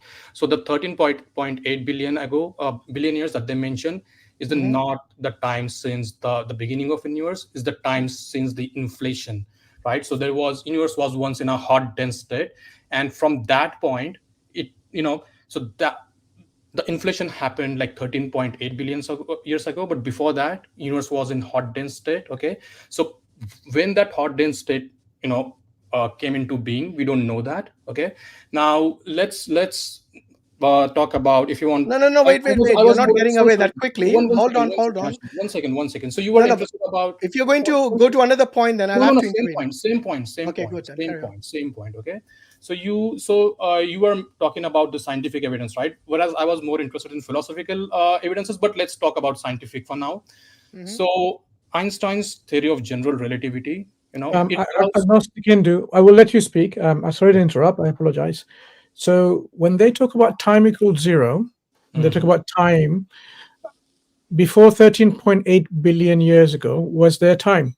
That is exactly what I'm going to talk about. That is exactly what I'm going to talk about. Okay, so Einstein's theory of general relativity, it allows for 4 dimensions, right? So those 4 dimensions can either exist as 3 space dimension and 1 time dimension, where we live right now, or they also allow for 4 dimensions of space and no dimension of time, right?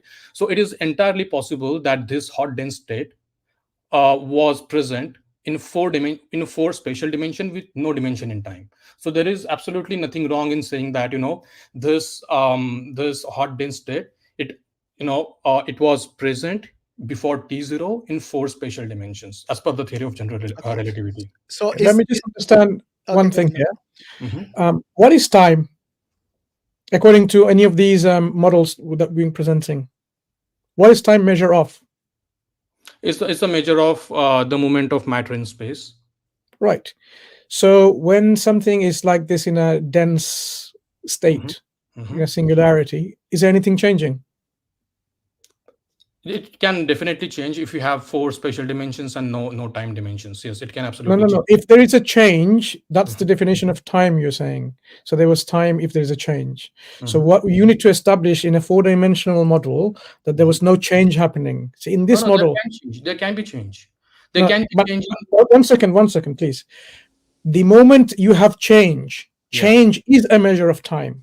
Yes. Are we now redefining what time is? Yes, because no, we are not redefining anything. Okay. So like I said, you can have a transformation from 4 spatial dimensions to space time that we are living in right now, according to the theory of general relativity. 4-dimensional model. Let's take this 4-dimensional model. Sure. In this model, was there constant transformation? Was there change, or did change happen at a certain point of time, and before that there was no change? It is entirely possible for the change to occur in a four spatial dimensions. It's not with respect to time, and it's this concept you cannot really fathom it, because we are, our wire is brained to think I'm in not getting what you're saying. If you define time as a measure of change or transformation, and in any model that you bring, and in this model you have transformation or change, then you're automatically saying there is time involved. You cannot just simply redefine in that model for the sake of believing it otherwise. That's not rational. So I'm not trying to redefine anything. I'm just trying to tell you what the scientific models tell us. Okay. No, I'm critiquing the models here. So if they bring a model, a four-dimensional model in which there's no time, but within that model there are evidence or postulations of change and transformation, yes, this is what we agree to be time.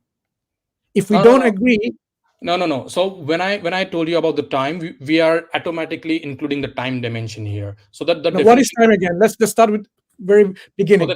so the Unless time, we have an understanding what time is, this Yes. discussion will be meaningless. Sure, So sure, what yeah. is time that we can agree with? Is Sure. time a measure of change? In our space-time configuration, that's true. I don't understand what you mean by in theirs. Because we live in three spatial dimension and one time dimension. And In a seven-dimensional world, if there is a change and transformation, would you call that time or would you call that something else? In which configuration did you say? Can you repeat that? I'm just giving you a hypothetical seven-dimensional model. Does that model contains the time dimension? No. No. Then that change you're talking about is not with respect to time. It's with What respect is it then? to that. What is it? You mean the change? Yeah. So that's what I'm telling. So our brain is wired to think in three spatial dimensions, and we cannot really fathom what the change means in those other dimensions. Just like we live in a three-dimension world, and we cannot fathom how the four-dimensional world might look like. The same is true for the aspect of time that we are discussing about. Because as you we know can very experience- well, agnostic Hindu, in philosophy or in metaphysics, if you cannot fathom or imagine anything, or if you cannot say anything about anything, then you can't say anything at all. No, if you can't understand what that is, a change, and yet you talk about it, it's meaningless. It's really an absurd way of using our mind. If we cannot understand what we're talking about, then you shouldn't be talking about it in the first place. Okay. So can I respond to that? Okay, so Yeah. we cannot imagine how the quantum superposition looks like, right? It's a purely mathematical concept, but we use quantum superposition all the time in our electronic devices. So your argument that if you cannot imagine something, then that cannot be true is false. I didn't say that. I mean, you misrepresented me altogether. So would you I didn't bring anything about something being true or false or anything like this. Those people who understand quantum mechanics or quantum physics, they're able to explain to you what they mean by quantum superposition, or even the Heisenberg's uncertainty principle. This spin, why we can't actually pinpoint somewhere. They will explain to you in a nice way. What I'm saying is, if we understand time here in this dimension, what we are living in, this is our reality. Now you're saying, we understand time as a measure of something, a measure of change, and yet we see this measure of change in another dimension, and yet they don't want to accept that to be a time. This is simply a cop-out, because this is a measure of something, a measure of a change or something. So we need to be understanding exactly what we're dealing with. So if you just want to bring, it's not called time, it's called BIME. You want to call it bind, but still the fact is there is a change and transformation. And what we're meaning, a change of transformation happens where, if you look at something like this change occurs what? Instantaneously or gradually? So are you talking about the change in the fourth dimension or the three dimension? In the 4D.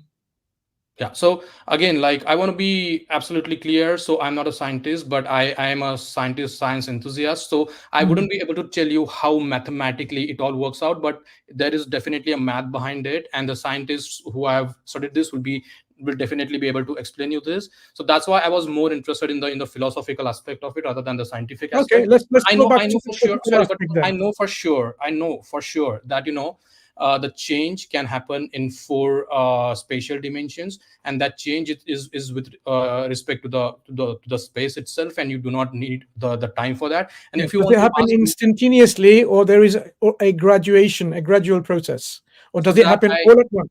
So I do not know that, because I want to Okay, be so let's honest. leave Do it you know then. that? Let's not talk about something. Let's not talk about something that we don't know. So let's leave it then. So, in Sure. your understanding of, in a philosophical terms, okay. So this universe that we are in, okay, you believe it's possible that it can always, maybe always existed, right, in some Yeah. form or another, right? Yeah. If something exists, can any transformation happen without any volition, without any will involved? So when Can you say this will, universe? so when you say Can this? will, right?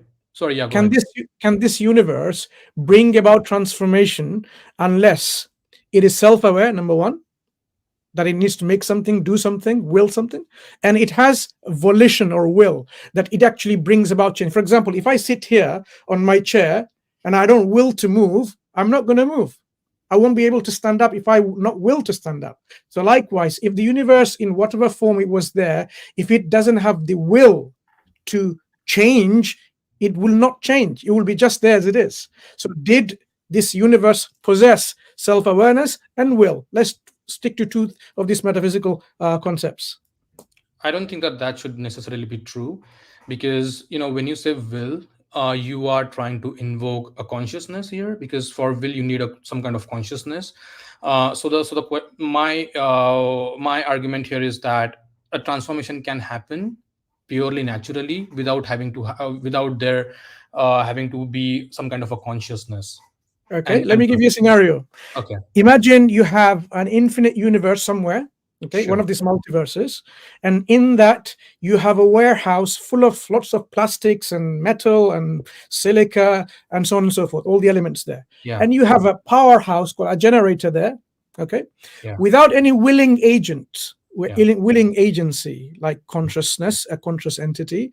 Do you think within that universe, in that warehouse, that these things will be rearranged by themselves without any agency willing it, with volition and with power, and it transform into something like a computer that you and I are familiar with? Yeah. Will it happen?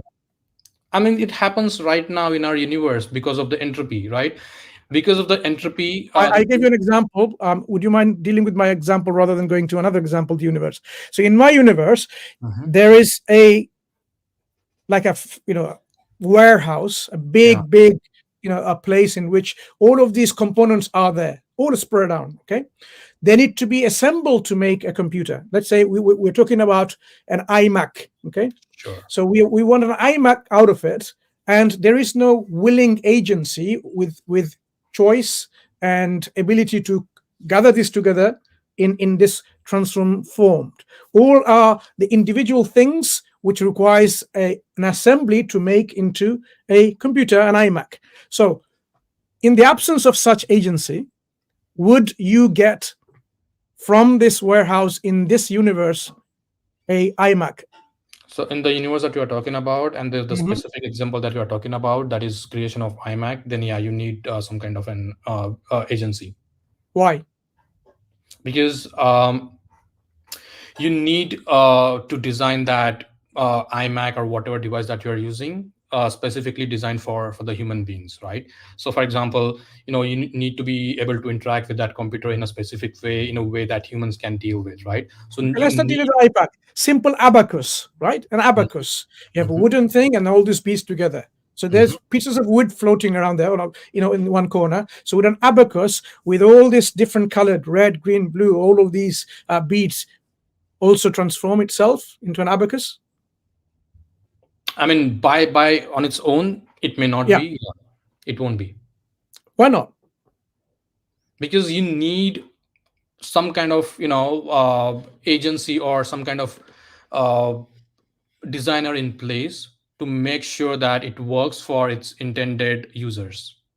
Okay, so you're saying we need agency because it seems to have a certain function. So the eternal universe, if it didn't possess agency and will and volition, of course, would any transformation happen from it? A transformation can happen purely naturally. The question is whether you can have something that is well designed for its environment. That's the question. Can you tell me how a transformation can happen when there is no laws governing how things will interact? Just in my warehouse example, just give you an example. In my warehouse example, you need the presence of physical laws. Physical laws in which we can gather things together in components, and they can be, transformed in a particular organized way to make something. If in the absence of any physical laws, remember, a physical law and if an equation on a piece of paper cannot really, an abstract thing cannot manifest into reality and act on matter and reality. So if you have an eternal universe, okay, which just like an abstract concepts, how does it manifest things in reality when it doesn't have consciousness and will and power? No, but hold on. Why can't those laws of physics exist on their own? So there is another theory, or there is another study of I don't know.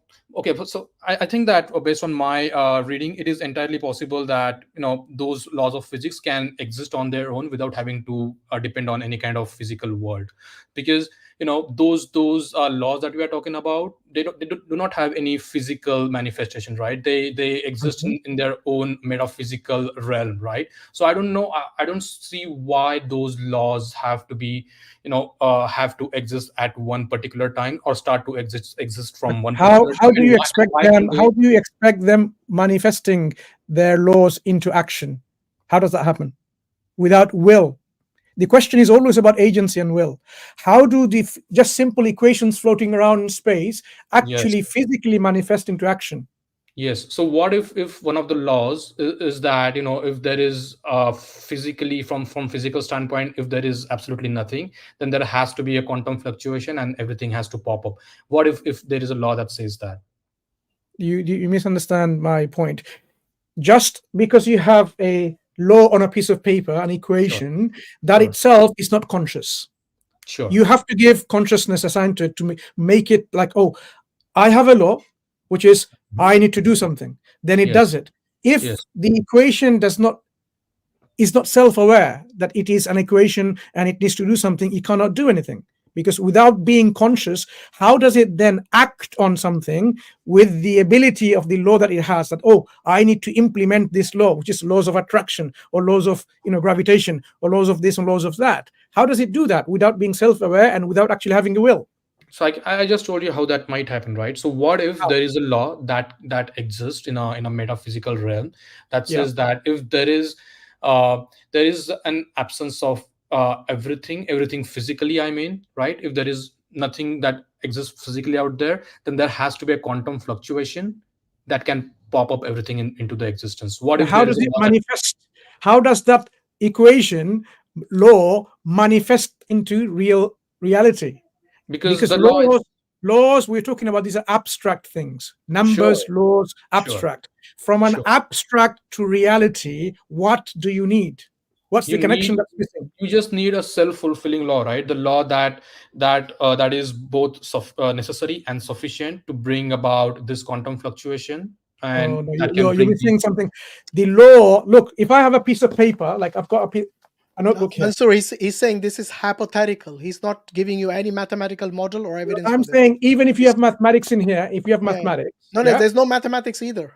He is a hypothetical situation which he's trying to employ, which doesn't work in science or in philosophy. Yeah, whatever it is, it's an abstract thing. How does it manifest into action, into reality, from abstract to concrete? That's what I'm talking about in philosophy. From abstract to make it into concrete. I need something rational and reasonable. So far, you're not giving me anything. You're just giving me a belief. So there are some. So Hashim, you just said that I'm not giving you any scientific or rational argument, but there are some scientific theories out there which I'm not giving. We're not talking about science. Let's leave it science. I'm trying to bridging that gap between metaphysical and physical world. Okay, so there are some scientific theories which allows the existence of universe from nothing based on the quantum fluctuations, right? So imagine I can disregard. I can discredit it right now here, my friend. Okay, please. Don't go there, because when we talk about nothingness, we're not talking about the deceptive level 4 nothingness of Professor Lawrence Krauss. Yeah, absolute. I confronted him myself in a book signing. So no, I'm not talking about Lawrence Krauss. There are I'm talking about absolute nothingness cannot make anything. So the whole idea of scientific theories is absurd nonsense. No scientist Sure. can come along No, and but have I a do discussion agree with with us you on on the that. point that there was something always there, right? I'm agreeing with you on that. Now, So the question, Agnos, please don't bring in something which is really absurd and nonsensical, even if it because some very clever scientists bring it. The clever scientists will be shown to be really talking about nonsense. So we're dealing with now metaphysics, leaving science aside. In this metaphysical concepts, how does yes. abstract things manifest things which are concrete without being conscious and without having a will and without having the ability?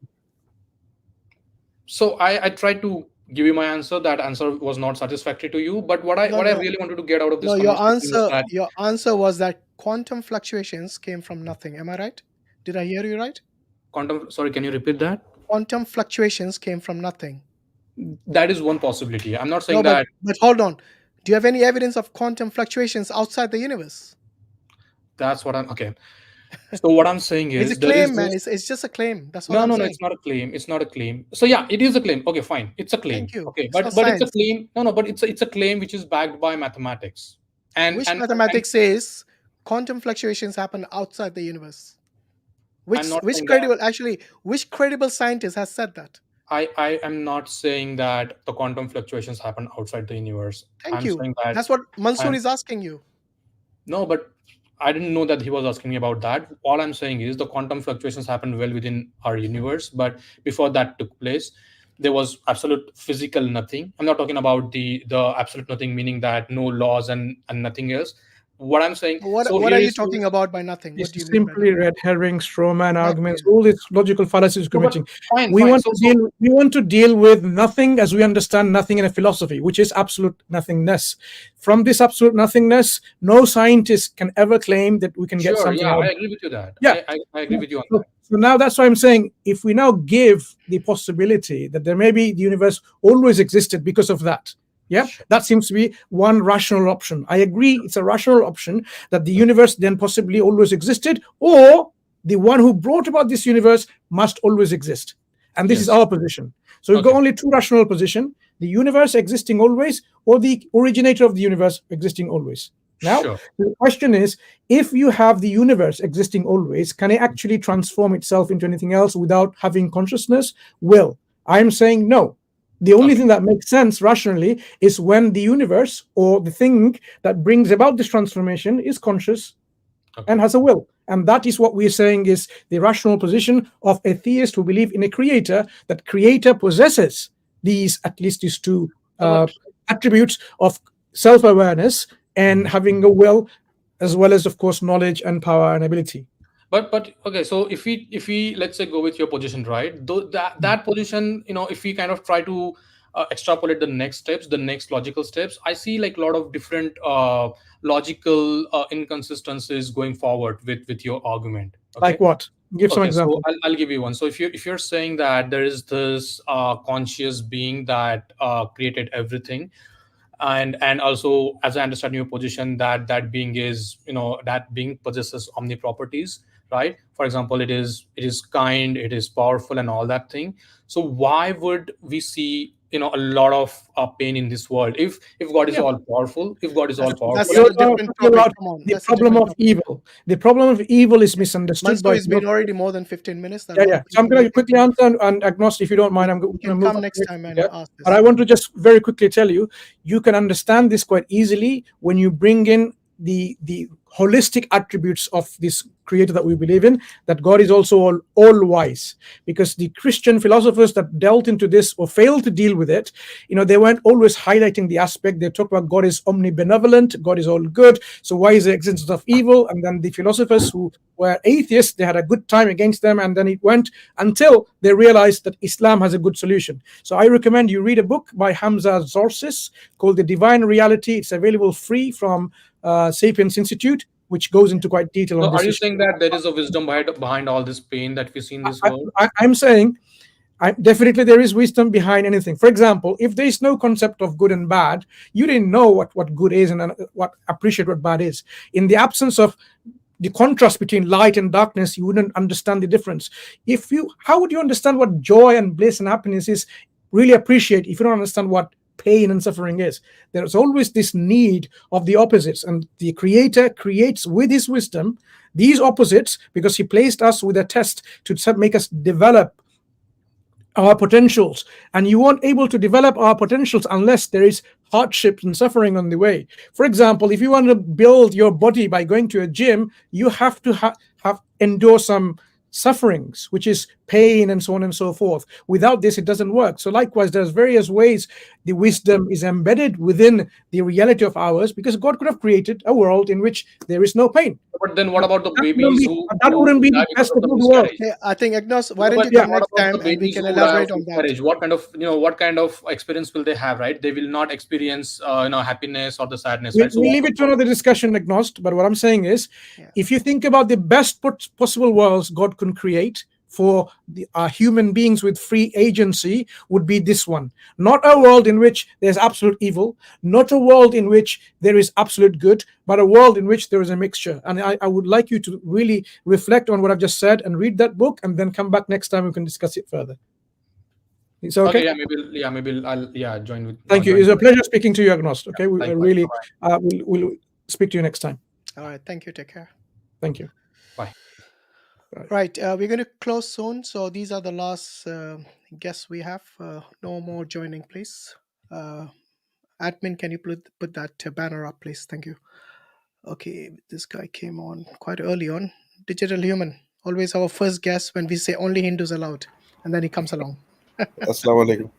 Walaikum salam. How are you? You all right? Yeah, almost good. Almost good. Yeah.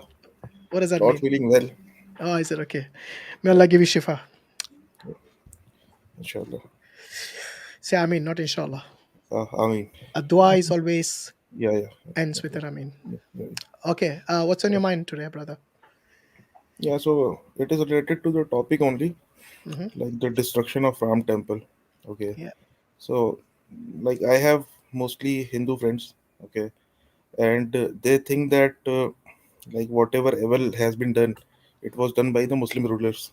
Okay. For everything, they say that our temples were destroyed by the Muslim rulers. Okay. So, I want to give the historical proofs that what Muslim rulers did, it was just they were carrying on the legacy of what Hindu rulers did before them. Okay, so I'll give the few examples. Okay, so in 642 CE, Pallav king Narasimhavaram I looted Chalukya temple, Chalukya capital Vatapi, which is in Karnataka now, in today's, and he plundered the Buddhist structure and took the Ganesha image to Tamil Nadu. In 835 CE, Okay, Pandyan so ruler.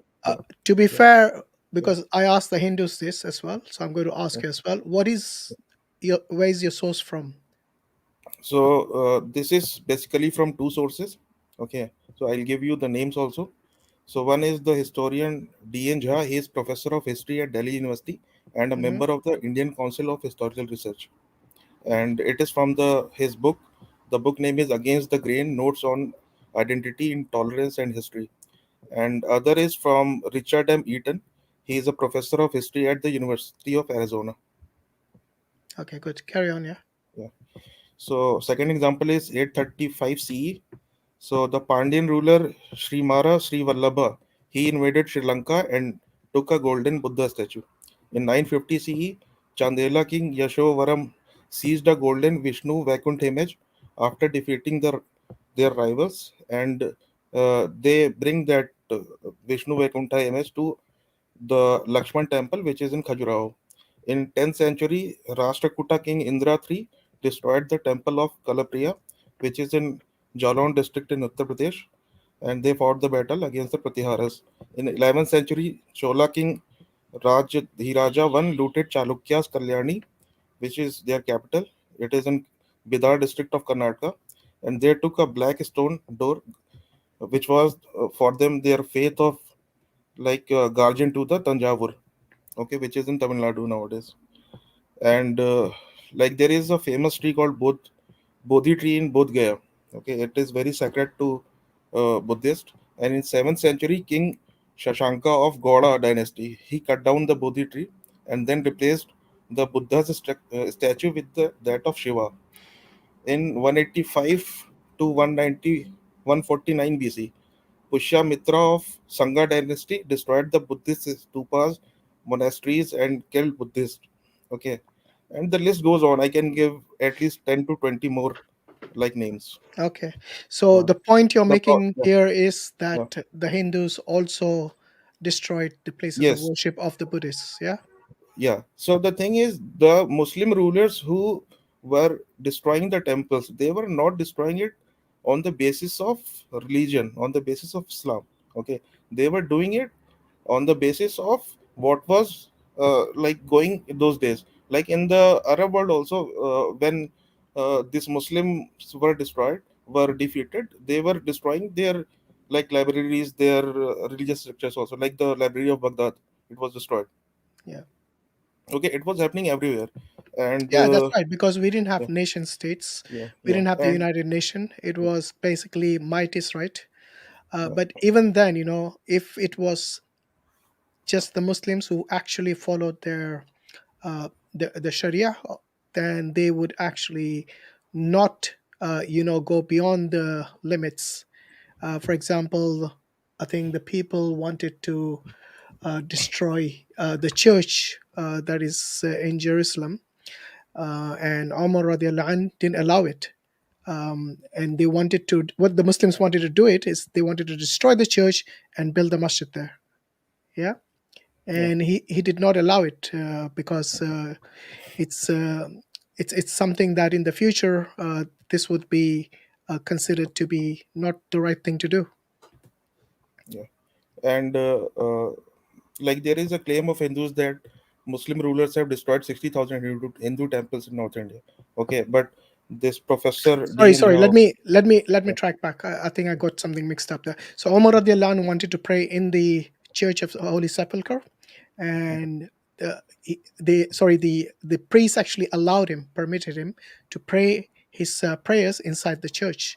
And Umar radiallahu anh said that he will not do it, and he did it actually outside the church, a bit further away, because he knew that the Muslims in the future they would actually raise it down because Omar prayed there and make it into a masjid. So he had the wisdom to see this, that it's a place of worship that they actually respect, and he didn't want it to be destroyed and harm the sentiments or whatever the reason was. He knew, he had the foresight to see that this church would be destroyed, so he did not pray inside the church, he prayed outside it.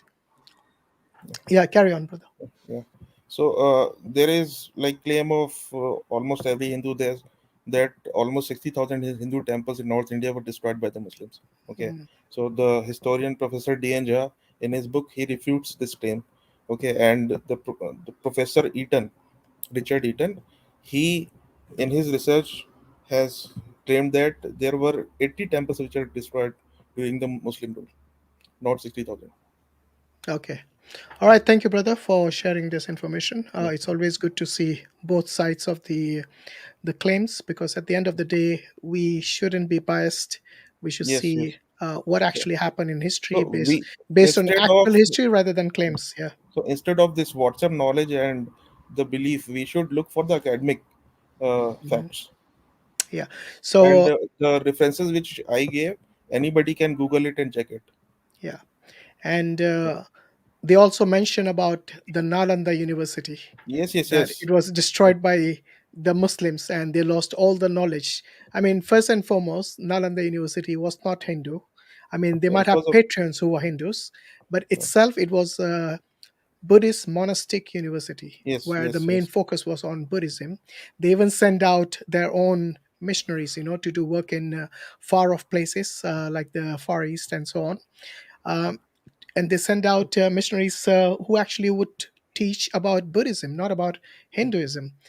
So And regarding this, before the Muslims even did anything to the university, the first ones who actually destroyed it and ransacked it were the Huns. And then later on, it was actually a Hindu king who destroyed and who looted a lot of it. And finally, when it was actually basically Buddhism was dying out there, almost the university itself was not in its initial, glory. That is when the Muslims came and basically they might have looted it, or whatever the reason was at that time. Yeah, actually, there was one Chinese traveler, Huan Sang. Yeah. Okay, so he was there for 5 years. He was there for many years, like from 631 to 645. He was visited there, and he spent 5 years in Nalanda University. Okay, and he has mentioned that it was set on fire by Hindu fanatics instead of the like believe that it was like destroyed by the Mamluk commander Bakhtiyar Khilji. Yeah. And yeah, I mean, we always have this. So first and foremost, the important thing is that Nalanda was a Buddhist monastic university, okay, not a Hindu university. Just because they might have used Sanskrit as a medium, or even used some of the Vedic knowledge and information in there, doesn't make it a Hindu university. It is like saying that somebody is teaching Sanskrit and Vedas in Oxford University, and Yeah, yeah. you all of a sudden start claiming Oxford is a Hindu university. That's just nonsense, honestly. Yes, yes. So yeah, I mean, even there, like I said, there are other invaders who came before the Huns and even the Hindus who wanted to destroy this same university, the Nalanda University. I think there was a Hindu king, the king of Bengal, and he actually, due to some antagonism between the Shivite Hindus and the Buddhists, he was the one who actually plundered it. Okay, and on both occasions, the buildings were actually restored, and the facilities were expanded over the attack after the attacks. But at the end, by the time the Khilji invaded this sacred temple of learning, Buddhism was on an overall state of decline in India. So Guess because of whom? It was because of the Hindus. They this were king's persecuting name them. was Shashank. Yeah. Was it the Bengal king? Yes. King of Bengal. Yeah. Yeah, he was the first king of the unified region of Bengal, and Yeah. he was from the God kingdom. Hmm. Yeah, and there are some actually Hindu professors who have said this. That there was internal degeneration coupled with decline of the Buddhist Pala dynasty that had been patronizing the university since the 8th century CE. And this third invasion by this Khilji was actually the final death blow, because Buddhism was already on a decline in India. It was mainly because of the persecution of the Hindus in the north of India in particular. Yeah. All right, brother. Jazakallah khair for sharing your information. Inshallah, until next time. Assalamu alaikum. Right. I think we got. Okay. Admin, please don't let anyone else join in the back studio. We are closing shortly. So People just, joining. yeah, I know. I think they don't read the Yeah, sure. instruction on the screen. Okay, Rajat Singh, you're next. Hello, can you hear me? Yeah. Yeah. How are you? Yeah, I'm good. How are you? I'm a big fan of Mansur and Hashim. I used to follow your channel. I like the dawa you give. I'm a Hindu. I was just chatting in the chat box even. So I am interested, but I'm still a Hindu. So yeah, that's a brief intro on me. Okay. And Yeah. Thank you for I'm that. from India. Thank you for your support. Sure. What's on your mind today? Yeah, I have a question. So, just before I heard you, talk about Khalifa Umar, who didn't pray inside a church, Yeah. so that there is no demolition happens there, and I really respect that. My question is, I have two questions. The first question is regarding the demolition and the judgment which happened after that. I mean, long Of the long after Babri that. Masjid? Yeah. So yes. Okay. So What about it? my question is, so the in the judgment, it is said that there was a structure underneath the Babri Masjid. It's not a Hindu temple or whatever it is. There was a structure, I guess. It's been a while, so you can correct me when I'm going wrong here. Yeah. I'm ready to accept my Yeah, they mistake. said So there was a structure not of Islamic origin. yes. So it could be Yes. Buddhist, it could be Hindu, it could be something else. The ASI did not specify what it was. Yeah, that's right. So my question is, so taking Khalifa Umar as an example, right? Who wanted to save a structure. I'm not defending again Hindus here, but my question is, so since there was a structure inside and there was a belief, I mean, I don't believe that Ram really existed, whatever, but I'm just talking in the Are you legal. sure you're a Hindu? Uh, I'm a born Hindu, But you but don't yeah, believe in Ram? I don't. I mean, I don't really consider him as a god, or I don't pray to Okay. him. But I'm a born Hindu, so my Do parents you are mind if I ask you Hindu. what your sampradaya is?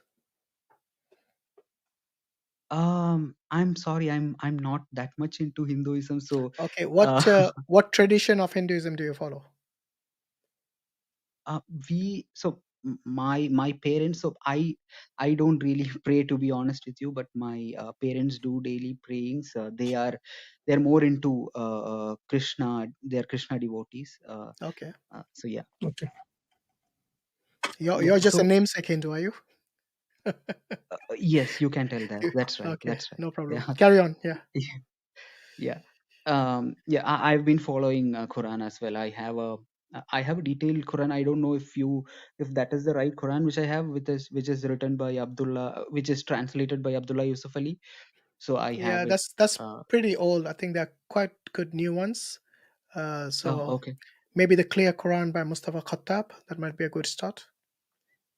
Yeah, I had a Quran before as well, but which is a small one. But I couldn't understand the inside meaning of it, so I thought I'll buy a detailed Quran, Okay, I which I see. bought. This is a Yeah, so pretty much. the Clear Quran, it actually gives you quite a bit of detail in terms of Okay. the meaning, and yeah, I mean there are lots of good apps as well. Maybe you can install those. Maybe. Okay. Sure. Okay, Yeah, I'll so do there's that. one Yeah. by gtaf.org. This is I think the green tech something. So it's Golf Tango Alpha um, Foxtrot.org, Okay. and you can Okay. try that. It's got the tafsir, so every single verse of the Quran. If you click on the three dots, it actually gives you the tafsir of the Quran by Ibn Kathir, and it gives you the exegesis, the explanation of those ayats, inshallah. And because it's very easy to search things on those apps, it's good to have a book as well, of course. It depends what you Sure. prefer. Yeah. Yeah. Anyway, yeah. Yeah. What's on your mind? Go ahead. Yeah. Oh yeah. So my question was, so the court had observed. The court has observed in 2019 when they were giving the judgment that a Hindu would require a temple to pray to his god. Again, that's a debate which needs to be done. But in the judgment, with respect to judgment, I'm just telling that the judges were of the opinion that a Hindu require a temple, but a Muslim per se, their doctrine or whatever doesn't necessarily ask them to be in a mosque to pray. So my question Who is, said that? considering. The judge probably doesn't know about Islam. We have to Okay. pray in a congregation in the masjid for Jummah, and Jummah, the Friday Mhm. prayers, is one of the most important, prayers of the week.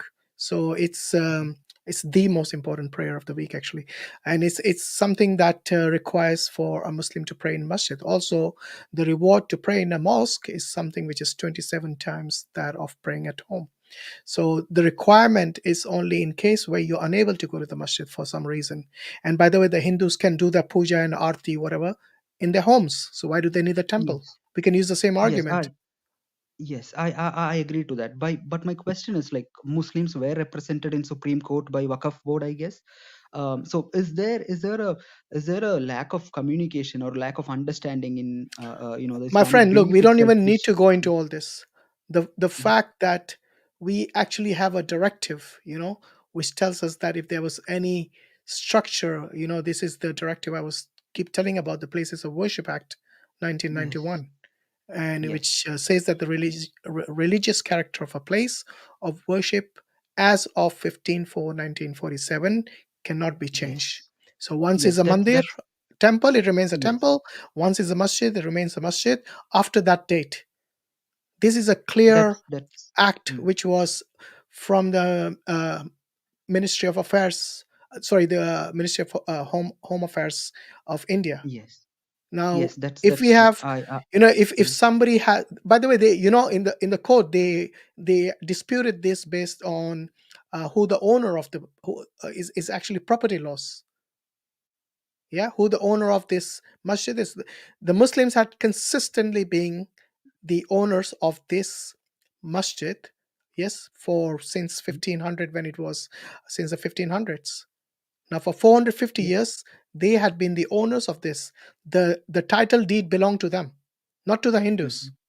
So you can't just That's come right. all of a sudden and say, oh, we think there was a mandir here and it was the exact spot where Ram was born. You don't even have evidence for Ram's existence, let alone his exact Yes. spot where he was born some thousands of years or millions of years, depending on which book you consult of from the Hinduism. So That's you right. tell me So whether the Supreme Court, they gave Mhm. a verdict which was fair and just, or were they under the pressure of the BJP, the ruling party? I think um if you ask any judge, he'll tell you that Mhm. this is something which is nonsense. I don't know if you watched the beginning of this stream, but I suggest you go and watch it, because there was Mhm. actually a former judge who said that he would have thrown the case out because there's no evidence for even the existence of Ram, let alone for the claim of Ram Janmabhoomi or Ram Mandir. That's Okay, so I don't think keep us. what the Yeah. Supreme Court did was fair and just, nor was it wise. I think they have now, um, you know, introduced a really dangerous precedent, because now the That's Hindus are right. claiming more and more temples as being, more and more masjids as being former Hindu temples. So how many more Yes. masjids you guys are going to destroy? How many more people have Don't to count die? me in. No. When I say you, I mean the Oh Supreme yes. Court and the government and all the right wing, Hindus, the BJP, the I understand. VHP, the RSS, all these hardline Hindus. They want to bring about a Rajya, a Ram Rajya, uh, on the blood of the innocent citizens of India. Yeah. That's true. I Yeah, have that two is two anything points but to. Ram Yeah. Rajya. It's probably a Ravan Rajya. That's what they want. Yeah, I completely agree with you. The things which are happening currently is not at all right. So the first point is like even during the Babri Masjid judgment, I want to make this clear to the Hindus who are watching this stream, that they had mentioned this places of worship act, and the judges were of the opinion that it's almost like a basic structure of Indian constitution which cannot be changed at all. So Absolutely. that means the Gyanwabi incident, which is happening currently, is against the Babri Masjid judgment, even if that has to be taken into account, Mm. because there was an observation that places of It's worship against act the is a basic constitution. structure. Against the Yes. constitution to Yes. go about doing this. And you know why they're doing it with impunity? Because they have full support from the government, from the That. local law enforcements, and this is only going to drag India, decades back. So even though Yes. it's on a trajectory where it's financially better off, but eventually, I mean, which country would want to trade with a government that discriminates on the basis of religion? What kind of a democracy would it be when the constitution gives the right for every citizen of India to not only practice the religion but to propagate it as well, and they have the freedom to do Yes. so? And now, the Muslims cannot even eat what they want to eat. Where is this freedom of religion? They can't even Right. pray in the mosque. The mosques are locked. Yes. uh, People are now making claims. So many claims will come forward because of this verdict in 2019 from the Supreme Court. It's an Yes. extremely I dangerous precedent. Yeah, that's true. So you are basically objecting the very fact that this is a doubt. I'm not here to argue. So this you are basically objecting to the fact that Supreme Court had made an observation that a mosque is not a necessity for a Muslim. No, I'm saying that is absolutely wrong from the Sharia perspective. I don't know what the Supreme Court thinks or where they got this ruling from. Anyone who says there is no need for a Muslim to pray in the masjid, they should ask if they can perform Jummah, the Friday prayers, without the congregation. Where are you going to find a congregation in the middle of the street? You're going to find it in the masjid, obviously. Right. And Okay, the other question is like again there is no comparing Friday to the prayers without a congregation. The other prayers you Mhm. can do, okay, but the Friday prayers has to be done in a congregation. And also for us, like I said, to pray in a congregation is 27 times better than praying alone or praying outside the masjid. Okay. So Okay. just one more Yeah, thing go I ahead. Yeah, have. because there are lots of people waiting. We need to wrap Oh up yes, quickly. yes. Yeah. Yeah, sure. I won't take more than a minute. So just from the example set by Khalifa Umar, who didn't want to demolish a structure. So what do you think? Like if there was a structure underneath the mosque, which is not Hindu for sure. I mean, which we don't know if it is a Hindu or a Buddhist structure or whatever. But taking the example from Umar, do you think that building another mosque in another site and giving, or maybe vacating that land, I'm not being rude here, I'm just No, asking you're you the free. doubt of mine. Feel free to Yeah, ask. so So I yeah, think the so case of Umar radiallahu anh doesn't apply here because Umar radiallahu anh mhm. refused to pray in a church because Okay. he foresaw the fact that the Muslims might destroy it and build a masjid there because Umar prayed there. So that was the reason for him not praying in the obviously he had the intention of this particular church not being destroyed because it was something which was quite important for them. Yeah, the Church of the Holy Sepulchre, which is where they believe that Jesus was born in Bethlehem. But anyway, what I'm trying to say here is that if the ASI submitted a report saying that we don't know exactly what structure was there, yes, neither did the ASI report say Ram was born at that exact spot, because that was the main reason they all wanted to destroy this mosque, because of the claim that Ram was born there. Now the question arises, why did none of the historians write about Ram Mandir? Yes, if you look at the history that the Hindus have written, none of them mention Ram Mandir was at that spot. Yeah. So where are they getting these claims from all of a sudden? Yes, it That wasn't is until that is the true. 17th century or the 18th century when they started to make these claims that Ram was born there. And that too, that seed of division came from a colonialist, from a British. I forgot what this guy's name was, but he's the one who claimed that there was Ram was born here. And because of this seed of division, this is what the British do, isn't it? They divide and rule. And Yes. that is when the Hindus started saying, we want this land because Ram was born here, without any evidence, without any proof whatsoever. So I That's think right. the Hindus I should go and agree to read the that. history before making such claims. Like even if there was a structure before, which could have been a Buddhist temple or a Hindu temple, the question still arises: where is the evidence that this was destroyed by the Muslims specifically to build a masjid? Maybe it was destroyed in a war. I don't know. Maybe it was some other reason. We don't know this. We can only speculate about things we don't know from history, which is not written in this particular case. But the question Yeah, remains, I understand. So why did the Hindus not make claim to that land before the 17th century? Before the British that told is them there was Ram born there. Before Okay, this, a good a good yeah. question to reflect on. Let's leave it there, Rajat Singh. We appreciate your presence here in this stream and giving your thoughts and suggestions and so on. We need to wrap up quickly, and we've got a lot of guests still waiting. You're more yeah, than I can welcome understand. to join Thanks, again in Mansur our bhai. Thanks, streams Hashim. again. Yeah. So take care in the meantime. Sure. Yeah. Bye. Thank you. Thanks. Bye.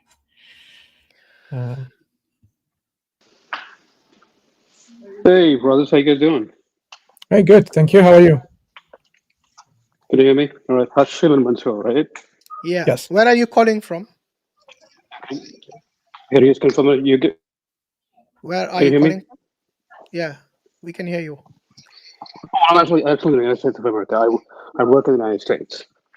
Okay, you're calling from the US? Yeah, I work in Can the you? United States. I'm from India, though. Okay, good. So you got any questions or comments to make with regards to the topic we are discussing today? Oh, what I want to do is I've been patiently enough, on streaming for the past three hours, okay, and I'm talking about a lot of science and everything, right? So you guys have been here a long time. I've been here a long time. So let's keep this as simple as possible. No, but because Your this is the end of question the is stream. one thing, right? You want, Hey, don't tell me to wait. You wait. yeah. So be patient. If you come here, behave like a guest. Okay, because we'll not tolerate Did you disrespect hear what here. I said? I said, It doesn't matter if you're waiting here I for 3 understand. hours. I understand. There are a No. lot of people waiting. All I'm saying is that because What of the I'm limited saying is, time, I are you understand. listening, man? Don't talk over me. Let me finish.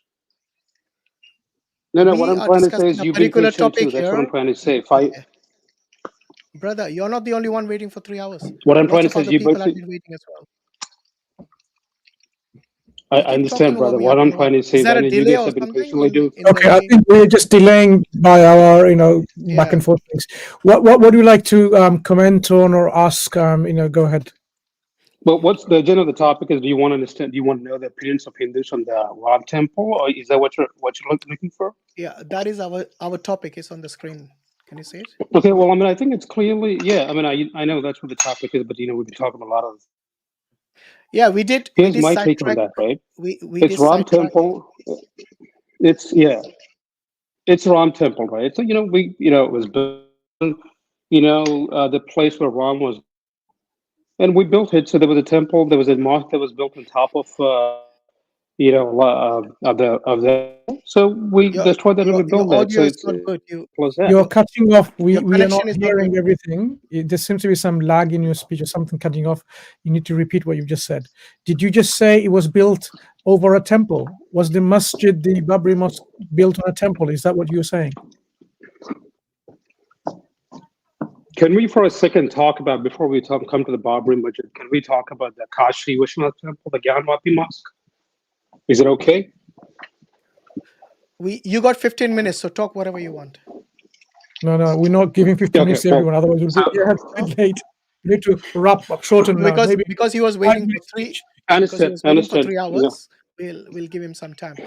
What do you want to share about? First, I want to know what's your religion? Are you Hindu? I'm a Hindu. The reason why I said I was Muslim was, since my childhood, a lot of Muslims, I've given fatihas, I've been to Sunni Kabristan, I've been with, I did a lot of stuff, right? So more Muslim stuff than, okay. So which is why I was saying, right now you're a okay, Hindu. I don't know which part of the world are you from? Are you Hindu right now? Yes. Okay, that's all I wanted to know. Let's not delay this more than Sure, necessary. So what is it you want to share about the Gyanvapi? Yeah, sure. Okay, so all right. So Gyan, have you seen the pictures of that? I haven't. No. Have you seen the on top of the what is Hindu just make the point. structures? Have you seen that? Make the point you want There's to make. the point I'm trying to say. The point I'm trying to say. Do you agree? For example, like I said, right? So we'll come to the Rama Mandir. Let's quickly talk about this, Kashi Gyanvapi Mosque temple. Have you seen the structure where the masjid was built on top of the temple? Have you seen that? Right. And what's the point you're making? What do you have to say about that? I have this to say about that. Do you believe the masjid was on top of the temple? Can you read Do you what's believe on the it was screen? built on top of the temple, or the temple was built on? Regardless, can you read what's on the screen? The Places of Worship Act, religious. Yeah, I mean it's a small. I'm trying to read it. Okay, religious character. It's small. It's as on compact. cannot be changed. Yeah. So it says the Place of Worship Act 1991. I don't know, for some reason I don't see that. Which says that the religious character of a place of worship as on 15 April 1947 cannot be changed. So whatever the structure was for the purpose before this date, it remains the same. Do you agree? Are you going to respond to what I just said? Right. Before you go further? I was asking, what do you think about this Places of Worship Act? What do you think about it? See that. I understand.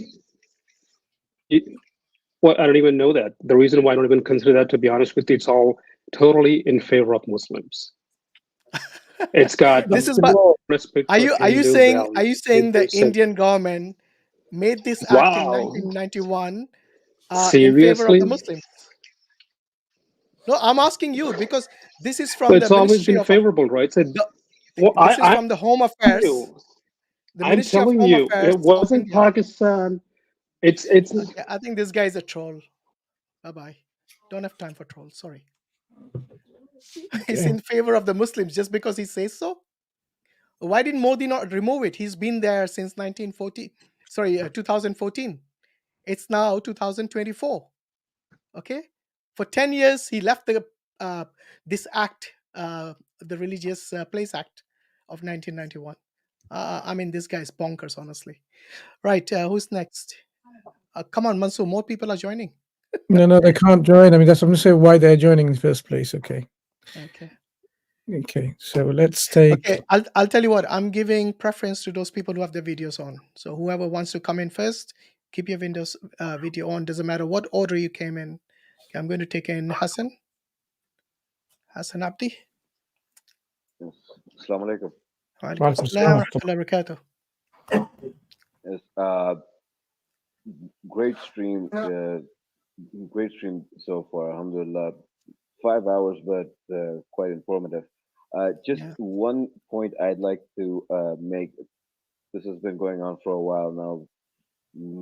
A lot of streams, people have been mentioning KK Mohammed, but what about Irfan Habib? Irfan Habib, his senior, refuted him, and Irfan Habib wasn't even a Muslim; he was a Marxist. So there's no bias there either. No, KK Mohammed was a Marxist. And so was Irfan Habib. Well, they're both Marxists. Okay. Yes. Right. And he refuted him.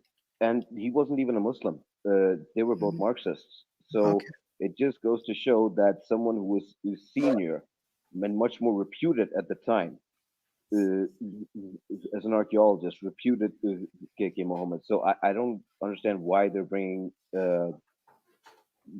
up a man who's been refuted by his own senior, someone who was more respected than him, and someone who has, as far as I remember, a much more gravitational reputation, a much better reputation as an archaeologist in the international community. Right. Yeah, I did hear of Irfan Habib as well. You're right. Yeah.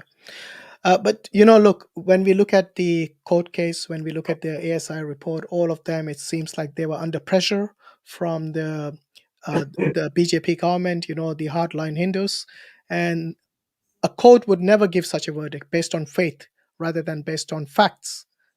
And this shows us that is clear bias, clear discrimination of the Muslims, who had their property stolen from them, literally.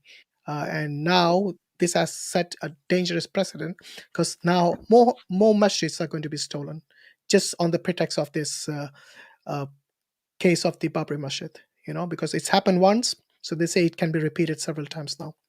And every time the elections come near, they start this drama. And a lot of people die, unfortunately. They don't even realize this. As I said earlier, this is anything but Ram Rajya. It's been this Modi Rajya or Ravan Rajya, as I would say, because Ravan wants killing, he wants injustice. Ram wouldn't want that. So even if Ram did exist, he wouldn't want to discriminate anyone in India, be there whatever religion, background, upper caste, lower caste, outcast, you name it. This discrimination doesn't come from Ram, that's supposed to be Maryada Purushottam, the ideal man. Yeah. Okay, Hassan Bhai, is that all you wanted to share? Is there anything else? That's pretty much it. Okay. Where are you calling from? For the script. I'm calling from the UAE, Dubai right now. Oh, mashallah. Okay. Take care, bro. Assalamu alaikum. I see some more people joined. Those people who joined, we're not going to take them, I'm afraid. We did mention that we're not taking anyone. So TK T-Khan. Assalamu alaikum. Wa alaikum assalam. Alhamdulillah. How are you? Yeah, alhamdulillah. It was really great stream. So I will not take so much time. I will just mention some points in 2 minutes only. Right? Okay. See the first point is even if you build the mandir there, right? We know that one psychology is there which every religion has, and Islam doesn't have one, which is the fear of extinguish, right? Even Christian feels that, even Jews feel that, even Hindus feel that, right? So Muslim faced so many things, we can say, in historical and even in present times they are facing a lot of things, but they didn't not a single time played a victim card, which we can say that this our religion will be extinguished, right? Our religion will be dead after this, right? So you can see in India they are placing a political play card where they are saying that Hindus will be dead because Muslims are growing so much, right? So they have this fear of this thing. So the Are first, you saying 80% are afraid of the 15% or so? I don't know. They have their psychology. They have this psychology that Yeah. their religion will be dead after that. But one thing is there, and even they are just pointing out finger to the previous Muslim rulers that they did this, and that. But Mm. I want to say that if just one ruler, we can take Aurangzeb. They put a point out many fingers on him, and they said that even one person said that he was converting 20,000 Brahmins per day to Muslim. So I hope that there was no one single Hindu left on this India thing, if that was the true, right? And the second thing That is is a there. rumor. Just to make clear, yeah. Yeah, Yeah, I think the people should read the book by Audrey Audrey Trush, Truschke. It's and called that is Aurangzeb. Aurangzeb: The Yeah. Life and Legacy of India. If Yeah, sorry, the they man and banned the myth. Audrey Trush there, Yeah, they banned her to come into the India. yeah. So because they have a Aurangzeb, fear of, Aurangzeb: The Man and the Myth by yeah, Audrey Truschke. yeah, Truschke. yeah. She is Yeah, a she's a historian, and she's Australian historian. actually no, she's in the U.S. Okay, She's at Rutgers University, okay, an associate professor of history at Rutgers University, okay. and she specializes in the history of South Asia Right, in particular, right, and right. that includes the Mughal Empire. Yeah, Right. And even in India, she is banned from coming from India, to I come wouldn't be from, surprised. Yeah, yeah. So that. And the second thing is that I want to say one thing, that to the Indian Muslims specifically, that we are somewhere losing the parenting tips, the things of our parenting, because a lot of, I am giving you the ground reality, a lot of Muslim girls are going and running away with the Hindu boys or non-Muslim people, or other youngsters, right? So and these girls are totally in the hijab manner or everything else. I want to say that somewhere we are actually losing our parenting models, the prophetic parenting models, and I want to give a message that well, it's not just that; it's ignorance, basically. it's It doesn't ignorance. it doesn't mean the parents, if they are unaware of Islam, that the parents cannot make an effort to send them to a school to study about Islam. Or That's what actually I'm saying, that we are yeah, losing the parenting the things yeah, here, right? we are Because even though not after parents, educating them as they're supposed to. Yeah, yeah, yeah. And the third thing is there, that there was a thing in we can say, right now they finished the thing of Babri Masjid, and now they are going to Gyan Babri Masjid, yeah, I know. right? And they have a long list. They have a long list of masjids, and which they wanna do that. I wanna Yeah, say one thing. There was a king, I hope, and actually I'm losing the connection here. Can you hear yeah, I me? can I can hear you. Yeah, Yeah, so-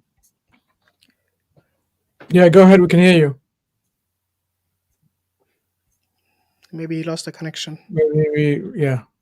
Anyway, so while you sing, we'll just bring Muhammad Safan Alvi. Hello.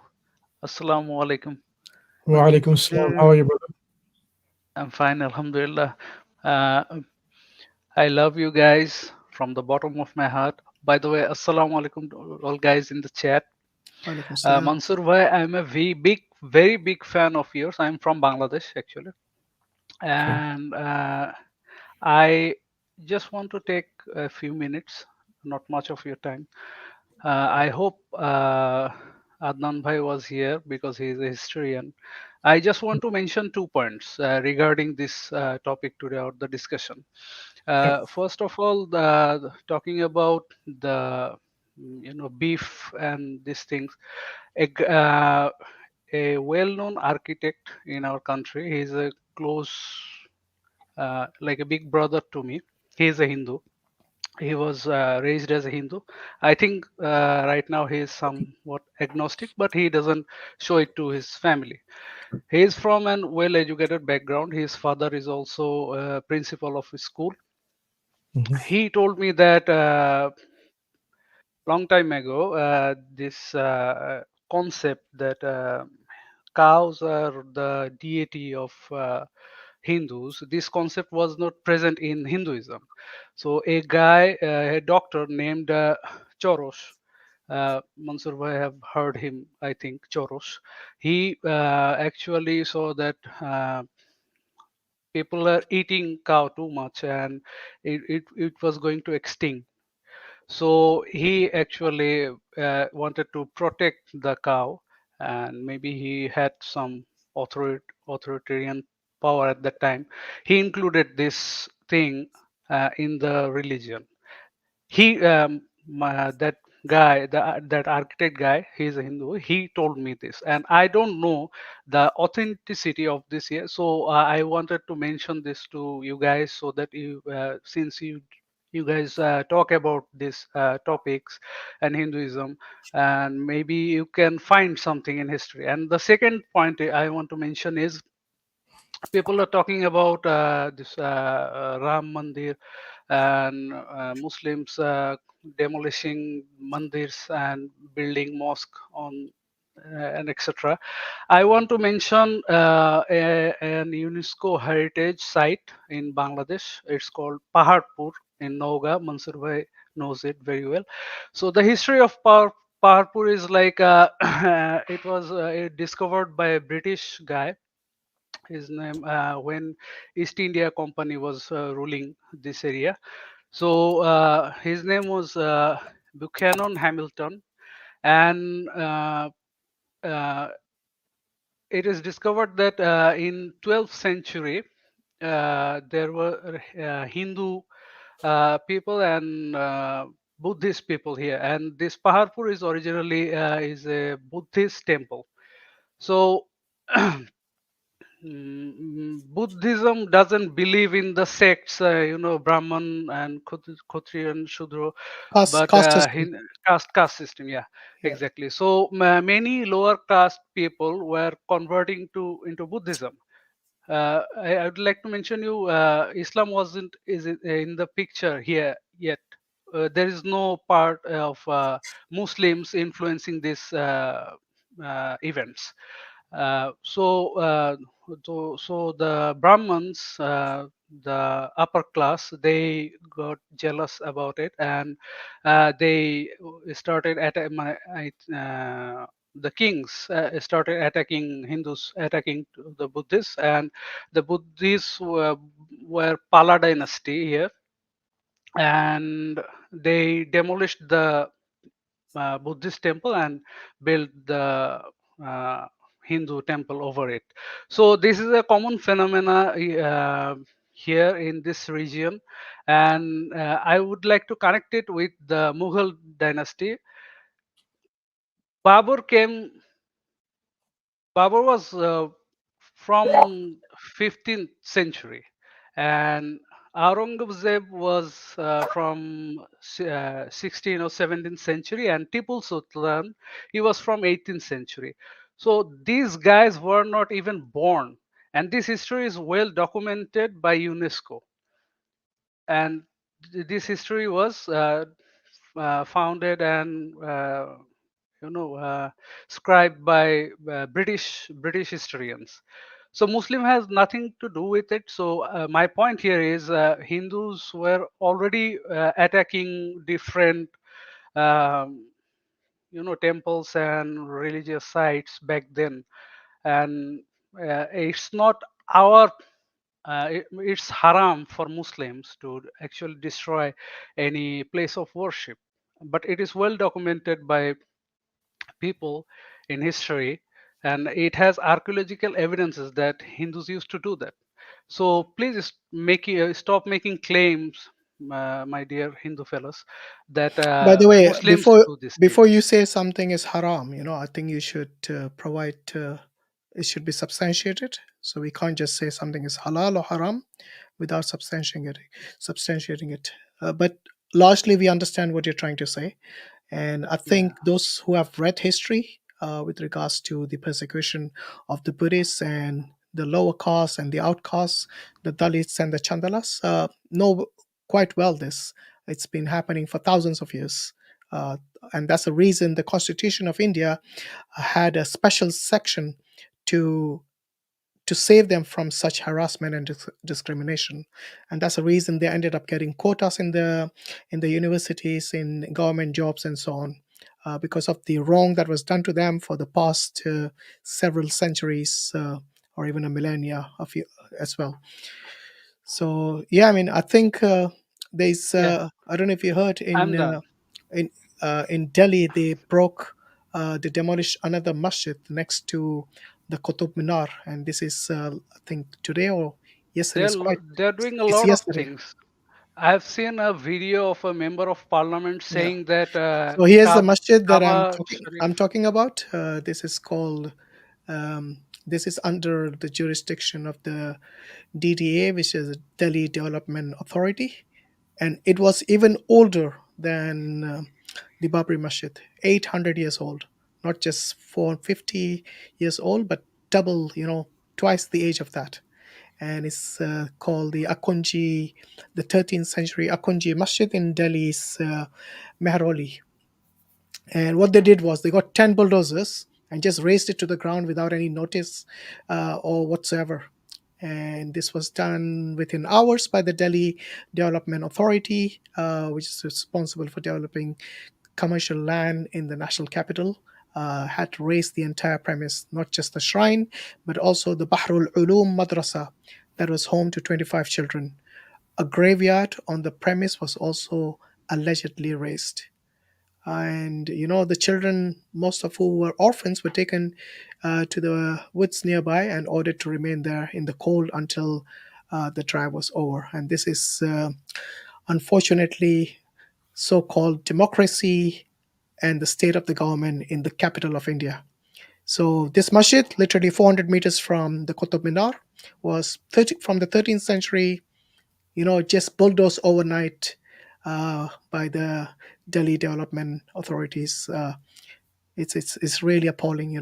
May Allah give them sabr, and may Allah help the Muslimun in India, in Gaza, in Palestine, in all the places around the world. May Allah make their affairs easy and give them sabr and give them the justice that they deserve. We pray to Allah. Ameen, ameen. Allah, Allah Hasbunallah mustaan. wa ni'mal wakil. Ameen. It's Allah we only need. Barakallah. Okay, well, Barakallah Khan. TK Khan, his network is fixed. Just your last complete your point, and inshallah we will end our stream. So I'll take my leave, brothers. Okay, take care, Assalamu Safyan bhai. Wa alaikum salam. Don't forget to join on Saturday, inshallah, on the Bangla stream. Inshallah, brother. Yeah, and spread the word, inshallah. Yeah, I have already done it.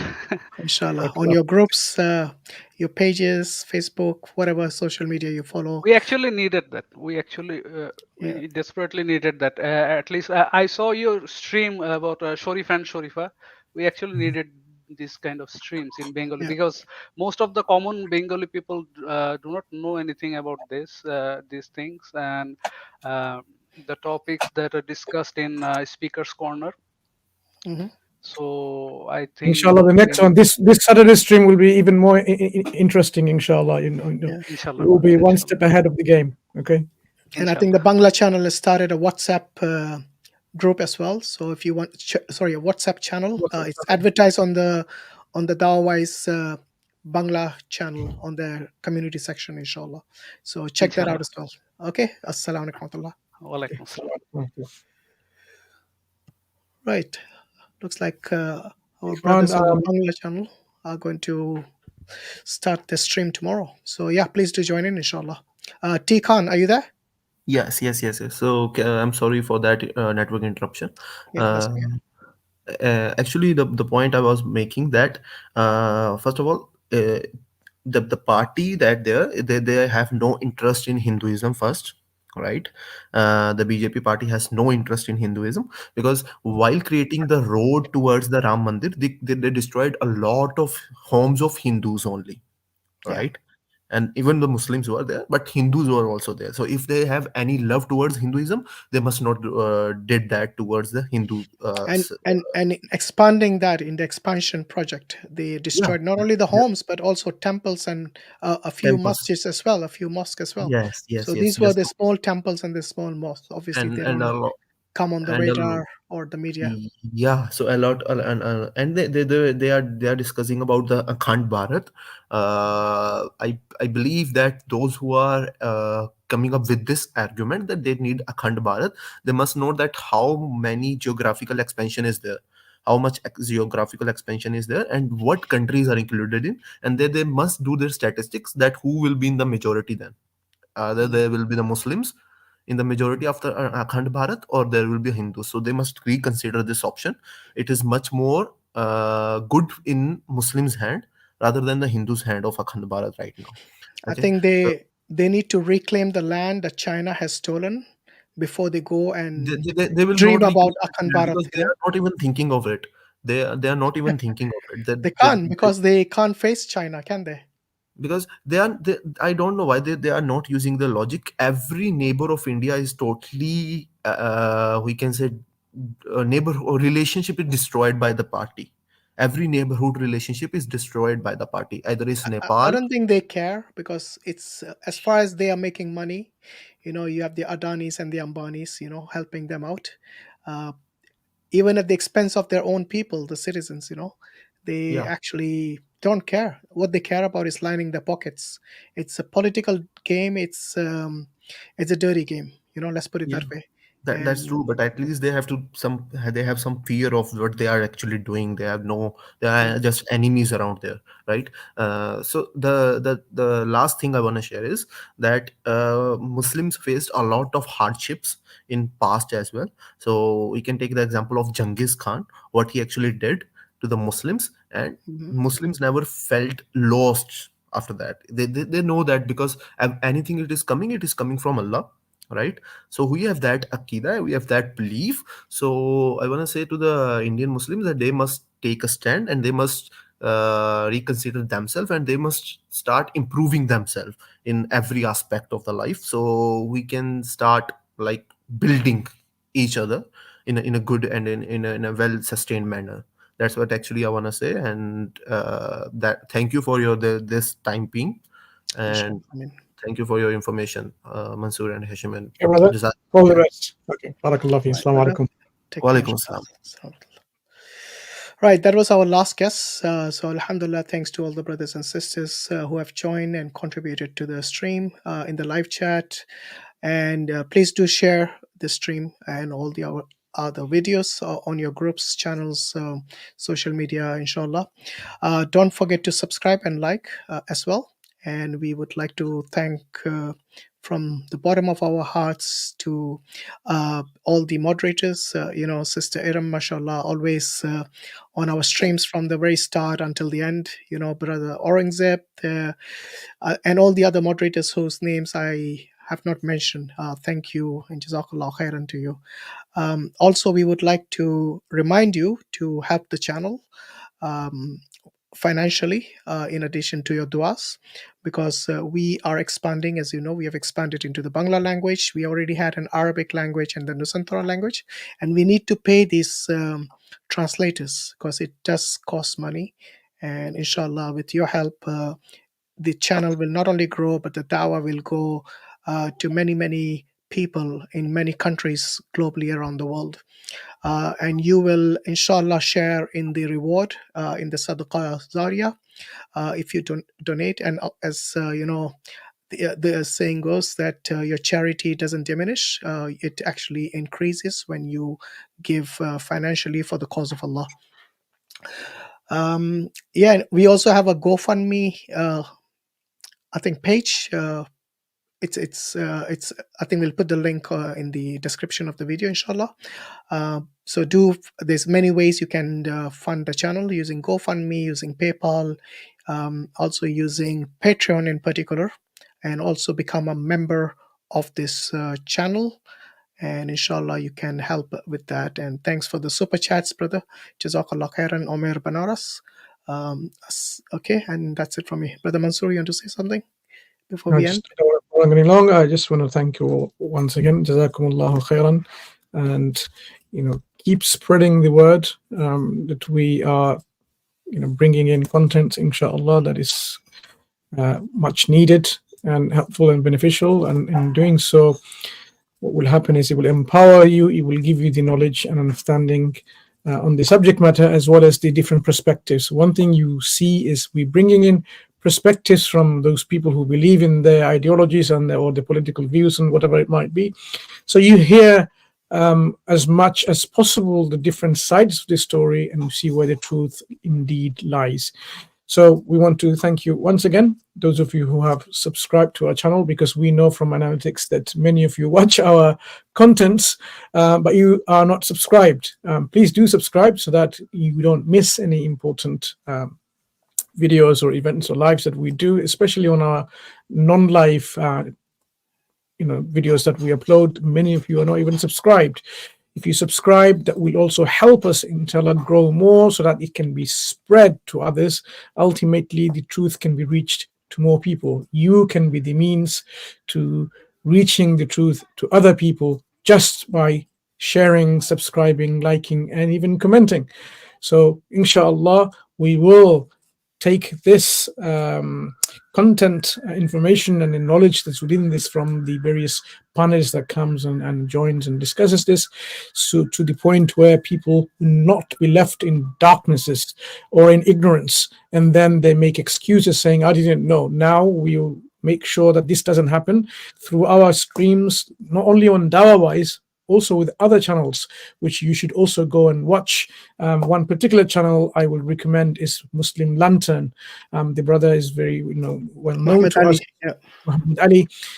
Please do watch and learn from him. He's very young and charismatic, knowledgeable, and straight in his, as well as EF Dawah and various other channels where you will benefit. So don't only, we're not only saying stick to the Dawah-wise community. No, you are within a community of Muslims who are helping each other to spread the word of Islam, the truth of Islam, and do support them.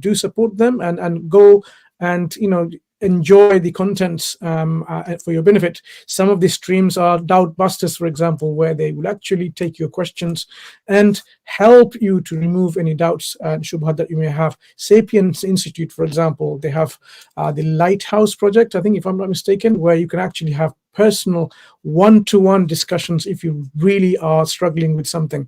So likewise, when you go and see, for example, Hamza's den, the arena, and so on, you will see how things can be totally deconstructed when people come in and left with nothing but to say and see the truth of Islam, inshallah. So we are a global community. We help each other. We help each other to grow and benefit from each other. We learn from each other, and you do so likewise.